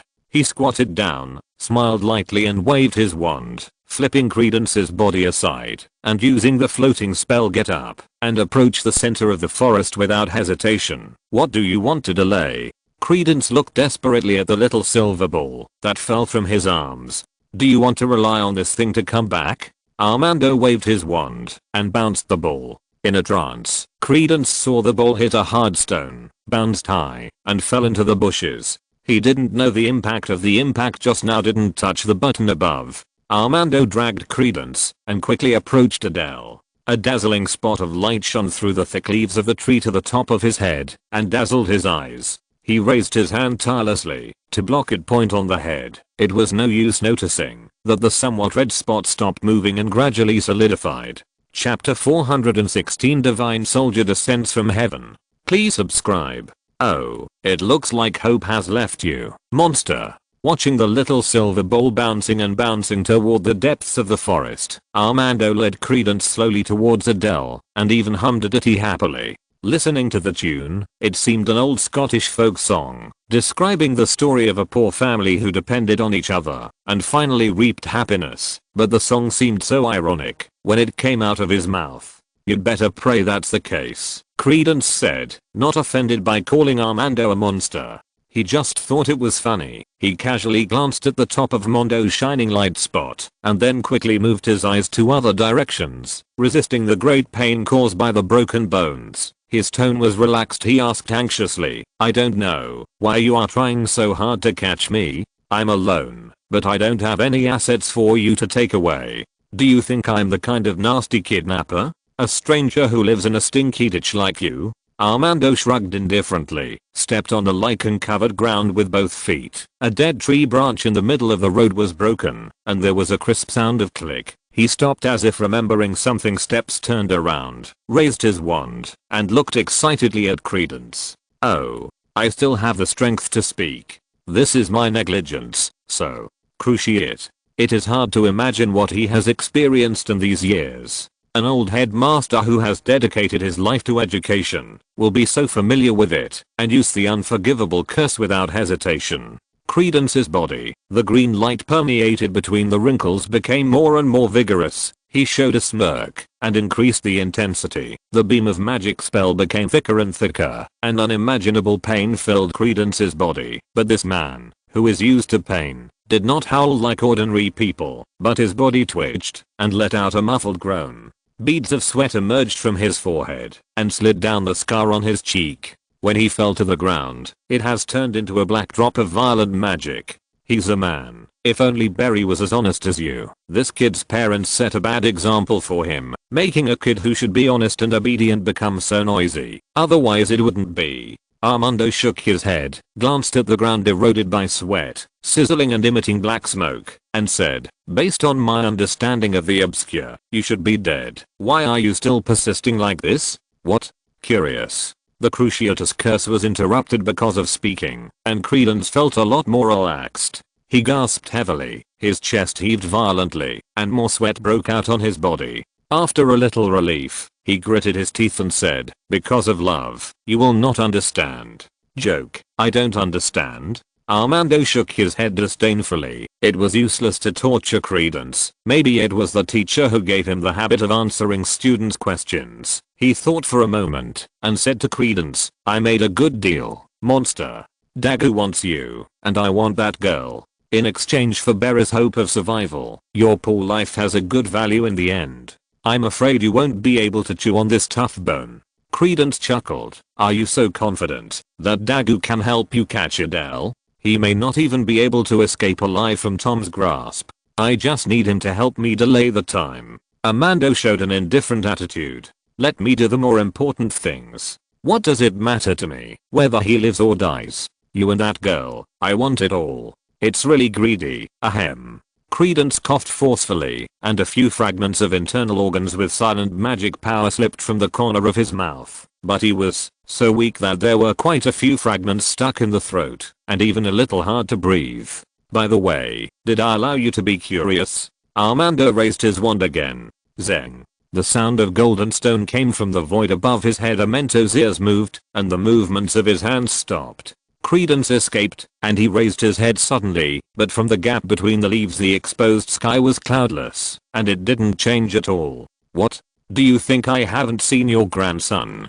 Credence, who was suspended in the air, spat out a mouthful of black phlegm mixed with blood foam, and sneered. Are you still kidding yourself? He can become that ghost. It's all thanks to you. I have seen him kneeling on the streets of Nurmengard and twitching, the silent magic power rushing into his body. You are right. He is a good boy. Even in the magic riot sometimes I can't bear to hurt the people around me. I just let him silently gnaw every muscle of him, bite off every bone of him, and suck every drop of his blood. Enough. Armando snapped, and his loud retort even startled a group of birds in the forest in the distance. Don't try to provoke the relationship between our grandparents and grandchildren. What happened to Barry was all caused by Grindelwald. I was just incapable of rescuing him. I don't have the ability to persuade children who run away from home. Credence snorted coldly. Although the power of silence was blocked by Armando in some weird way, his innate destructive power without weakening in the slightest, he spit venom from his mouth unscrupulously, trying to use mental attacks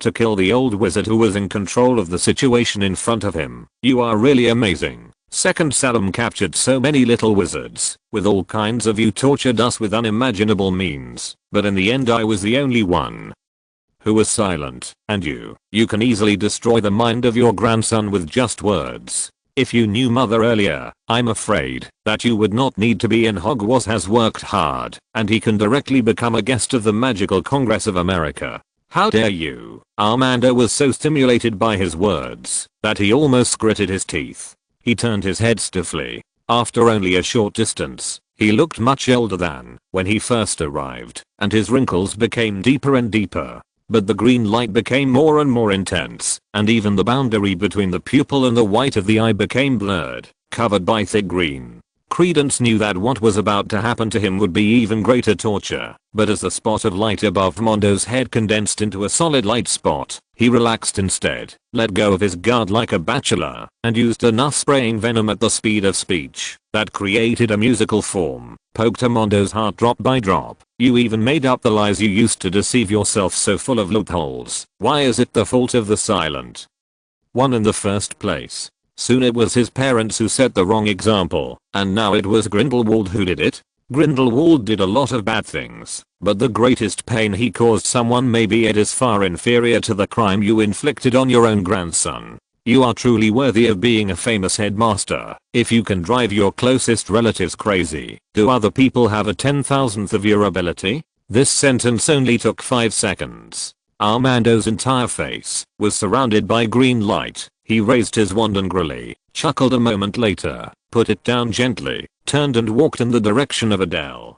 Do you think I will be fooled? Do you think there is any point in delaying the time?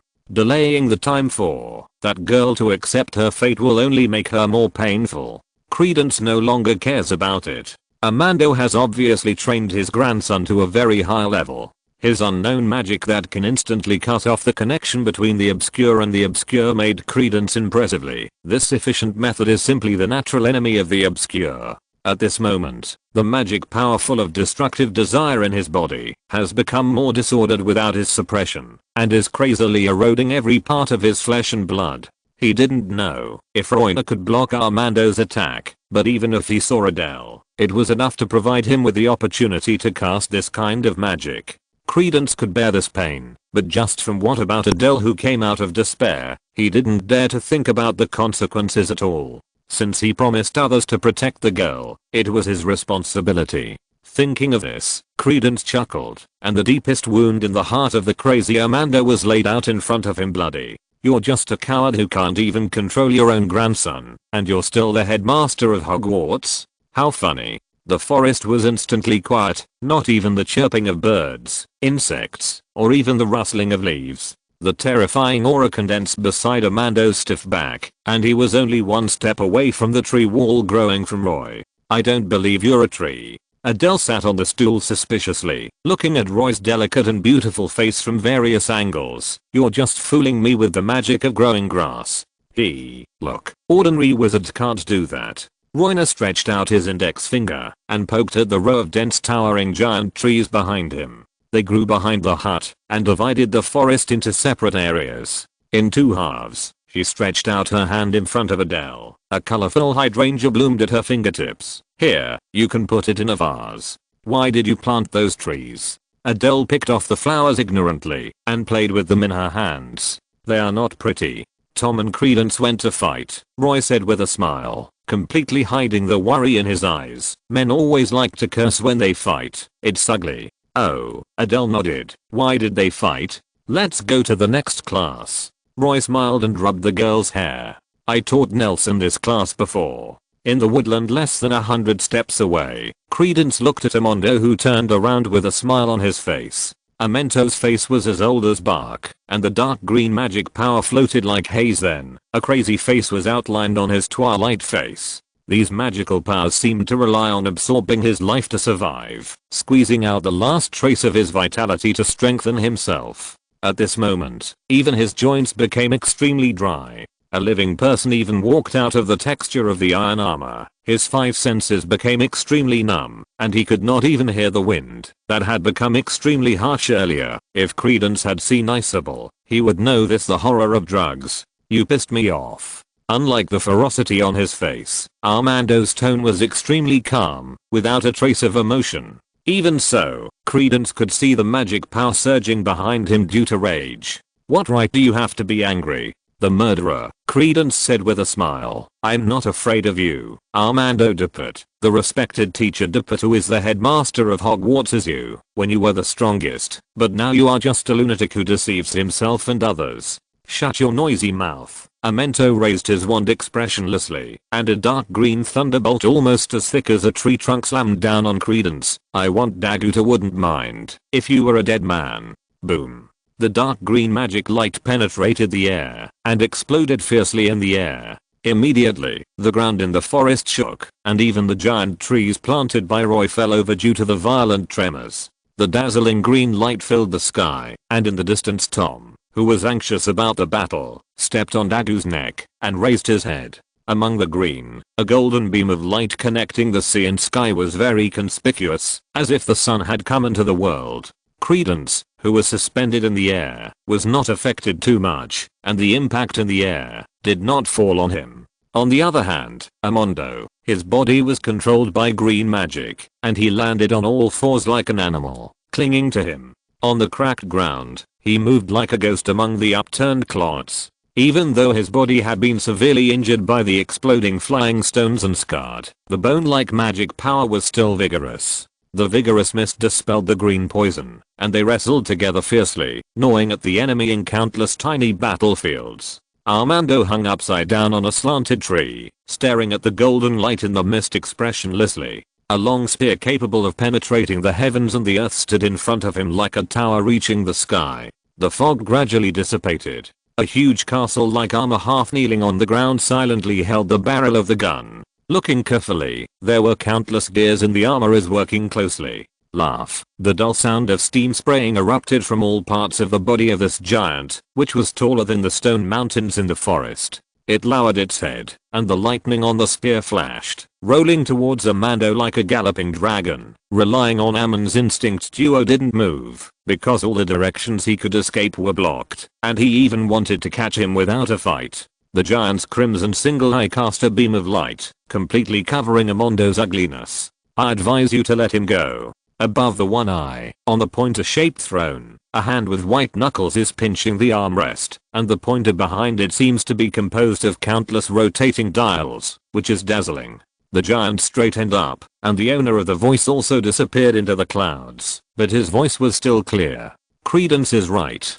Professor Duppert of Hogwarts is dead." "Where did you crawl out from?" "Under the giant's feet. The cobweb-like impact scars in the fallen trees around it show its majesty in the world." Please subscribe, recommend, and collect monthly tickets for awards. Chapter 417. How much will you buy your life with? I cannot help but mourn your fate, Professor Duppert. Nelson held down the armrest and stood up from the throne. His face hidden and the mist was also clearly exposed in front of the two people on the ground. Armando straightened his waist in a strange posture. Armando stood in place, motionless. The arc splashed from Alexander's body seemed to be able to predict his actions, firmly blocking his possible dodge direction, and Armando did not dare to disapparate to escape, because he could clearly see he felt that in the misty mist, there were countless angry eyes staring at him, waiting for him to make actions that he shouldn't have, and crushing him into powder in the next moment. Sorry, Credence. Nelson's voice sounded beside Credence. I'm late. Sooner or later is the same for me. Credence forced a smile. As long as Adele doesn't get hurt, it's not too late for you. Seeing the face he had been using for a long time, Credence closed his eyes in a relaxed manner, and then, a column of smoke condensed from white mist fell from the air like Jack's pea vine, quickly engulfing Credence stretching C's waist. He felt a burst of coolness and comfort. The constricted magical power slowly loosened, and even the silence in his body changed from a manic and restless state to peaceful.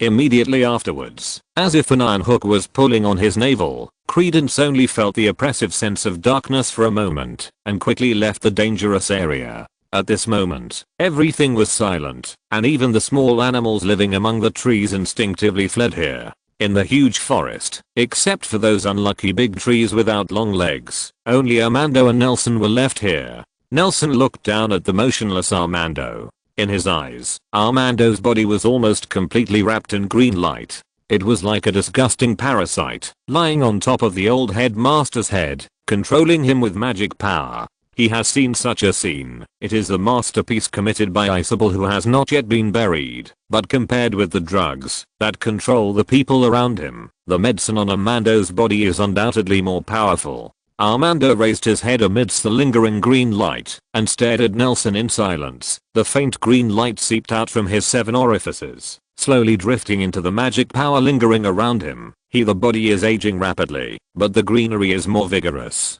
Is this going to fight till the end? For an illusory hope. Nelson sighed, held down the brim of his hat, leaned forward, and jumped. In Armando's sight, the hem of Nelson's windbreaker lifted by the wind was like a pair of wings, standing in the sun above his head and swooping down. The rune spinning around his body was spinning like a complicated dial, and his silhouette was like a light feather, hitting every inch of the breeze, hovering in the air just right, and stepping on every steam that Alexander's body spewed just right. He didn't use magic like the floating spell, and didn't even make too much with too many movements. It floated down like fallen leaves. When he was about to approach the ground, Nelson's weightless body suddenly curled up and rushed into the steam ejected from the duct at Alexander's ankle. Then, a pure white cat jumped up and gently touched the top of the steam. With one step, he leaped in front of Mando lightly, stood still in the form of a human being, pointed the long sword obliquely at his feet, and this sharp sword, that was constantly circulating, was in the process of changing all the time. Even if it is extremely gorgeous and radiant, it is not enough to cover up the incomparably sharp spirit of the sword bearer. Hogwarts. Teaching students to survive with wands. Armando lowered his head and murmured softly. His voice was hoarse to the extreme, as if squeezed out of a rotten vocal tract. Even this trembling body seemed to be about to collapse, but Nelson didn't dare to underestimate it, because the active level of Mondo's magic power has even surpassed all the wizards he has ever seen. With the help of Isabel's secret medicine, Armando burned his own life and desperately put the last remaining wizard to death. I pinned my thoughts on this hope that seemed meaningless to anyone. I cherish my wand very much, Professor Dippet. Nelson shook the hilt, and the parts that make up the sword were scattered and suspended in the air. The black walnut wand hidden in the hilt was shiny, looking like a having just been waxed. He raised his wand to his chest, letting the irreversible parts float in the air and combine with each other to form different shapes, staring at Armando's eyes with only a trace of reason, and said softly, I really want to let me tell you, I'm willing to let you go. I'm willing to send you to find Barry, so that you can have a chance to reconcile with him, and the life like a candle can bloom beside the only relatives left. But I don't miss you. I think so too. Armando, who was on the verge of collapse, cherished words like gold. I can't make a decision on behalf of Barry, nor can I forgive you for Credence's injury. Nelson took off his hat and nodded slightly. The headmaster of Hogwarts must not want to leave in ruins. This is what I would like to give you. The greatest mercy. Berry, Amando, who was burning with life, seemed to have regained some sanity. He saw the firm and suppressed anger in Nelson's eyes, so he gave up those meaningless tricks and did not fight those school-related feelings card. Just said indifferently, I sent Barry a portrait. He should not be willing to open those packages. I asked someone to draw it before.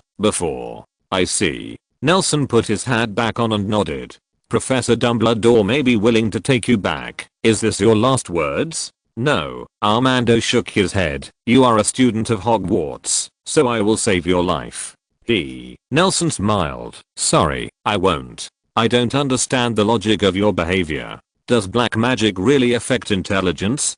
Tom stepped on Dagu's neck and waved his wand slowly like a band conductor. The invisible sharp blade slashed his chest with blood, and it was not filled with animal flesh like the Dagu he encountered before. Seeing the scene of blood splattering, not only did he not feel sick, but he licked his lips, as if enjoying the feeling of inflicting pain on the enemy. Even animals know that predation has to pick on weak opponents. Do you guys like to challenge the limit so much? Dagu lay flat on all fours on the gravel-covered ground. 4 spindle-shaped cones made of magic power pierced through his wrists and ankles, nailing him firmly to the ground, and countless poisonous snakes were on his body crawling around, spitting out the letter from time to time, licking his exposed skin. Their eyes revealed the light of hunger and thirst, and it seemed that they would swarm up and eat Dagu up. In the next second, around them, the original lush trees disappeared. Only some sporadic wood residue scattered on the charred ground, and small but bottomless valleys appeared on the originally flat land. Tom was in better condition than the disfigured Dagu lying on the ground, but he also changed his clothes. It was obvious that an extraordinary battle had just happened here. Tom thought that this annoying magic merchant was just good at using clones and tricks to escape, but he didn't expect that he would be so difficult to deal with in frontal battles. Some of his and Nelson's former opponent's special spells also appeared in the treasure bag like a treasure bag on him, and the magic he has mastered has even exceeded the limit that most wizards can learn in their lifetime. But even so, judging from the results, the final winner was Tom. He went through a fierce battle and even had to use several kinds of magic that Nelson strongly opposed to him to defeat this opponent. What do you want to express? Even though people were slashing and I was fish and meat, Dagu still showed the self-cultivation of a profiteer, squeezed out a signature smile, and asked with a twitching corner of his mouth. You know, why do you always trouble us? Tom frowned, looking at the beams of light in the distant sky, and said impatiently, in fact, whether you want to dominate the world or use power, now I don't even want to meddle in these disgusting nosy things. Why do you always get used to stretching your dirty hands around us? There are so many things in the world for you to harm, but why do you like to hit stones with pebbles so much? Take Adele, come on. There are so many obscures in the world. Why do you like to stare at an innocent little girl? If you ask me, go to Newt Scamander and buy some goods. Use those magical animals as your disgusting. Wouldn't the cost of the experiment be much lower? Isn't a wizard the most perfect magical animal? What's more, a person with power will never be an innocent little girl. As a businessman, my purpose is to provide my customers with the best goods and services, Dagu said with a relaxed smile. As long as you pay the right price, there is nothing you can't buy, and there is nothing you can't sell. So did you buy it?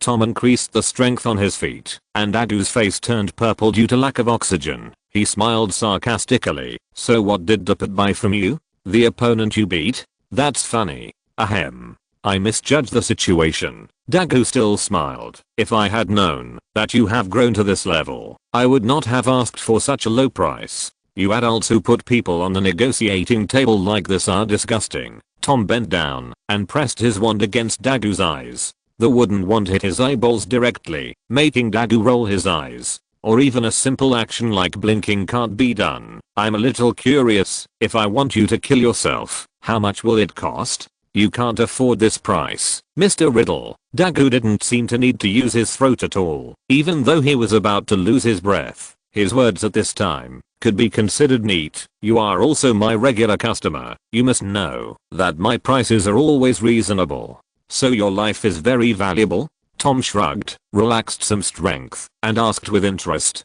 Of course. Very well, then, what price will you give to keep your dog's life? Seeing that Dagu wanted to say something, Tom waved his wand, and the deathly black light with a touch of blood penetrated his body, and the pain that hit the soul directly made Dagu's body twitch and struggle like a fish just caught by a fisherman, but unable to move under the unbreakable blockade. Tom let a small black snake crawl on his hand and turned into a black glove, as if he didn't want to get dirty. He patted Dagu's cheek lightly, doing with a smile similar to that of Dagu. He said in a cold voice, I'm also your regular customer, you must know that. If it were Nah, he would definitely not talk so much nonsense with you. This is to keep you. This precious opportunity for life must be firmly grasped. Avada Kedavra. Armando held up his wand, and it was heavyweight when he shot it. Nelson thought he had seen many dark wizards, including the Dark Lord Grindelwald, and he had never seen such a person who threw the death curse around. The stereotyped Armando's image was quite different, but he did not dodge, and he didn't even blink his eyes in the face of the green light rushing towards his face. Snapped. A slight electric arc flashed by, and Armando's spell happened to hit a flash of lightning that lingered around Alexander's body. Armando narrowed his eyes and raised his wand again. This attack and defense was repeated for many rounds, each time ending with Armando's spell hitting something unimportant, such as a part of the sword that Nelson had scattered earlier, a stone splashed by steam, a cloud of seeing the lost fog in front of him. The sense of peeping in the fog became more and more intense. He thought that, after taking the medicine, his magic power had become stronger than that of his protege Dumbledore, but he didn't expect to fall into such a frightening situation. What's even more frightening is that every spell was properly dispelled. The probing spell hit a stone, and the attacking spell was swallowed up by the mist, as if every step he took was stepping on the script created by the enemy. In a daze, he even saw faint footprints appearing on the ground, and every step he took upside down fit right into the outline he had drawn earlier. Armando's body was shaking, and the overdraft of the potion had made him unable to even stand upright. There was a huge sound in the sky, but there was nowhere to display the magic power. The situation that was originally thought to be resolved quickly has even become like a running account. Uninteresting. A series of spells that go nowhere are like a clown's burlesque, and Nelson on the other side has driven him into this hopeless situation without even attacking. Nelson even showed a disappointed expression, and kept saying too much difference and other sentences that made Armando extremely ashamed. He wanted to fight to the death. But every time he condensed huge magic power, he would be smashed into the air by the giant behind Nelson like a fly. He just felt that he was like a marionette, and even if he used the spell of dying together, it was just a joke in the play. No, I can't die. Very still. Armando couldn't even utter a complete sentence. He lost consciousness, leaned back, and fell into the mud. The astonishing green magic power entrenched in the air collapsed like a sandcastle in the tide. Chapter 418. The Death of the Principal. The muddy ground was covered with moss, and the body of the fallen Armando was also covered by the filth splashed up. Nelson was silent for a moment. This battle was not as close as he imagined. In his perception, the headmaster of Hogwarts could be equal to a Dumbledore, but now it seems that he was just playing tricks. Just a delirious old man. So that the news that he successfully used magic to predict the opponent's actions for the first time in battle has become tasteless now. He was puzzled as to what a once respected headmaster had gone through to turn into this inhuman and ghost-like appearance. In the bunker of the Home of Love, the one who seemed to be the psych's sister in the memory read in the mother's mind, the decent image of Mando seems to be incompatible with those ghosts and monsters. What kind of role did he play? All kinds of doubts gathered in Nelson's heart, and his joy of easily defeating a powerful enemy was washed away. After thinking for a moment, he walked towards Armando. There were some sharp broken stones scattered on the ground, and a slender stone happened to penetrate through the back of Armando's head when he landed on the ground. Green mist quickly seeped from the wound on the back of his head, and was soon dissolved by the mist of mist. Despite such a fatal wound, Armando did not shed a drop of blood. He was literally drained dry by Isabel's potion. Nelson took off his hat and held it to his chest. The old headmaster was beyond help. Suddenly, Armando's folded eyelids trembled and his lips moved. Nelson turned his ears and listened carefully. My portrait. Is it Barry's? Armando's eyes had completely lost their luster, his chapped lips were murmured, and he spit out a broken sentence as thin as a mosquito. Nelson didn't speak, just took off his hat and silently watched the once respected old headmaster. It's time like this. Do you still care about your posthumous name? Nelson felt a little contemptuous in his heart, but this impatience just disappeared in his eyes. He simply sat down in the mossy mud, and patiently after hearing Armando's last words, infinite desolation arose in his heart. Is the end of life spent with the enemy? It's really sad. If he is willing to let me accompany him, can you please say something nice for me? You are Barry's friend.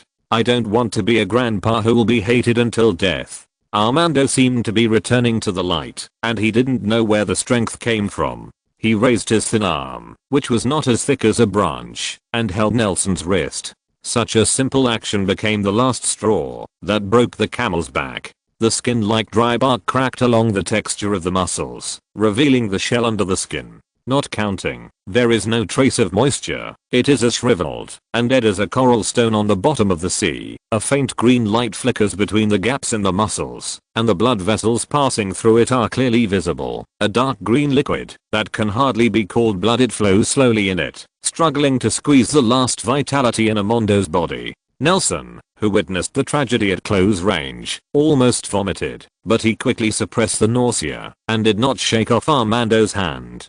From this withered hand, he could not feel any malicious and crazy. I only felt the last trace of nostalgia for the world from a dying old man. Don't you need me to give the portrait to Dumbledore? Nelson shook his head and asked softly. It seems that you also feel that it is impossible for Barry to forgive me, not to mention, if my behavior is made public, then Hogwarts will lose all face. Armando shook his head. The skin on his body also cracked. At that time, if I can be placed in a Hogwarts storage room to accompany it, it will be the best ending for me. I'll tell them the truth. Armando let out a sigh of relief from his chest, as if some unbearable burden had finally fallen to the ground. Maybe in the eyes of all of you, I'm an incompetent grandfather. Maybe only Barry can judge this matter, Nelson said softly, and there was no expression on Armando's face, but Nelson could also feel his wife's smile. But at least you were a competent principal before. I'm not. I'm too strict with you guys. I made too many strict school rules, and even allowed the administrators to physically punish students, although Og, a good old man, has never done that before. When Barry was young, he was an excellent kid like you, but he was different from most wizard kids. He always carried us behind his back and secretly went to play football with Muggle kids in their schools. You know, it's the kind of game where you kick an inflatable leather bludger with your feet. Armando's thinking has become a little fuzzy, and he didn't even realize that Nelson, who gave him the desperate confrontation, was no longer a child. His face shone with the glow of happiness that was deep in memory, and those faint blushes were even enough to penetrate deep into the marrow of his bones. Temporarily expel the green mang. His idol is Delacey Duant, and his dream is to become a healer like her, so that everyone can be free from disease, because his mother died when he was born. So I never had the chance to watch him play football. Nelson felt a little depressed in his heart. He stretched out his other hand and put it on the back of the old man's hand. The fire in Armando's eyes seemed to be extinguished at any moment, but he seemed to want to finish the story. Although his mother was a little sick and unable to go out, our family was considered a wizarding family that everyone envied at that time. I had just become the headmaster of Hogwarts, and I was in the limelight at that time, and my son being an aura in the Ministry of Magic, you can be called a young talent. Barry is also a cute and well-behaved child. If only he can get rid of that bad habit of kicking the ball on the back of the guests, it would be great. I've never seen him play football. I didn't know he had this talent. Nelson responded to Armando's topic, holding a small black ball with a sacred symbol in his hand, hesitating whether to call Barry. He should never be able to play football in this life. It's my fault. I shouldn't blame all this on a child. Armando rolled his dry eyes, and Nelson couldn't judge such eyes at all. Can you see something? The one in your hand. Is it a tool to contact Nermingard?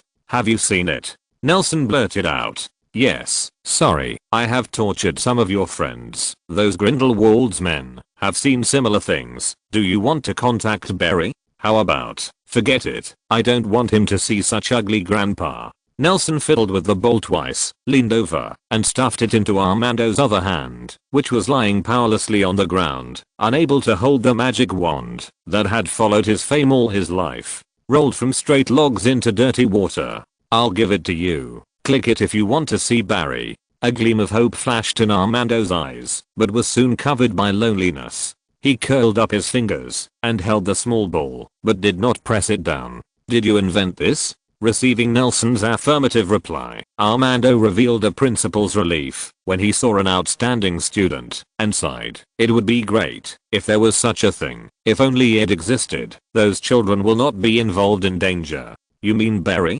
Yeah. Are you willing to listen to the old story of me, an old man who has done all kinds of evil things? Anyway, you have heard so much, and I have no one to tell. Armando said to himself. Continued. Barry was not worrying when he was a child. He always sneaked out of the house to play football. In order to show his mother his skills, Barry even wanted his father and me to accompany him to perform at home. Nelson couldn't help laughing when he thought of Armando galloping like a referee on the pitch with a straight face and wearing shorts. In order to fulfill his wish, my old bones even learned the rules, and I was hit by the ball on the grass every day, Armando said with a hard smile. Later, on the day before the exhibition match, Barry proposed go find those little friends and come together. You may not know that a football team needs 11 people. It takes so much. Nelson continued following Armando's words. If he had skin on his face at this moment, it must be the last flush of the light. Yes, but he went, and didn't come back until the next morning. Nelson's heart tightened. Yeah, what does a child know? He proudly told his friends about his identity as a wizard, and showed them the ridiculously simple magic, such as turning a mouse yellow. Armando's tone was more that's a damned Muggle church school. When Barry's father found him, he was hanging on the cross, accepting that damned purification and damned baptism. Nelson remembered that Father Claude had told them about the Scottish church bombing many years ago, and he could already imagine what Barry had suffered, because the green magic power on Armando's body suddenly swelled up, and the explosion was even stronger than it was at the beginning. The power for Laura quickly died down, because his oil was exhausted, and this excitement accelerated his death again, and his body twisted loosely like a shaking building block. An aura who killed an entire church and blew up a street into a pit. Do you know what that means? Armando said with a hint of tears in his tone. He took the child back God home, wanded himself in front of me. Barry's mother saw it, and the day before he performed to his mother, he was a child without a mum and a mum. That's why I was so strict with him, and even with you. Now that I think about it, I shouldn't blame this on a child. Showing off to my friends is such a normal nature. Armando wanted to cry, but the dry body no longer has any moisture. I was immersed in the majesty of the principal, immersed in the reputation and authority, but I didn't know that for Barry, I was the only relative he could rely on. Indeed, it was me who made him into a silent man. Sorry, Professor.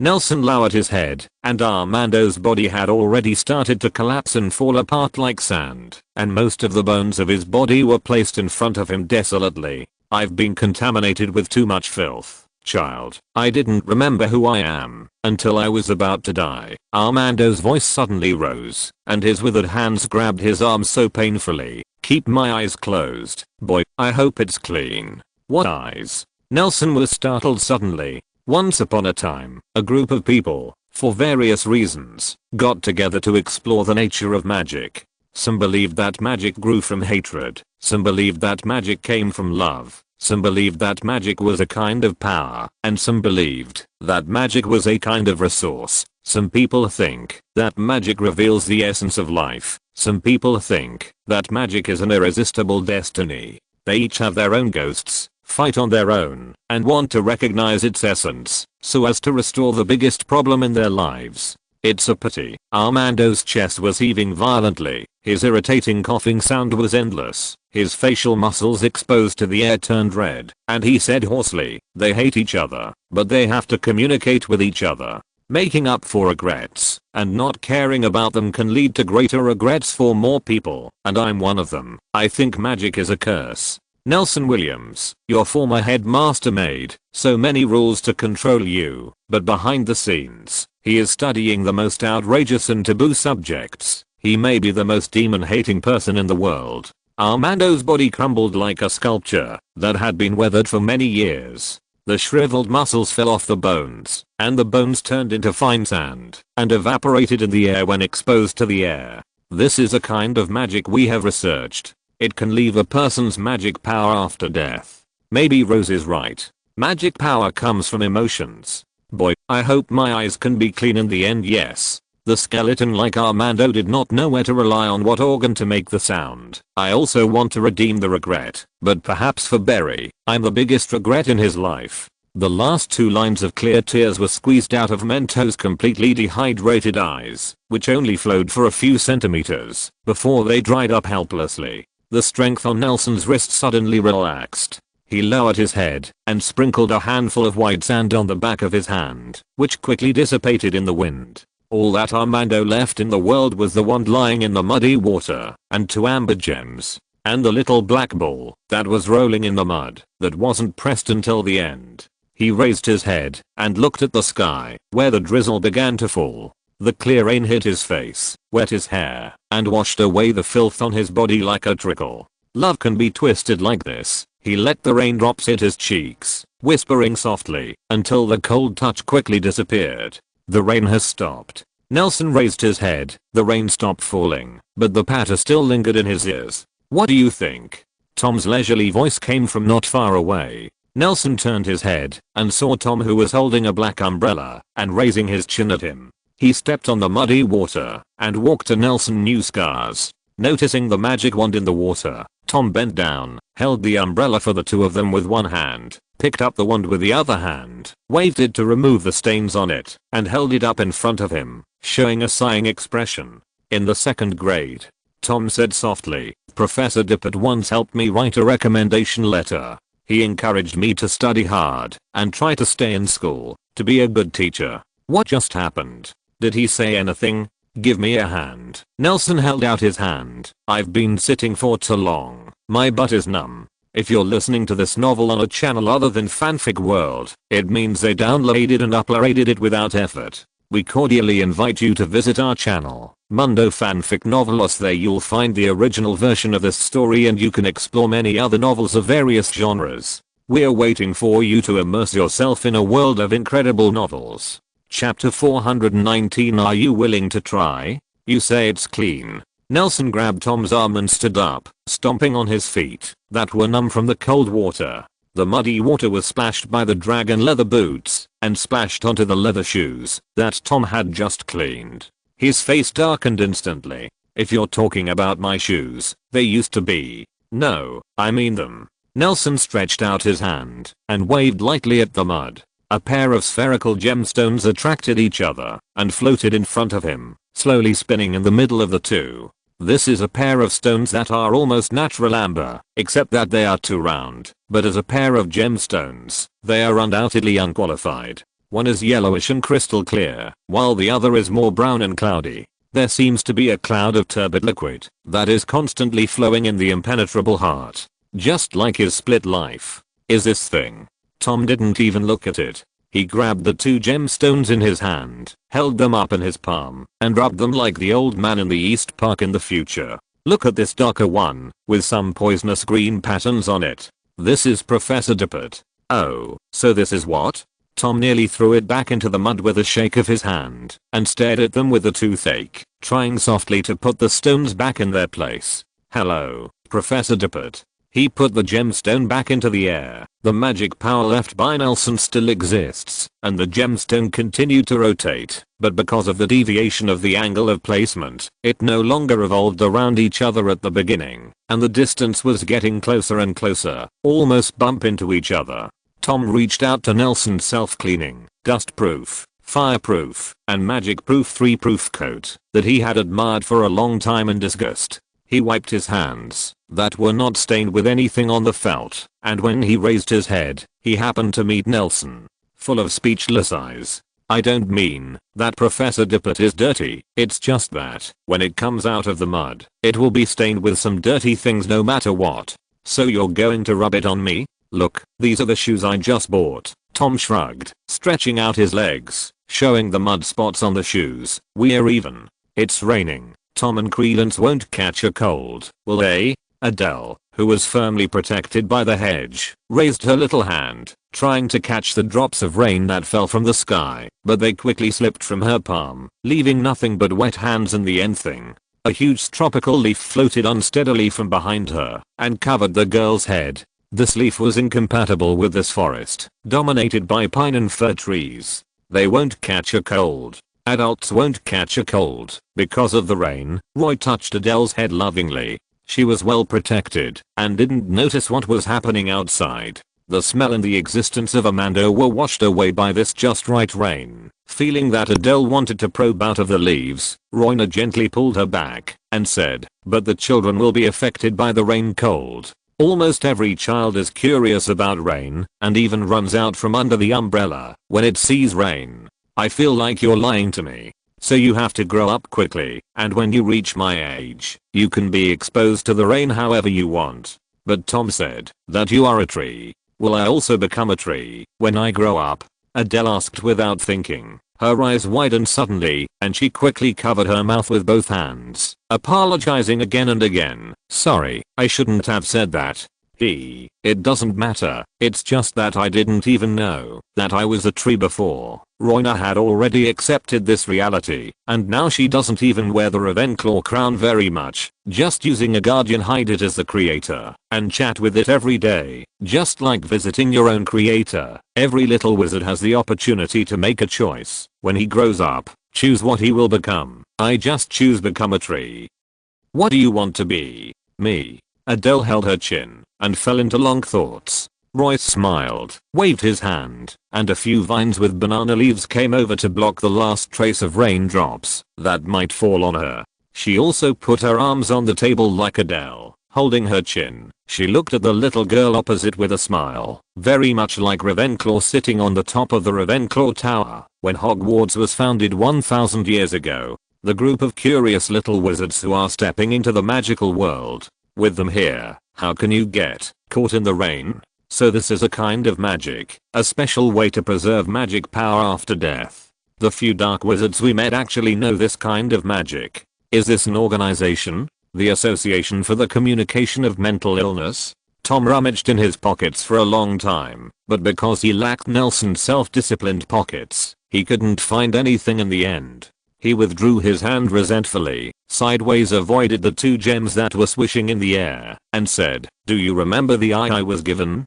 It looked exactly like Professor Duppert, the blue eye." Blue eyes? Something different? Nelson squinted his eyes, and they did look alike, but that eye clearly looked like the magic eye owned by Alastair Moody in the future, and similar looks did not mean that they were a series of things. "I tortured Caractacus Bork," Tom said. "That eye was found in the spellbook handed down by his family, and it was the magic created by his ancestor Hayerbo. It is unlikely that he and the Communication Association you mentioned will have an intersection. The first person to come into contact with him in modern times is Grindelwald, but the accident that caused heavy casualties to the Saints did not happen until after the party you mentioned of." "Yeah." Nelson scratched his head, not understanding what Tom wanted to express for a while. "What I want to say is, why is the final form of this magic an eye? Why not a heart, a brain, or even an empty bottle? If this is artificial, why would they choose the eye if it is natural? And why I'm more inclined to this possibility. After all, none of them died at the time, so how could they possibly know what will become in the end? Why eyes?" Nelson originally thought that this should be a choice question of why eat fish and chips for lunch today, but after careful consideration, he noticed a little strangeness. Eyes are not only the choice of the lunatics who are entangled with him, but also as a frightening sense of verism accompanies his life. Someone will always raise his eyes to him from time to time. So what exactly does it represent? He couldn't help shivering, as if there was a pair of malicious eyes watching him in the forest at this moment. "It may be an image," Nelson said slowly when his mind calmed down. "For human beings, we use our eyes to observe everything around us, perceive other people's emotions, and express emotions through it. As for the nature of magic, I'm more concerned about it. Leaning towards it is an emotional cohesion, so the choice of eye shape was understandable.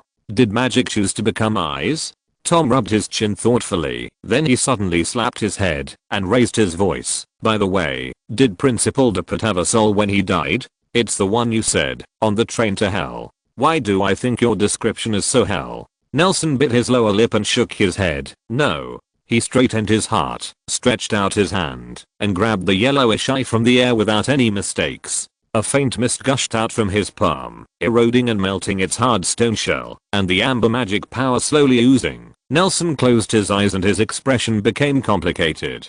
Tom thought for a long time, but he knew very little about the soul after death, so he could only shake his head dejectedly. Damn, can you use your invincible prophecy to think of a way to predict what I will think in the future? It's not a bad idea.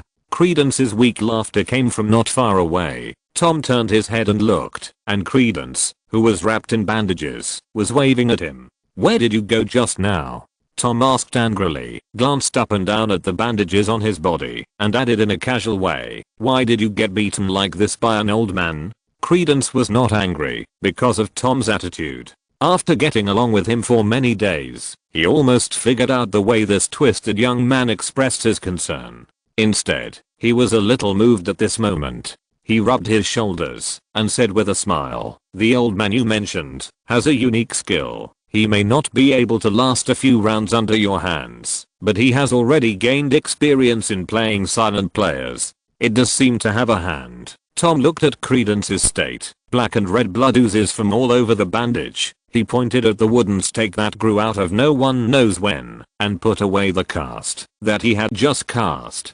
The cursed one said, you take a break.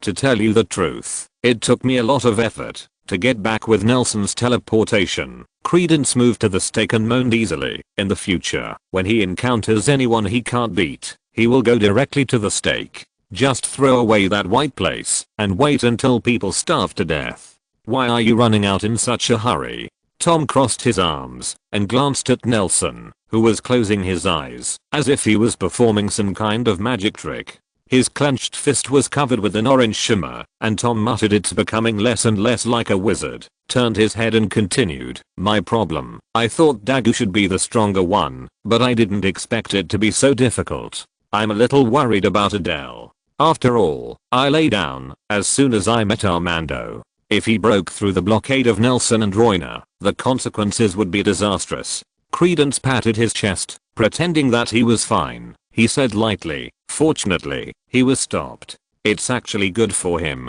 Tom sighed. If Royna, the headmaster who was rejected by the founder of Hogwarts, defeated him in the end, it would be too cruel. Yes. Credence lowered his head. A trace of black blood leaked from the corner of his mouth. He wiped it with his hand, and the black blood evaporated in an instant. Without letting Tom see the scene, he raised his head carefully. Facing Nelson just now, he opened his eyes. Somehow, he actually saw a hint of old age in these young blue eyes. Nelson blinked, and the youthful brilliance returned to his eyes. He looked at Credence's arm that was just about to hide, and said softly, Credence, how are you feeling now? Credence wanted to say it was okay, but Nelson's eyes seemed to have seen through him completely, so he had to sit there silently, shaking his head, without speaking. You're already at a disadvantage, aren't you? Credence didn't answer. How long are you going to hide it? Nelson frowned, and appeared in front of Credence, reaching out to the scar on his cheek, but Credence blocked it. You know why you will he be subdued by one move? Because Memora no longer obeys your orders. I tried my best to turn Nagini back into a human, not to make her a widow in front of your grave. You may explode at any time. Do you know? Do you know what it's like to explode silently? I know. I've seen it. Credence lowered his head and said dully. Tom's face suddenly changed. He thought that Credence was only ashamed because of the defeat, but he didn't expect that this normally lively person had reached this level. He ran to Nelson, looked at him nervously, and said softly, what do you know? Well, Nelson whispered in Tom's ear, that eye told me everything. Tom, Credence is in poor condition, and may die. You don't have to be so quiet. Credence spread his hands openly. Actually, I know my situation very well, so don't put too much pressure on you. For the silent ones, it is a blessing to be able to live to my age gone. But Najani, she knows it too. I never hide it from her. She told me that, if you don't regret it. Credence unloaded the burden on his body and looked up at the sky. The drizzle had stopped, and the warm sunshine shone through the leaves. Gap, sprinkled on his face. So I want to completely eradicate second cell in this hell that could bring others as much pain as I did. Just didn't think of it. You guys are one step ahead of me. So to the last one there, my child, I'm so concerned. I think if she can grow old happily, my life will also seem not so meaningless. Credence. Tom wanted to say something, but Nelson stepped forward, looked Credence in the eyes, and asked seriously, how long do you have? I don't know. Maybe I will die suddenly in the next second. Then please run away. Seeing the dignified faces of Nelson and Tom, Credence said freely, don't worry, I can be at the end seeing Najani back to normal. I feel that this life is enough. I'm hopeless, but you are still young and healthy, so don't be so depressed. It's not hopeless. Tom and Credence looked at Nelson at the same time. Nelson pondered for a moment, then said softly, there is an experiment that exists in the theory. I already have some clues. Its byproducts may solve the problem of Momo. I need someone who can mobilize magic power greater than himself, but failure is far more likely than success. Credence, would you like to try? Yes. Do you want to go down with Najani? Credence clenched his fist, and then slowly loosened it. Nelson saw this action repeated several times. Finally, he raised his head, and the fire in his eyes was ignited again in the dark red blood. I thought, I've got nothing to lose. Chapter 420 Change. Crunch. The swollen corner of the rotten wooden door scraped against the frame. The rusted hinges rubbed against each other with a toothache. It closed inward, opened over the frame, and hit the chair behind the door again toward the street, swing in the direction. Young people are really anxious. Grindelwald sat in front of the bar counter of the tavern, hooked his fingers, and creaked and closed the wooden door that was led by Nelson, who was anxious to leave, but it was a pity that the wooden door was in disrepair for a long time, and part of it had been deformed due to long-term moisture. It couldn't fit perfectly in the door frame, which made Grindelwald, who pursued perfection, frown and simply stopped looking at it. If it was you in the past, maybe you would try to make that door into a regular square.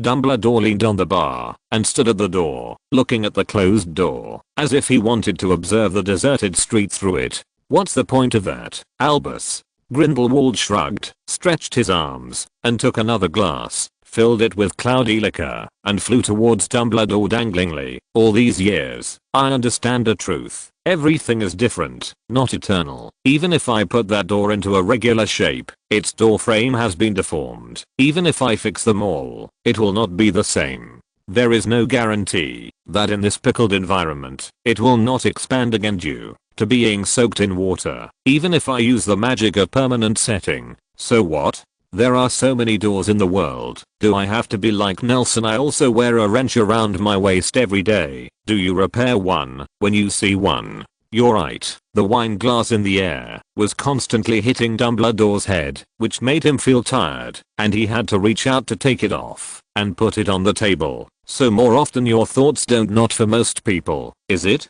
Look at you. You are telling me the truth like a teacher again. Grindelwald picked up the cup on the table, raised his head, and drank it down. The half-melted ice slipped into his throat without chewing. The cold touch rippled from his chest to his limbs. He shivered comfortably, wiped the cup with his hand, and it was filled with muddy wine again. I'm talking about doors. You're talking about people.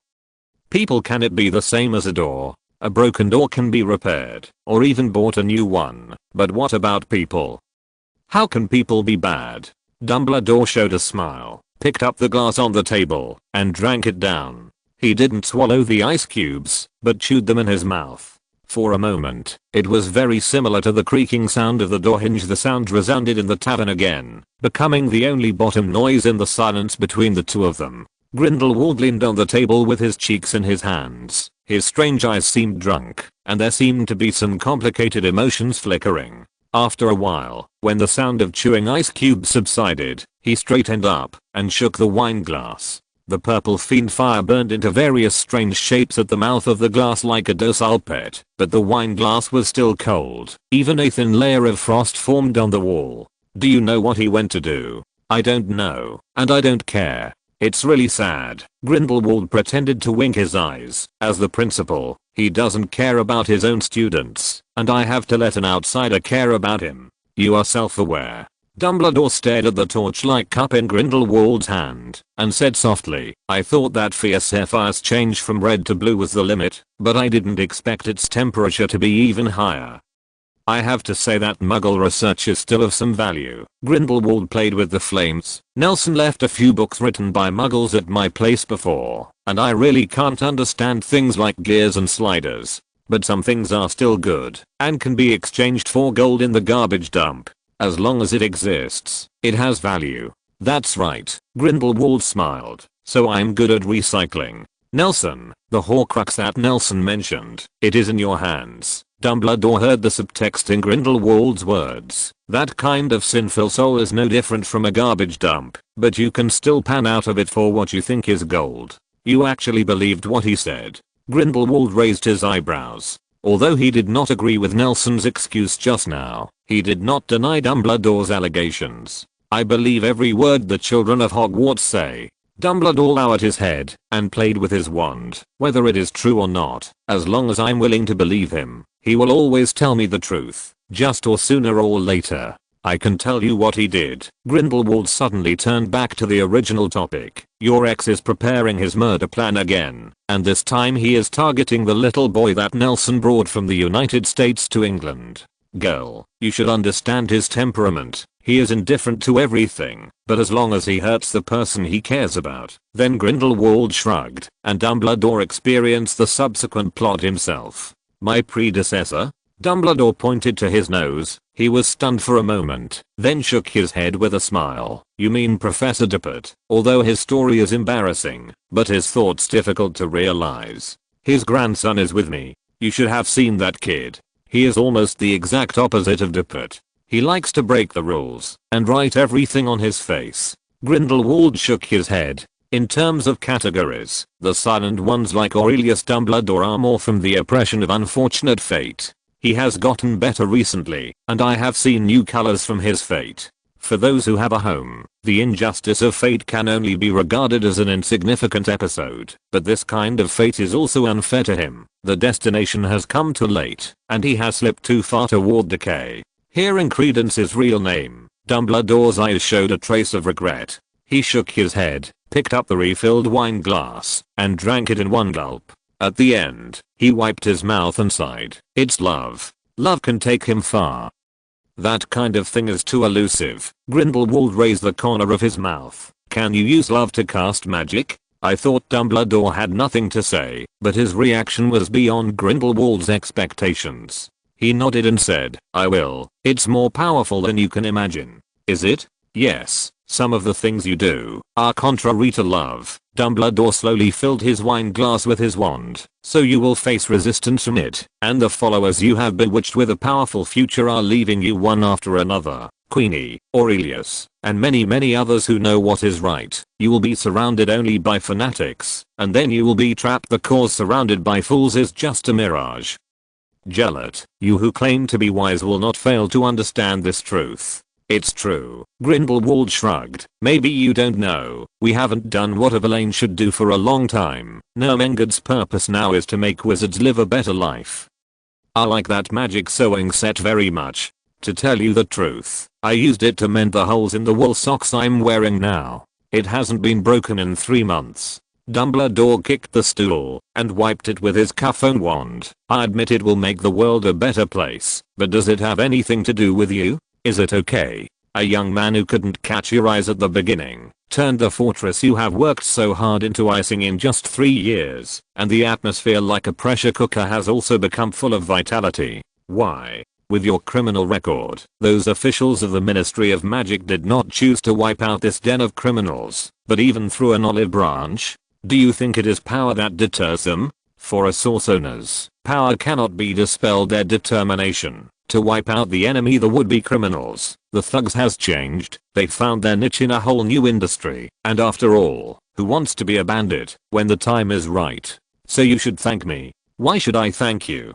Dumbledore asked rhetorically. Did something change after you stripped off this new clothes? Those who still stay with you have already come to the end of the road. I have seen Ermengarde the majestic magic factory, seen its steam and the goods that are transported out all the time. It changed the times, but does it belong to that shell? It's just a hermit crab. When it grows bigger, it will choose a more suitable hotbed. I think this is the change we should encourage, not simply tear it down and build a palace on the ruins that is exactly the same as before, but with a different door.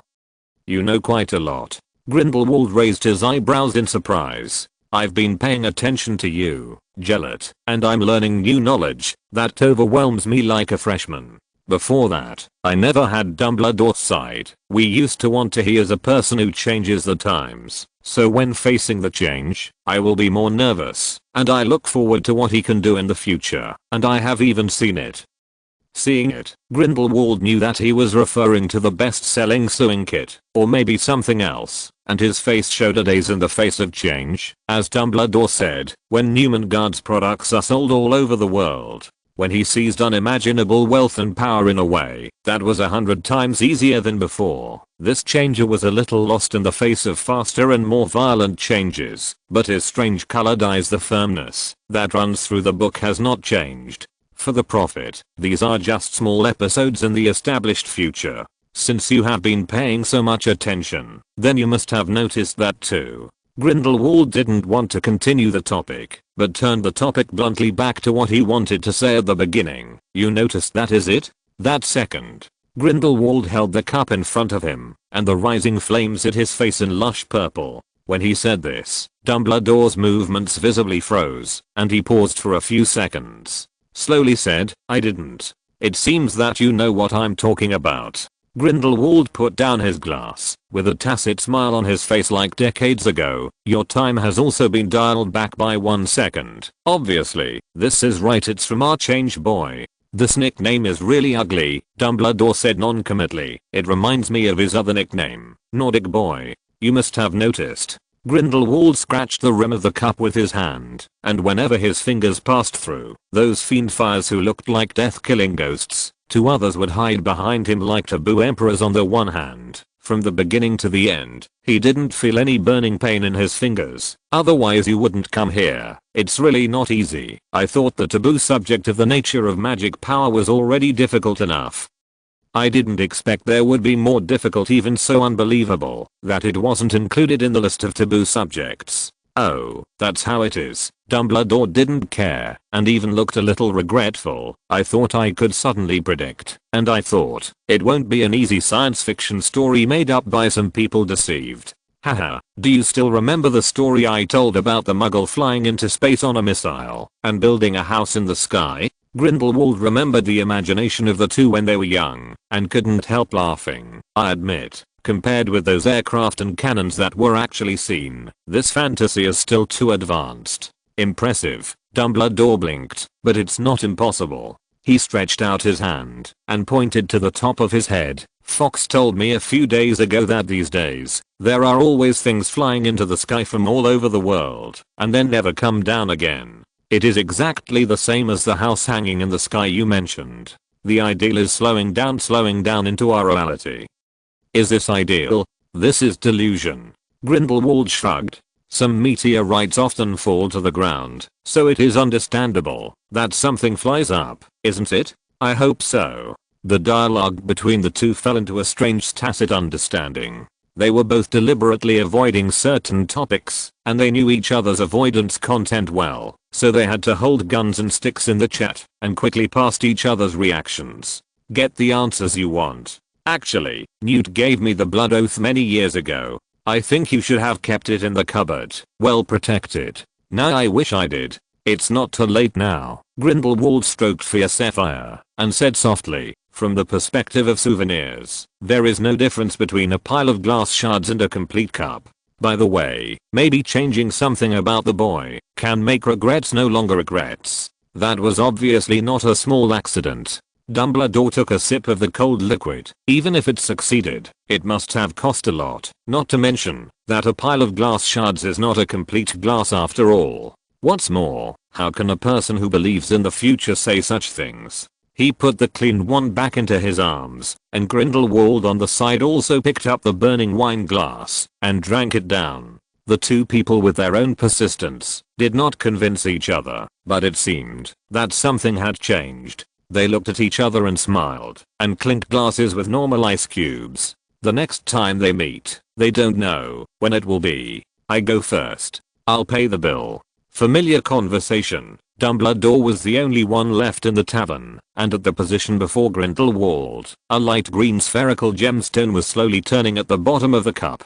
Chapter 421, Fragments of the Future. The rain-washed forest struggled to reveal a trace of lush greenery from the decay of autumn and winter, and even the air became much fresher. Under the nourishment of the fresh air, Credence seemed to be in a much better condition, or maybe it was because of the Nelson's heart that was shocked by hope calmed down. The hideous scar on his face seemed to have fallen into a deep sleep, and he rarely showed a sweet appearance, and he became less hideous. I feel like I should be thanking Duppert, Credence said softly, stroking his scar. It hurts silently, but I haven't felt so relieved in years. You have something to lose, Credence, Nelson said, frowning. Nagini suffered no less from the backlash of the blood curse than you. Not to mention my plan is not perfect. Even now it seems that it is full of loopholes, but she still endured it. It is not something that can be achieved by relying on the deception of an invisibility cloak. Since she can do it, why can't you?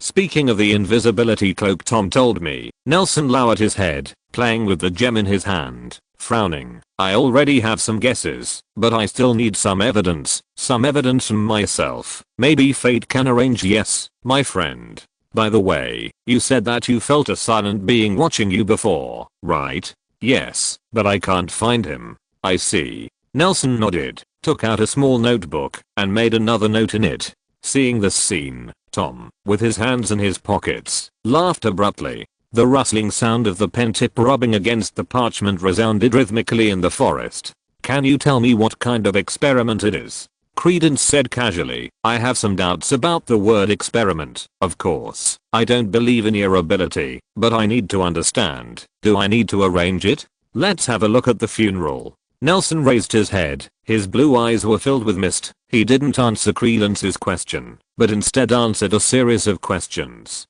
You've used an invisibility cloak before, haven't you? Yes, I followed Armando Duppert to a hidden research base of the Magical Congress of America. He didn't seem to have the ability to take it down, but I couldn't reveal my identity, so I snatched an invisibility cloak. I found out from a special channel that the Potter family who sells shampoo has a very useful one, and of course, I have already returned it. You didn't give me the invisibility cloak I have, did you? Yes. Tom said that I entrusted Dumbledore to give it to you, but I don't have any memory of it. Credence muttered, lost in memory, but it doesn't rule out that he used it on me. Spells such as forgetting nothing. After all, according to Tom, the invisibility cloak is unique, but I can call you through similar magic power. He won't do such a thing, Nelson added after a pause. At least not now. That's weird. Credence mused. Credence, Nelson closed his notebook, not as realistic as before, but instead showed strong confidence. His eyes revealed a gleam of excitement, similar to the look he had when he first got the wand a few years ago. The eyes were exactly the same, and he looked at Credence like a treasure, suppressed his excitement, and said in a calm tone, this is a magic that travels through time and space, and it only exists in blueprints and failures. But I think it will soon become a reality. Time and space? Sorry, I don't understand.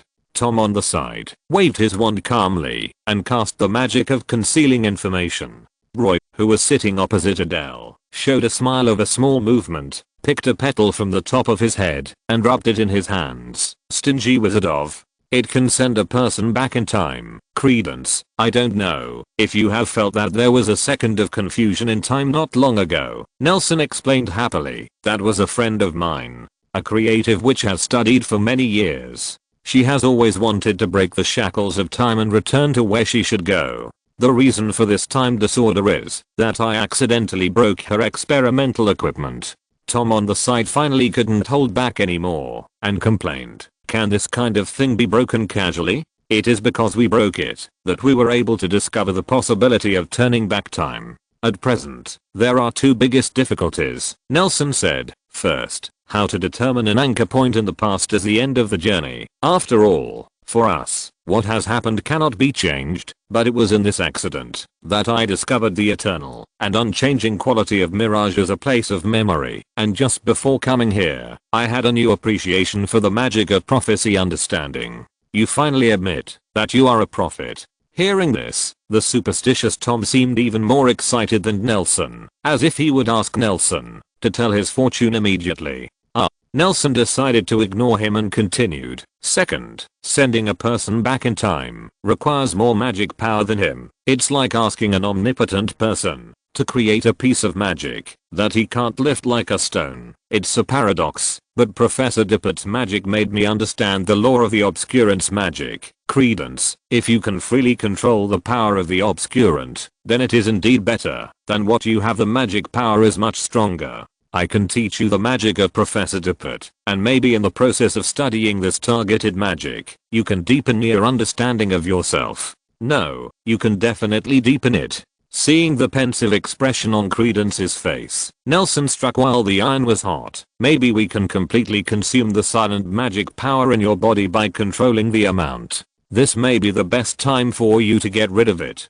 Damn it, are you going to perceive those strange memories again? Hearing that, Nelson dug out something from Armando's memory again. Tom thought of when he faced Peeves and the second Salem victim after that dangerous experience. He accused rather annoyedly, "Didn't you say that you will never do this again?" "It's different this time, Tom," Nelson explained. He tapped his temple, and a pair of deformed golden glasses climbed his shoulders and cheeks. "This time I went to Alexander's again. It's like reading a book. It's better like this." Tom looked at Nelson's somewhat familiar appearance with gold-rimmed glasses under the brim of his hat, snorted coldly, and stopped talking. "Are you sure? That sounds difficult," Credence said, looking up from his thoughts. "If it was before, I would tell you that I'm sure, but not that sure," Nelson said word by word, staring into Credence's eyes. "But now, I can tell you that I'm sure about my future self. It succeeded, and the silent one watching you is yourself from the future. So without precedent, no one will know that the invisibility cloak can deceive the blood curse." Tom immediately found the key point of the whole thing, narrowed his eyes, and said softly, "So, the plan to save Nagini, it actually starts now." "You saved her." Nelson looked at Credence, whose expression became more and more firm, with a smile on his face. "You kept your promise to her. You are a man who will do what you say." Haha. Credence held out his hand, the magic of the unbreakable oath gleaming on the back of his hand. "So I will definitely do it, won't I?" "Yes. I hope the wizards of the Potter family won't affect their mentality because of this," Tom muttered. "I'm still looking forward to their new generation of shampoo. Actually, ever since I received the Hogwarts admission letter, I have been thinking about a question." Nelson lowered the brim of his hat to cover the glare of the sun, and looked at the horizon, where the sea and the sky meet. A group of seagulls who were preparing for the winter were flying above the shimmering schools of fish, preparing to have a good meal before leaving. "What?" Tom also looked in the direction of Nelson's gaze, but was quickly averted by the dazzling sun. "Where did you come from? What are you thinking?" Nelson gave Tom a blank look, and said, "I've always been curious, since owls can find anyone so easily, why are there so many reserved cells in Azkaban? Or are all we have to do is write a letter to the criminal, and follow the owl on a broom?" Tom also had a puzzled expression on his face. This seemed to be a question that no wizard had ever considered. "So, are there any owls over there?" Nelson didn't speak, and soon, a big grey owl flapped its wings and rushed over from the group of seagulls, hovering in front of Nelson with piercing eyes, with a gold-plated letterbox tied to its right leg. Nelson pointed to himself, and the owl nodded, stretched its chubby legs, and put on an attitude of "give you the gift of kissing my feet," letting Nelson, whose expression became numb due to shock, take the letter from its legs plucked off. Seeing the figure of Nelson turning his head, after putting away the letterbox, the owl blinked in surprise, as if wondering why the stupid human being in front of him didn't seize this rare opportunity. But at this time, Nelson had already started to rotate the cover of the mailbox, and the owl gave him a dissatisfied look. Tom beside him took out a pack of small dried fish that was usually used to feed the question mark from his pocket, took out one, and handed it over. Gave the owl. It nodded in satisfaction, picked up the dried fish, flapped its wings, and flew into the air, circling above the three of them looking for the direction to the west. "I'll make you some pocket packing gadgets when I get back," Nelson said without raising his head, still struggling with the lid of the mailbox. It seemed to be slippery, and he didn't open it after a long time. "Look, it can't reach Borgenberg's eyes, but it can turn out a dried fish in a moment. Tom, I'm afraid you will take out a fish when you draw out your wand, when you duel with others later." "Yeah," said Tom quietly, "if you ever got spanked by your cat, you'd have a special place in your pocket for snacks." Nelson suddenly felt a pain in his neck, and a feeling of suffocation slowly covered his body from the memories. That's the owl of the Ministry of Magic. If you go to work for the Ministry of Magic in the future, maybe you have to work with it as a colleague. Tom said, "Have you noticed? It has the badge of the Ministry of Magic tied to its leg. Why do they sending you a letter? Have they finally decided to lock you up in Azkaban? Maybe there's an aura behind you on a broomstick tracking your location. You're good at learning and using it." Nelson still didn't unscrew the lid of the letterbox, blushing, and muttered, "Maybe I should consider donating a sum of money to the Ministry of Magic, and I can't let this design be flawed anymore. The cover reduces their already poor productivity." Listening to the nonsensical conversation between the two, Credence on the side suppressed a smile. He was afraid that once he laughed out loud, the wound on his body, that had been healed with great difficulty, would burst open again. "I still have a question," Nelson said as he took out his wand. He had given up trying to unscrew the lid, and was about to brute force. "Where did you come from and go this time?" "No, I was a little curious just now. This owl obviously has no neck. Why can it not?" When it was too late, the owl hovering above his head let out a dissatisfied cry, lowered his head to find the right position, and a hidden weapon fell from the sky. Nelson didn't look up, but he just turned slightly sideways, and the hidden weapon was easily dodged and fell to the ground. He lowered his head and shrugged. "Oh, bird shit." Credence finally couldn't stand it anymore. He walked up to Nelson and held out his hand. "Give it to me." Without waiting for Nelson to respond, Credence snatched the letterbox from his hand, grabbed the cover, and pulled it off easily. He returned the cover and letterbox to Nelson. "Face," he said expressionlessly, "threaded caps are currently only used by Nermengad's products. You may not believe it, but the bottles used by the Ministry of Magic in Bulgaria to seal potions were still rolled steel caps, and even seal the bottle with beeswax or sealant." "Is that so?" Nelson scratched his head. "I thought this technology was already very popular." He poured out the rolled letterhead from the letterbox, scraped off the wax seal on it with his fingernails, and what he saw was the exaggerated cursive full name. "You're right, they're still using wax." Nelson spread the parchment and scanned the contents quickly. "When's the deadline for surrender?" asked Tom, leaning forward. "Some nonsense. Thank you for our contribution to the world during the holidays. I think Nobberich will use that incident to attack the United States again." Nelson raised his eyebrows, "But the second half is quite interesting. It looks like he wrote it himself." "What an honor." Tom yawned. "How much galleons is the bonus?" "He said it would satisfy us," Nelson said, looking at the lower half of the parchment. "Judge Shafik suggested that he recruit some students from Hogwarts as a reserve of talent. I'm the no. .1 choice. It's really strange. I always feel that this old man doesn't want to see me. It's boring." Tom curled his lips. "What's the point of the Ministry of Magic? A group of drunkards are playing wax in it? Or playing bridge?" "That's not true." Nelson narrowed his eyes. "I'm a little curious about their new department. It just so happens that there are some things that can correspond to the future fragments in my hands." Ruin challenge failed. 6,500/10,000 left. Words. Continue to challenge tomorrow. Chapter 422. Are you talking about the Department of Mysteries? Tom raised his eyebrows. "Stop making strange prophecies." "Did he prophesy anything?" Credence asked curiously. "You wouldn't want to know." "Tell me, maybe I want to know." "Want to bet?" Ding. In the red newsstand, a stiff female voice sounded. "Welcome to the British Ministry of Magic. Please explain the reason for your visit."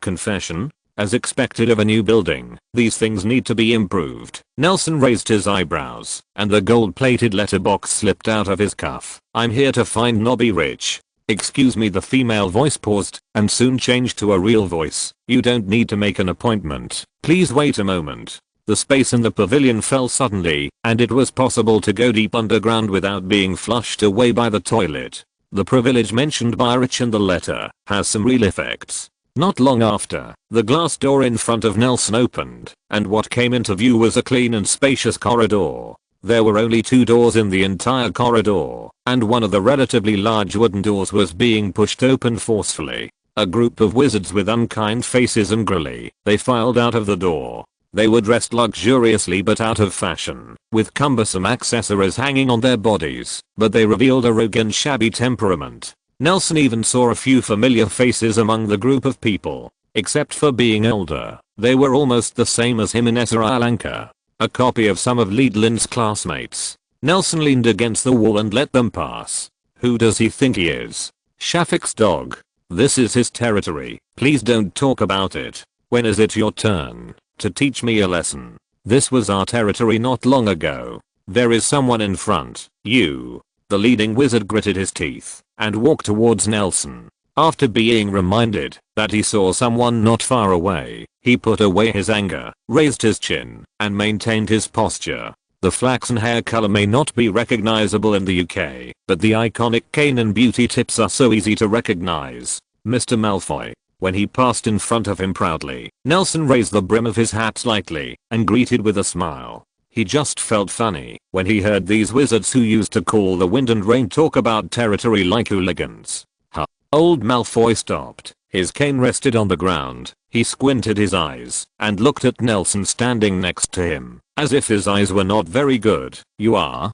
The wizard who told him not to speak came closer to his ear and said something softly. He opened his eyes wide and looked at Nelson's face carefully. Your child Abraxas and I are classmates of Slytherin, Nelson said softly, glancing at a large group of people blocked by the stopped old Malfoy. But I'm older than him. Slytherin should look like this. Old Malfoy nodded, rolled his eyes, and changed the topic. But I heard that you are very close to Black's family. For a moment, Nelson thought that he was going to repeat Harry Potter's admission experience, but then, the old Malfoy's words surprised him.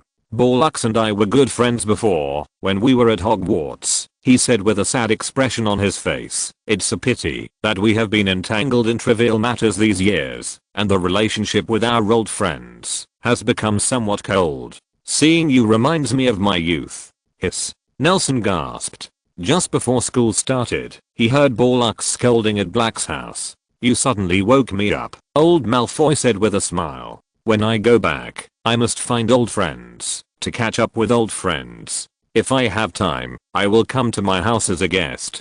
Abraxas admires you the most, especially after August. Talking about me at home every day, and on my birthday this year, he even gave me a self-filling snuff bottle. You guys are much better than us old guys. Nelson can guarantee that Abraxas would rather have dragon plague and syphilis than think about himself, and the factory in Nermenga doesn't even produce snuff bottles, but now that his father said so, he has to think about it. Old Malfoy took Nelson to exchange a few words again, and he was not as arrogant as he imagined. This old and sophisticated guy read between the lines of "earn money together, and I can help you earn more." Such an impulsive person who knows how to grasp any life-saving straw. Nelson, who never tires of trouble, can only say, you can have a good chat with Mr. Black. Your words are enough. Old Malfoy's eyes brightened immediately. Are you going to find the minister? I won't bother you. You walk slowly. By the way, that kid is not a good person.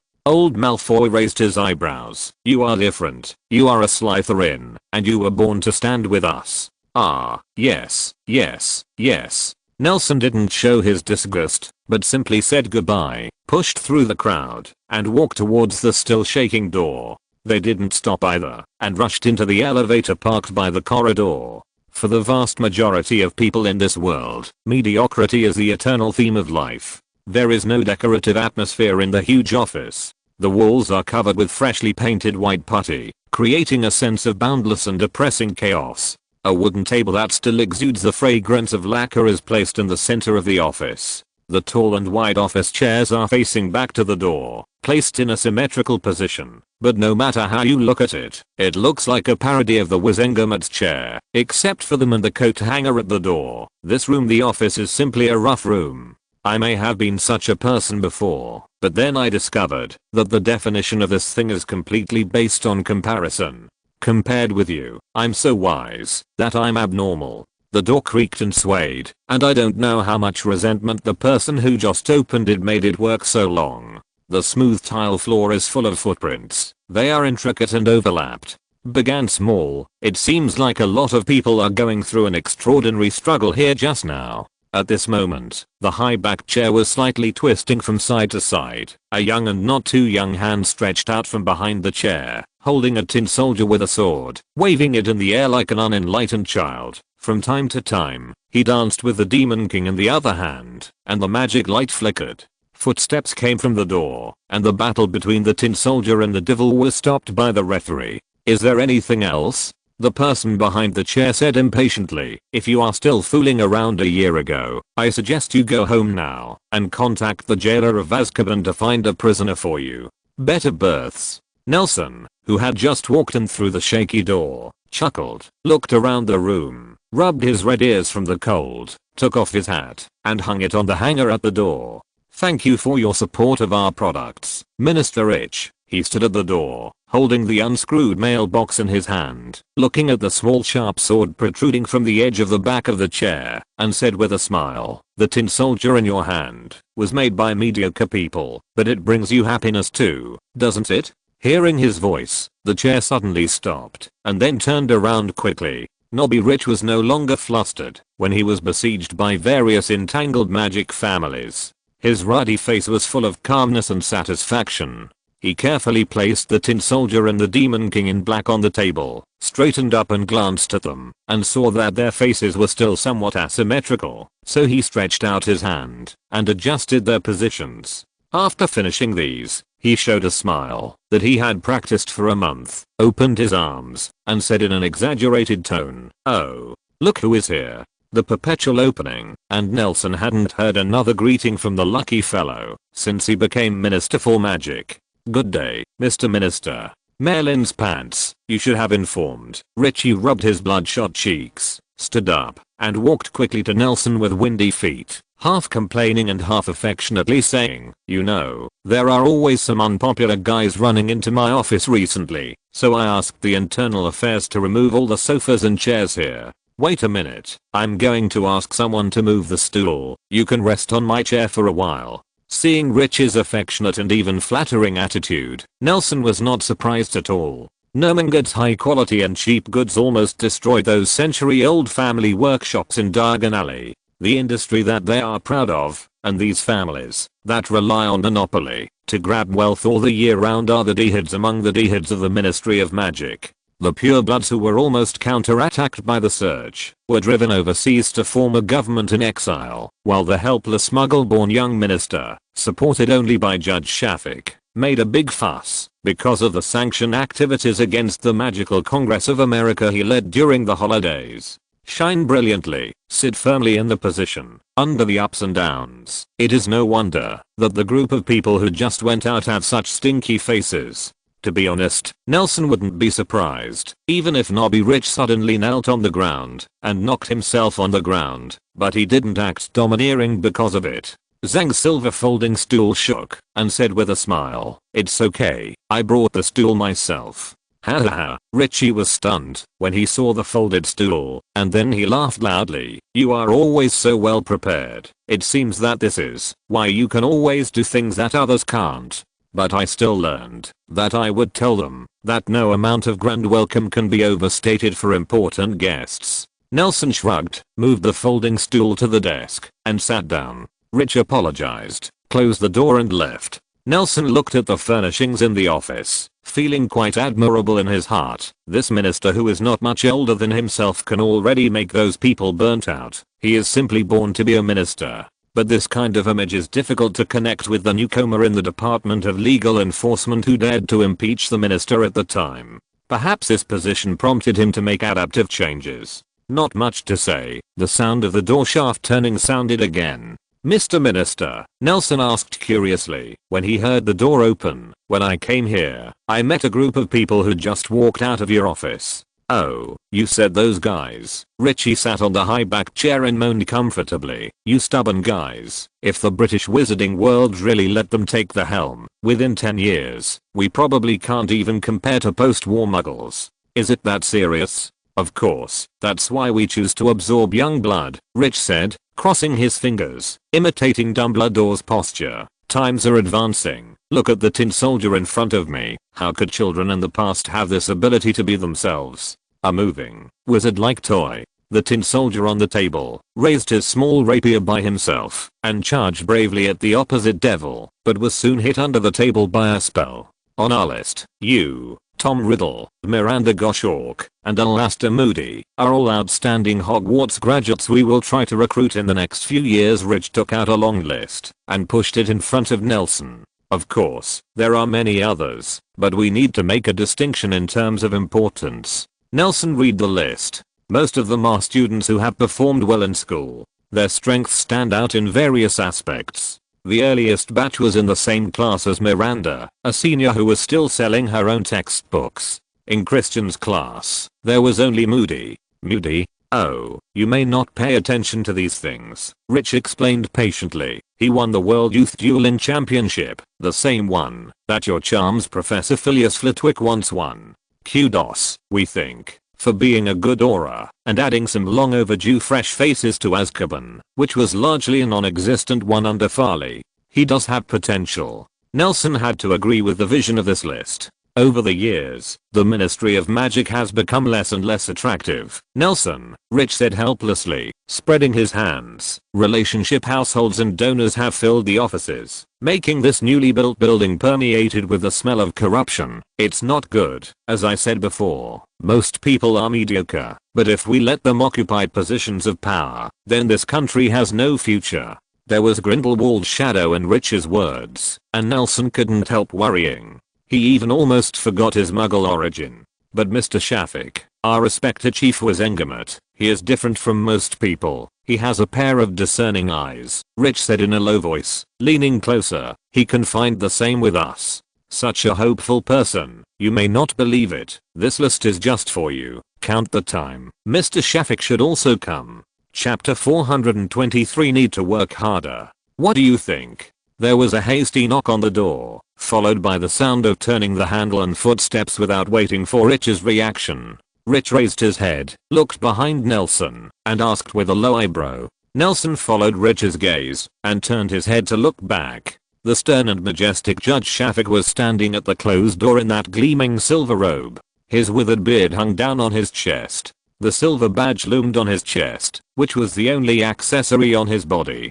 "Mr. Shafik." Facing Rich's greeting, Judge Shafik nodded in response and quickly shifted his gaze to Nelson and said his first words in this office. "Is the badge still there? You mean the Order of the Garter?" Nelson pulled out his wand. The silver buckle was polished to a shine. He shrugged and said, "I have always carried this rare honor with me, but you have also seen it. I can't pin this irregularly shaped honor to my chest like you." "Very good." Shafik approached in an awkward way. "I still remember your oath, and I'm very impressed." "Yes, after all, you took me to read." There was a strange noise behind Nelson, and he turned his head to look, and Rich was covering his mouth with his hands and looking around. "What's wrong with Nobby?" Shafik frowned. "Oh, it's nothing. I think you must have some common topics, but I still have some official documents to deal with, so I'm afraid I won't be able to chat with you two." Rich raised the corners of his mouth at Nelson, straightened up from his seat, and patted the back of the chair. The texture on the surface of this strange-looking chair slowly changed, and finally turned into a sofa similar to the one in the underground was Enigmatic Hall. Judge Shafik's seat was exactly the same high-backed chair. He bowed slightly to Judge Shafik and walked towards the door. "You don't have to, Nobby." Judge Shafik sighed. "Need to make you feel comfortable," Rich said with a social smile on his face. "You are a great asset to our country." Ugh. Judge Shafik let out a heavy sigh, said nothing more, and watched Rich leave the office with Nelson. Before leaving, Rich touched Nelson's shoulder with the back of his hand, and the wooden door gently rubbed against the door frame, and Rich closed it gently from the outside. Shafik looked at Nelson, who was reading the list carefully until the footsteps outside the door were so far away that it was difficult to distinguish, sighed softly, and spoke slowly, as if something was stuck in his throat. Nobby. Minister Rich, he has always misunderstood me. Although Shafik didn't show the feeling of being on pins and needles, Nelson still found that he didn't like the seat that Rich specially prepared for him, and he was even a little disgusted. He didn't discuss the list in front of him, straight to the point. The topic is more like chatting, and even a little too confiding. He always thinks that I will treat him like me. Those before us treat welfare, train him into a puppet, and sometimes even treat some people who don't use it at all. The ministerial order to follow the enigmatic procedure is handed over to me to make decisions, just like a student who does not recognize the teacher, but has to obey. Nelson looked at the list in front of him without saying a word, as if he wanted to see a flower in Alastair Moody's name. He thinks that I chose a powerless muggle-born wizard to be the acting minister in itself for the convenience of control. Shafik continued to explain, it's not true. I didn't choose him because of this. What is more important is his courage to criticize welfare when he had nothing that day. If it is for power, wouldn't welfare be a better choice? People who are defiant and empty-hearted are those Zyarchio who want to be on the throne, but don't want to show their faces, the more favored object of the disciples. I'm afraid this old man thinks I'm rich, Nelson thought blankly. It's still the youth version of Rich a few years ago. This kind of rhetoric about cross talk may only fool him. I know you must have a lot of doubts in your heart, such as this list, said the elderly Shafik, who is good at observing words and expressions. He pressed the head of the list and pushed it in Nelson's direction. Norby should tell you, I made this list for you. We cannot avoid the fact that you were born to be on our side. Why? Because my grandmother. It should be my grandmother. Nelson casually pressed his cheeks, then raised his chin at Shafik and said playfully, I'm a muggle child. You shouldn't will be satisfied. Let's not talk about those old stories. Nelson. Judge Shafik seemed to want to say more than Nelson, but he suppressed the desire to reminisce and said sincerely, the current situation and 20 years ago, it's not the same as it used to be. The world is changing with each passing day, and it's becoming more about talent. So you want to be one of the people who will bring about change once and for all? Nelson paused and said with a smile, gathering to your side? You need a wider stage. Shafik pressed the paper even harder. We value every talent. Really? Then why is it that Miranda Gossick's book has been promoted for so many years, and now it is in your eyes? As for the teaching material of the little wizard, we must be cautious and cautious. In fact, we have paid attention to her earlier, Shafik quickly responded. Just last week, her work was approved, the enigmatic's endorsement. You see, talent doesn't get buried. Nelson shrugged and admitted generously, it seems that you have clear information, and I won't hide it anymore. That's right, New York. The new generation of industrial magic products produced by Mongard are indeed from me. Nice name. I can see your distaste for the word industry. How can Muggle theories deserve to be placed in front of wizards? Nelson leaned forward and stared into Shafik's eyes. His eyes were extremely aggressive, but this does not conflict with you being beaten helplessly in the market like bereaved dogs. I can reveal one more thing, that you might. I have known the news for a long time. The Black family has obtained my full authorization. These products will be spread in Diagon Alley, Hogsmeade, and any British wizarding settlement you can think of. If you really, like you said with such vision and sincerity, Grindelwald Square should have been crowded with people, like it is now 2 years ago. Do people who have walked out of this office still have the right to set foot here? The tin soldier who had been knocked off the table by the Demon King's spell was poking the wood with his small sword and crawling to the corner of the table. He grabbed the edge of the table with one hand, and the sharp sword penetrated deeply into the table, piercing Shafik's sleeve. Supporting the weight of his whole body, Shafik frowned when he felt the change and reached out to brush it off, but the other hand pressed his arm, and he raised his head, and Nelson was standing in front of him condescendingly. Nelson shook his head at him with a smile, pinched the head of the Demon King, took off the small wand in his hand, and placed it with his bare hands at the position where the tin soldier was about to climb up. You can't understand it anymore. Changes have made you desperate for medical treatment. Nelson chuckled, watching the tin soldier climb up on the table, saluted himself with a funny military salute, and kicked the devil off the ground. If you dare to embrace the future, it should be others who panic now. So we are trying to make up for our mistakes. The blood vessels in Shafik's forehead were throbbing, and Nelson was afraid that he would have a sudden stroke in front of him. But we can't go to the Dark Wizard to discuss the future. Grindelwald and even the entire Nermenga, there is no future for virtue. You should use your talents in the right way, and this is what we expect from you. You? Nelson raised his eyebrows. Allow me to expect. A person who is offended by me, but dare not attack, has expectations for me. Join if you can't beat it. Aren't you afraid that Nermenga will take advantage of this opportunity? The Ministry of Magic, which is already riddled with holes, in the face of this crisis, compared with you, piracy is a more powerful counterattack. You can be better, Shafik said quickly, as long as you make the right choice. Do you have to compare yourself with a black magic organization? Nelson was amused and sat down on the folding stool. With all due respect, if you have to compare, you may bring shame on yourself. I know that you may have always had some prejudice against me, whether it's because of things you know or don't know. Shafik rubbed his eyes, trying to show his soft side, but please believe it, everything I do is to make this country a better place. After first contacting magic, Nelson once did research in this area, but the notes were left in Krakow's office. He hasn't gone back to read it for a long time, and he doesn't know who picked it up.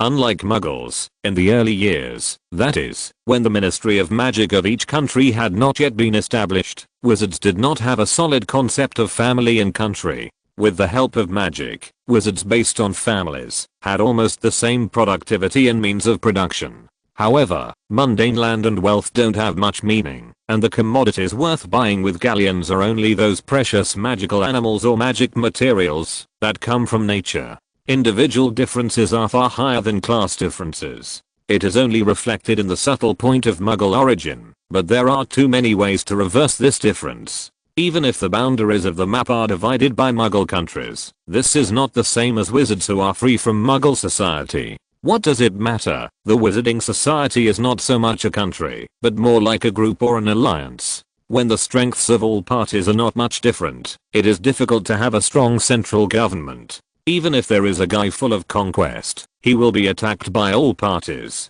But if this wizard full of conquest is too strong, on the contrary, it can make the wizards who are separated from each other unite, and the despicable Haerbo happens to be such a powerful black wizard full of conquest. This is the prototype of the wizard born from the early wizards huddling together for warmth. Before that, even the magic used by each wizard is different. For the United Kingdom, the establishment of Hogwarts and the Dementor Rebellion officially established the existence of the Ministry of Magic. With the unification of the use of magic by wizards, the need for the system came to Muggles. The era that has long been perfected has been unfolding ignorantly, and the real strengthening has been since the Goblin Rebellion led to the secrecy law and a series of consensuses until now. The weak national concept of the wizards is more manifested in supporting their own teams in sports events. In daily life, if someone takes the Ministry of Magic where the Emperor takes turns sits as a high-profile oath of faith, it is undoubtedly a slippery world. It is a ridiculous behavior, but if this person is one of the rotating emperors, then it is not surprising that he has such a declaration. Nelson had seen too many people like Judge Shafik in a history, ignored by most wizards. Interesting. Nelson sat up straight, folded his hands on his chest, showing an expression of watching a show. But I believe you on this point. Please continue. We will set up a professional financial department to support you in realizing the ideas you have preached in Nermenga, and you can get full support and full power. Shafik threw out his own conditions. Whether you admit it or not, you are a member of the Shafik family. In fact, the Night Bus and the Hogwarts Express were conceived by the Shafik family, and you have inherited this sensitivity to change. Do you have tapestries? Like the blacks? What? Please burn me with a cigarette when you get home. Nelson. My name is Williams. Nelson shook his head. If you still have covetous things, call me Mr. Williams. Well, Mr. Williams, is the Wizengamat about to change? Nelson suddenly raised his head, showing a bright smile that could be called sunshine. Are you in a hurry? What? Otherwise, From your standpoint, even if you go to Grindelwald for cooperation, you won't come to me. Nelson twisted his neck. His expression and tone were extremely calm, and if someone familiar was around, he would know that he a little angry. Now you should be very regretful. You didn't kill me together in Paris. Sometimes what you see with your own eyes may not be real. What else? Listen to what others say. Nelson sneered. Do you really have to compete for the worst? That's really a judgment. Seeing Nelson's reticent attitude, Shafik had no choice but to. It seems that we have not discussed a satisfactory result in this chat. It doesn't matter. You can't do anything to me, can you? Nelson lay back, and the folding stool instantly appeared with a backrest similar to Shafik's. He inserted his hands into his hair, stroked it back, and said with a smile, after all, it's not about the old days, is it? What? Shafik has fallen into a passive state. There are not so many thresholds for what you want. After all, it is my pursuit to make the lives of wizards better and better. Nelson leaned on the back of the chair, crossed his hands, and rubbed his thumbs together. It's just a step in the door, you understand? You still need to work harder. Chapter 424, Venomous Fangs Approaching. Try harder? Shafik imitated Nelson's movements and rubbed his thumbs in doubt. After thinking for a while, he clasped his hands together and suddenly realized, I understand. After all, he leaned forward, ready to go, ready to throw out the conditions. But Nelson waved his hand and interrupted his chant with a smile. No, you don't understand. Shafik said hastily, there is still a lot of room for maneuver in our negotiations, and I still have a lot of good conditions that I haven't told you. That's why I said you don't understand. Nelson shook his finger slowly. It's not that the conditions are not enough, but the conditions are too good, which is contrary to my original intention. Your original intention? You may not believe that there is no difference between my heart and yours. For me, it is more important to let everyone live a better life. Nelson said sincerely, Britain can get better many. Sorry, I don't understand very well. Actually, a long time ago, my good friend's father, Mr. Black, who loves this country as much as you, once made this request to me. Nelson showed a look of reminiscence. He is a man who has seen the world. They all have a strong longing for those products that are too much beyond Diagon Alley. He once said to me by the fireside after being drunk, I want British witches to not have to point their wands at the kitchen in this life, and the British can eat them too.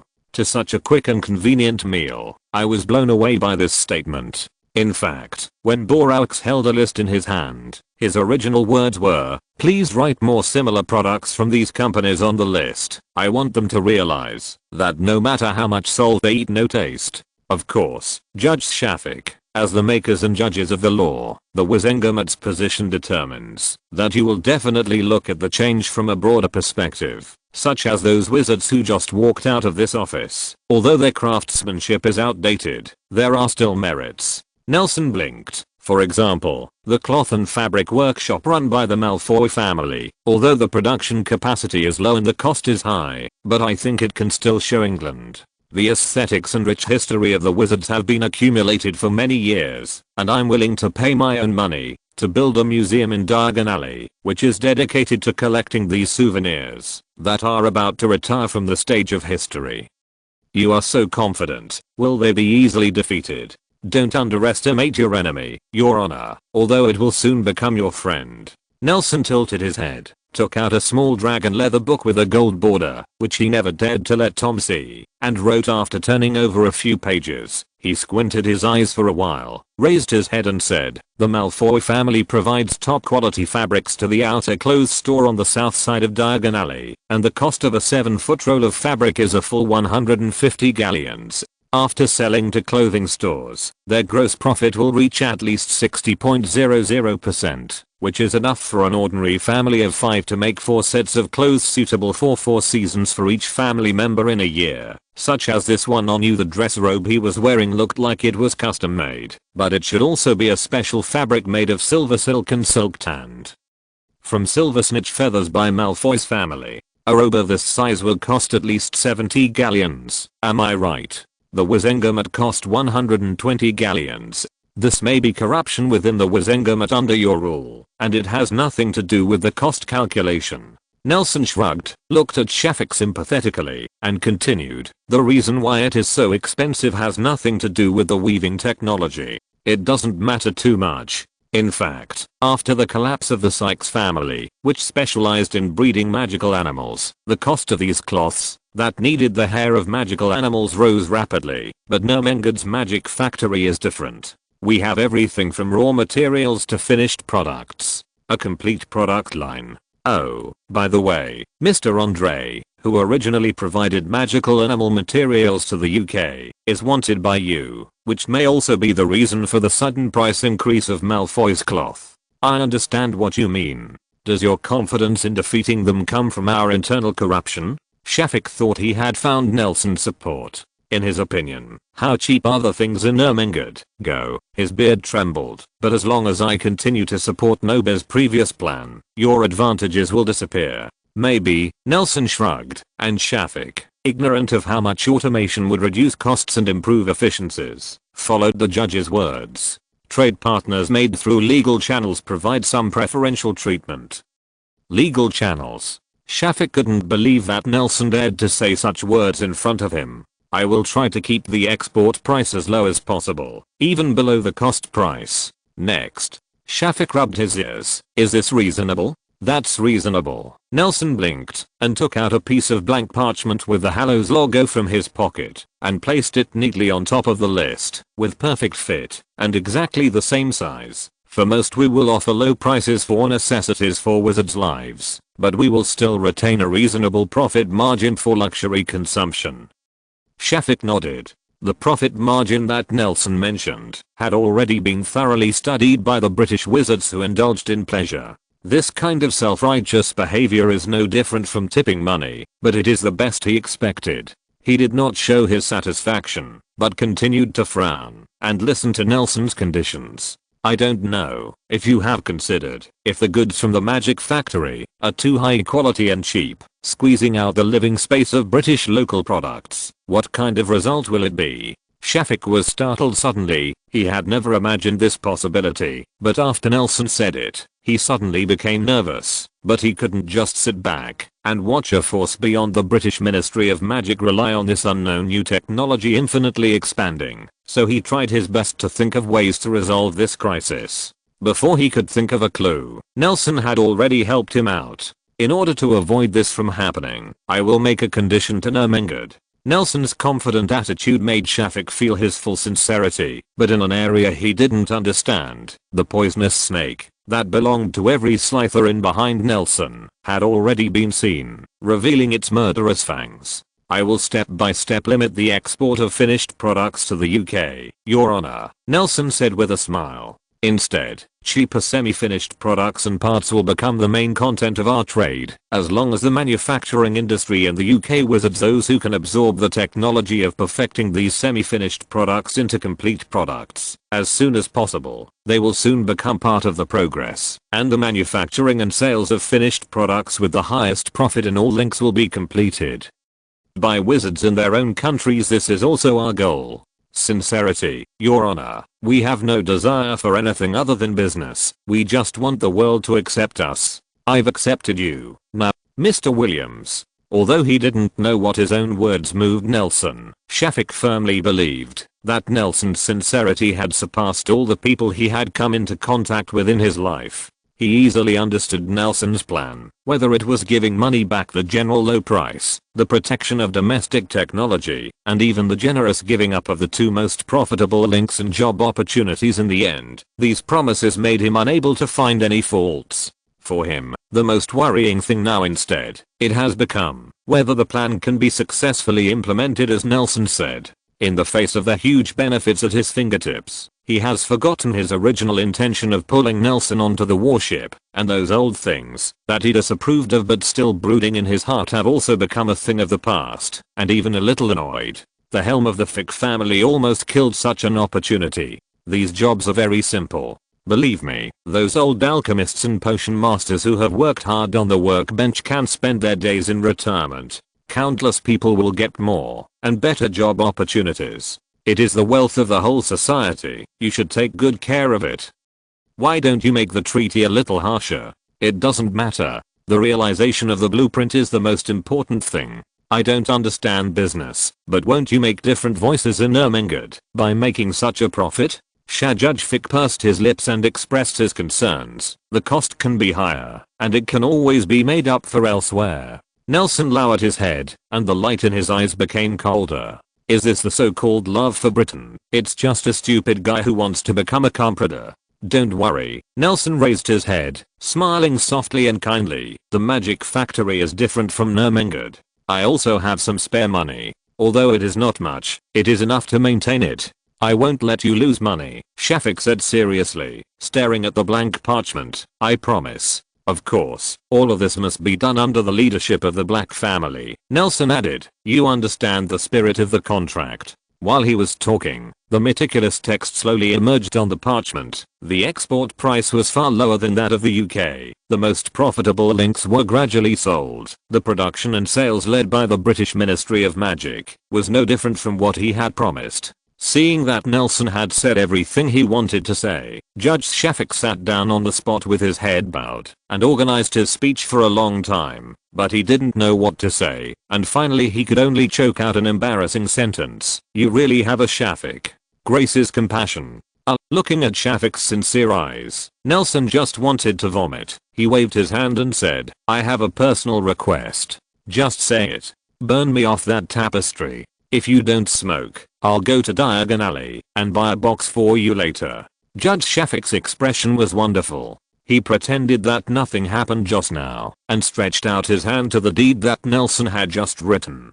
Don't worry, Your Honor. Nelson emphasized the word judge and reached out to press the bottom of the contract. The ink is not dry yet. Lol, really? And this contract needs to be signed by the Minister of Magic. Nelson blinked, leaned on the back of the chair, and rubbed his shoulders. Could it be that what you told me before was all false? Minister Rich may be true, a poor little puppet. Only, oh my god, are you so urgent? Nelson laughed. Does the Wizengamot's change of office make you so nervous?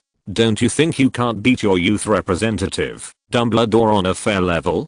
Professor Lido? How do you know? Shafik was a little panicked. The success of the cooperation was nothing compared to this matter, but who leaked the news? The uncomfortable feeling of sitting on pins and needles hit him again. He thought over and over again, and suddenly thought of something that he had neglected a long time ago. Although Dumbledore was almost unmatched in terms of fame and ability at the moment, with him and Grindelwald's well-known feud. If he ascends to the throne of Wizengamot's chief, the previous cooperation will inevitably be blocked, and how can the people who are about to taste the sweetness support him? Unknowingly, Shafik has already begun to rely on Ermengarde's power to try to stabilize his own power. Indeed, he took a deep breath, relieved. I hope we can have a good cooperation. Bang bang bang. There was a knock on the door behind him, and Shafik covered his smile and said with a straight face, come in. Nelson turned his head and saw the face of Nobby Rich. He shrugged. It's so interesting. The Minister of Magic has to knock on the door when he enters his office. Look at what you said. Rich's face changed, but he quickly laughed after glancing at Shafik. Mr. Shafik deserves this kind of respect. Come and sign, Nobby. Shafik manipulated Rich as if using a tool, and the majestic Minister of Magic stood beside his seat without saying a word, biting a toothpick and signing off his name. Why do you have this expression? Isn't this something to be happy about? Crack. The flash was on. Rich and Shafik looked up and saw Nelson waving the camera. Historic moment. Very meaningful, isn't it? The response was stiff laughter from both of them. Your friend is waiting for you outside, Rich said weakly. Then I'll take my leave first. Nelson picked up the folding stool, picked up the soft felt hat on the coat rack, and put it on his head, and walked out of the office. I wish you a happy life. It's a good harvest. Tom leaned against the wall, holding a large cloth bag in one hand, which made a heavy collision sound, and played with the two metals casually with the other hand, not caring about them. Garen, sure enough, it is the thing that can bring people the most at ease. How about you? He may be good at tactics, or he may be good at checks and balances, but he doesn't like reading. How to say? He doesn't understand history or economics at all. He doesn't even know what dumping is. It's a fool's privilege to be blinded by petty profits. Nelson sneered, throwing the folding stool in the trash can. This is something that the British Muggles played badly 100 years ago. Rich has a bit of a brain, but it's a pity that Shafik didn't even let him talk. I originally wanted to save some life for the British Ministry of Magic. It's a pity that he is really disgusting. Oh, I don't understand either. That's not necessarily the case, Nelson said with a smile, staring at the prize bag. Investing in precious metals is often the safest choice. By the way, what is that? The Order of Mail in Metal? It's just 2 pieces of precious metal. Tom put the medal into the bonus bag and said disdainfully, they don't deserve to award us. Chapter 425 Carrot Cake. It's boring. What do you mean you can find it from other places? Is it exploiting the bottom level wizards, like he played with Rich? Nelson was playing with a round ball in his hand, and his eyes showed unconcealed disgust. It's so ugly. If in the future they realize that even Muggles can do those jobs, what do you think will happen? Abduction, kidnapping, slavery. Tom said indifferently, not only magic, but even concepts will go back to the Middle Ages. Miranda's standard spells has been promoted for so many years and they don't catch their eyes. Nelson sneered. It's really sad to be able to hitchhike a calm Pritter at a time like this. If I were Shafik, I would try my best to prevent her textbooks from entering Hogwarts, even though there are already many motivated students who are buying this illegal book privately, and even Filius I recommend everyone to buy it here. Tom shrugged. For the purpose of stabilizing the structure, increasing the difficulty for outsiders to obtain knowledge is the simplest solution. Is that so? I thought the Hogwarts textbooks were quite easy to understand, but the grammar wasn't very smooth. Is that so? Tom gave Nelson a sideways glance. It turns out that you got your potions grade last year, based on your ability. Even Professor Slughorn thinks so. Tom gave Nelson a blank look, ignored his sophistry, and continued, do you remember Kant? Nelson sighed as he recalled the old man who had only had a new hat on the day of the Triwizard Tournament final, the grandfather of Durmstrang Kant. The stubborn disease is even older than their history. He is more and more accepting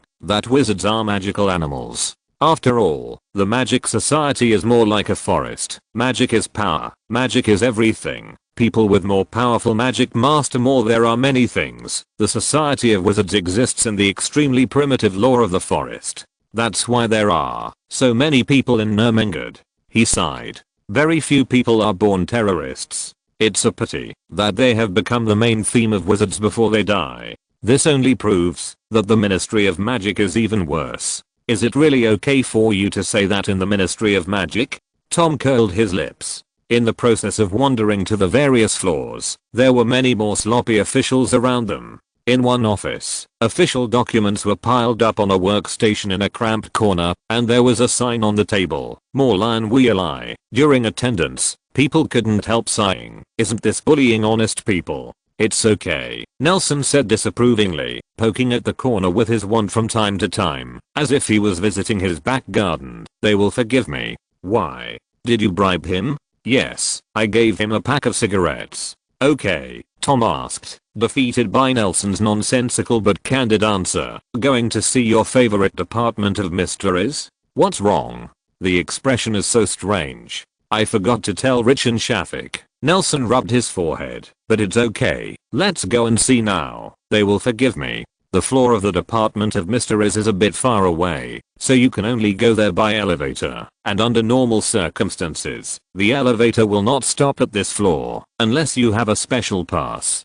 Fortunately, Nelson did not forget to bring the litter box. After struggling with the elevator door finally opened slowly. It was still the dilapidated corridor, and the stairs up and down at the end were firmly blocked by black stone bricks. Pushing open the only door in the corridor, a familiar scene appeared in front of the two of them. Nelson and Tom walked together in the rotunda where the Department of Mysteries was located, looking at the neatly arranged black doors that were being repaired and not yet closed. The racks are arranged regularly, and you can vaguely see the sparse prophecy balls on the racks reflecting the light from the outside world, flowing with the dense color of fate. One eye nervously appeared in the crack of the door. Seeing the two uninvited guests, He wanted to close the door from the inside, but a small silver ball flying out of Nelson's hand was firmly stuck between the door and the door frame. Dull, there was a grinding sound in the silent hall. The small silver ball was extremely hard, which made an imperceptible gap in the newly installed door, and fine black wood powder fell on the ground.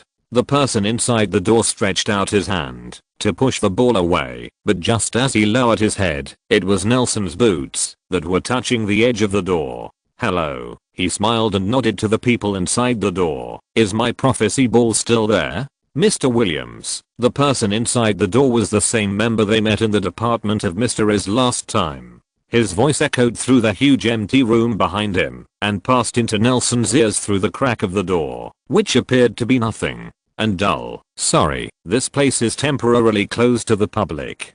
"Don't worry." Nelson didn't intend to go in. He waved his wand, and the small silver ball flew back into his hand. He held the ball in his palm and showed it to the people inside the door. "I'm here to deliver the prophecy ball." "Yes, you forgot one." "Sorry, our prophecy ball needs covering the eyes inside the door with a hand." He rubbed his eye sockets vigorously. In his eyes, the small ball has already become the same exquisite crystal ball as in the Hall of Prophecy. He muttered, "Is it really a prophecy ball?" "Yes." Nelson nodded. "The content of the prophecy is that you will soon be promoted and raise your salary." "I see, Mr. Williams." The man inside the door quickly picked up the ball and sewed the door tighter. "You can only visit the hall. You cannot enter those doors." "The rules." "I know." Nelson closed the door for him intimately. "Go ahead, we are leaving." The black door closed before his eyes, separating prophecy and reality into two completely different worlds.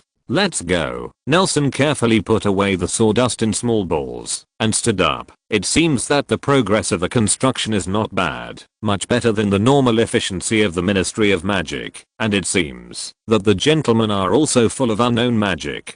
Curious. What are you shopping for?"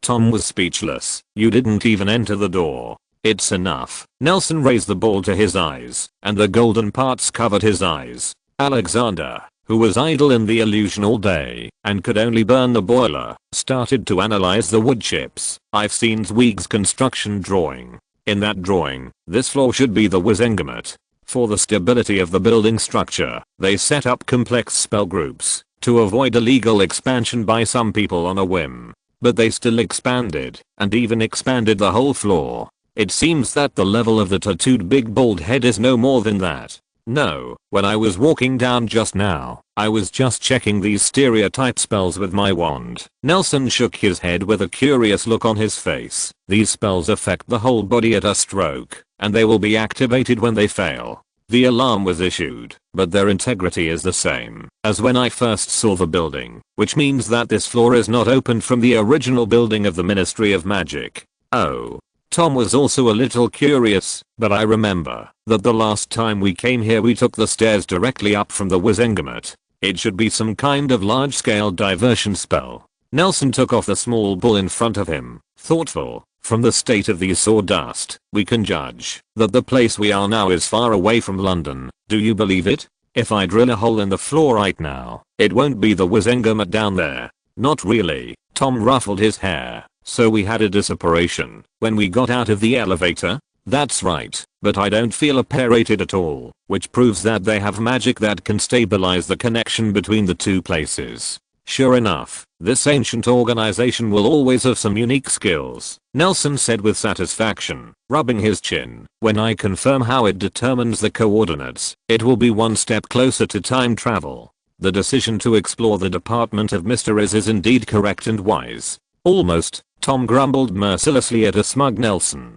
"Your bragging sickens me." "Okay." Nelson immediately put on a serious expression. "At least this is good news. Let's go." "There is nothing to see here. A bunch of empty rooms. A smell of decoration. By the way, was that a prophecy just now?" "Forget it." Nelson nodded. "I saw the personnel documents in Rich's office." "What are you guys doing again?" "I can't find anyone, no matter how hard I look." As soon as she entered Hogwarts Castle, Adele had already caught two mysteriously missing guys. She looked at Tom sullenly and said, "I want to show you the floating spell I just learned, but Royna told me that you have already gone back." "What?" Tom looked at Nelson, but Nelson looked like he had nothing to do with it, as if to say, anyway, I wasn't there in the first place, so it doesn't matter to me. I suddenly have something.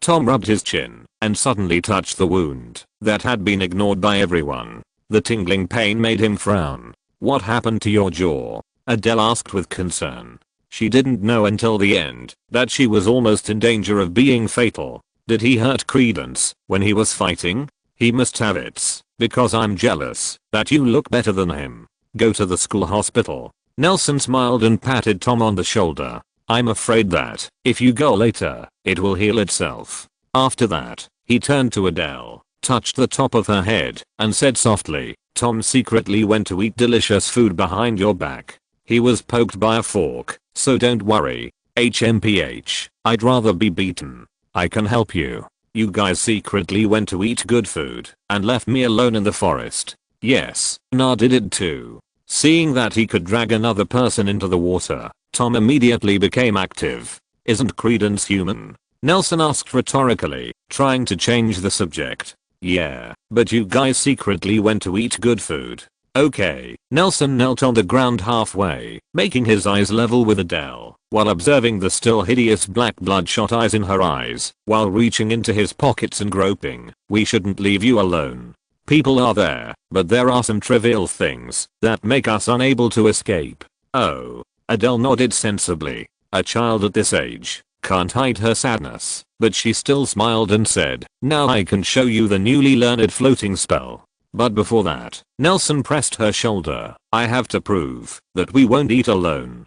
Tom watched as Nelson pulled out a whole carrot cake from his pocket, as if conjuring a magic trick. His eyes widened, and his eyebrows jumped higher and higher. It made him feel extremely shocked. Come on, use your levitating spell to bring the cake to the auditorium. Nelson patted Adele on the shoulder, stood up, held the cake in his hand, feeling its weight getting lighter and lighter. Magic is like this, making our life easier. Adele's small face was full of seriousness, as if she was facing an exam. She raised the crooked wand and tried a simple floating spell several times, which made Nelson's hand sore. After a few minutes, the cake finally wobbled out of his palm, and under Adele's hard control, it looked like a fledgling that had just learned to fly. Awesome. Good. The two people watching her showed happy smiles from the bottom of their hearts. They followed the cautious Adele step by step. The sun slowly set and sprinkled more and more golden colors on the front hall through the gate of the castle.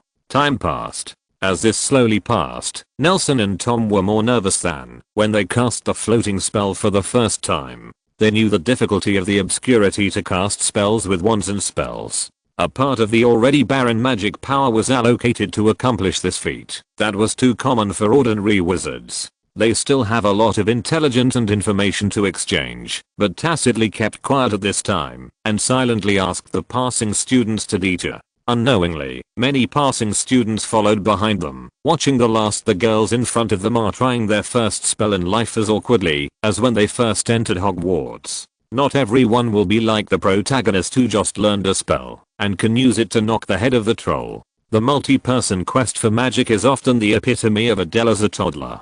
As the sun was setting, just as the house elves in the school were getting ready to serve, Adele finally walked to the table holding the piece of carrot cake that had been cold for a long time. But just when the cake was about to land safely, she loosened her hand holding the wand. The cake turned over and fell to the ground with a snap.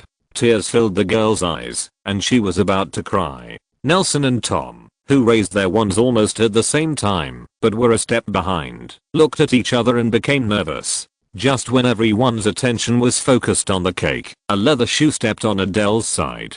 Professor Dumbledore looked at Adele with a smile, bent down, broke off a large piece of cream from the cake, and put it on. Taste carefully in your mouth. Well, carrot cake. He raised his eyebrows in surprise. It tastes really good. Adele looked at the cake that Nelson brought her. Her lost emotion almost became real. Her body trembled, and she was speechless. Miss Wertling, is this your cake?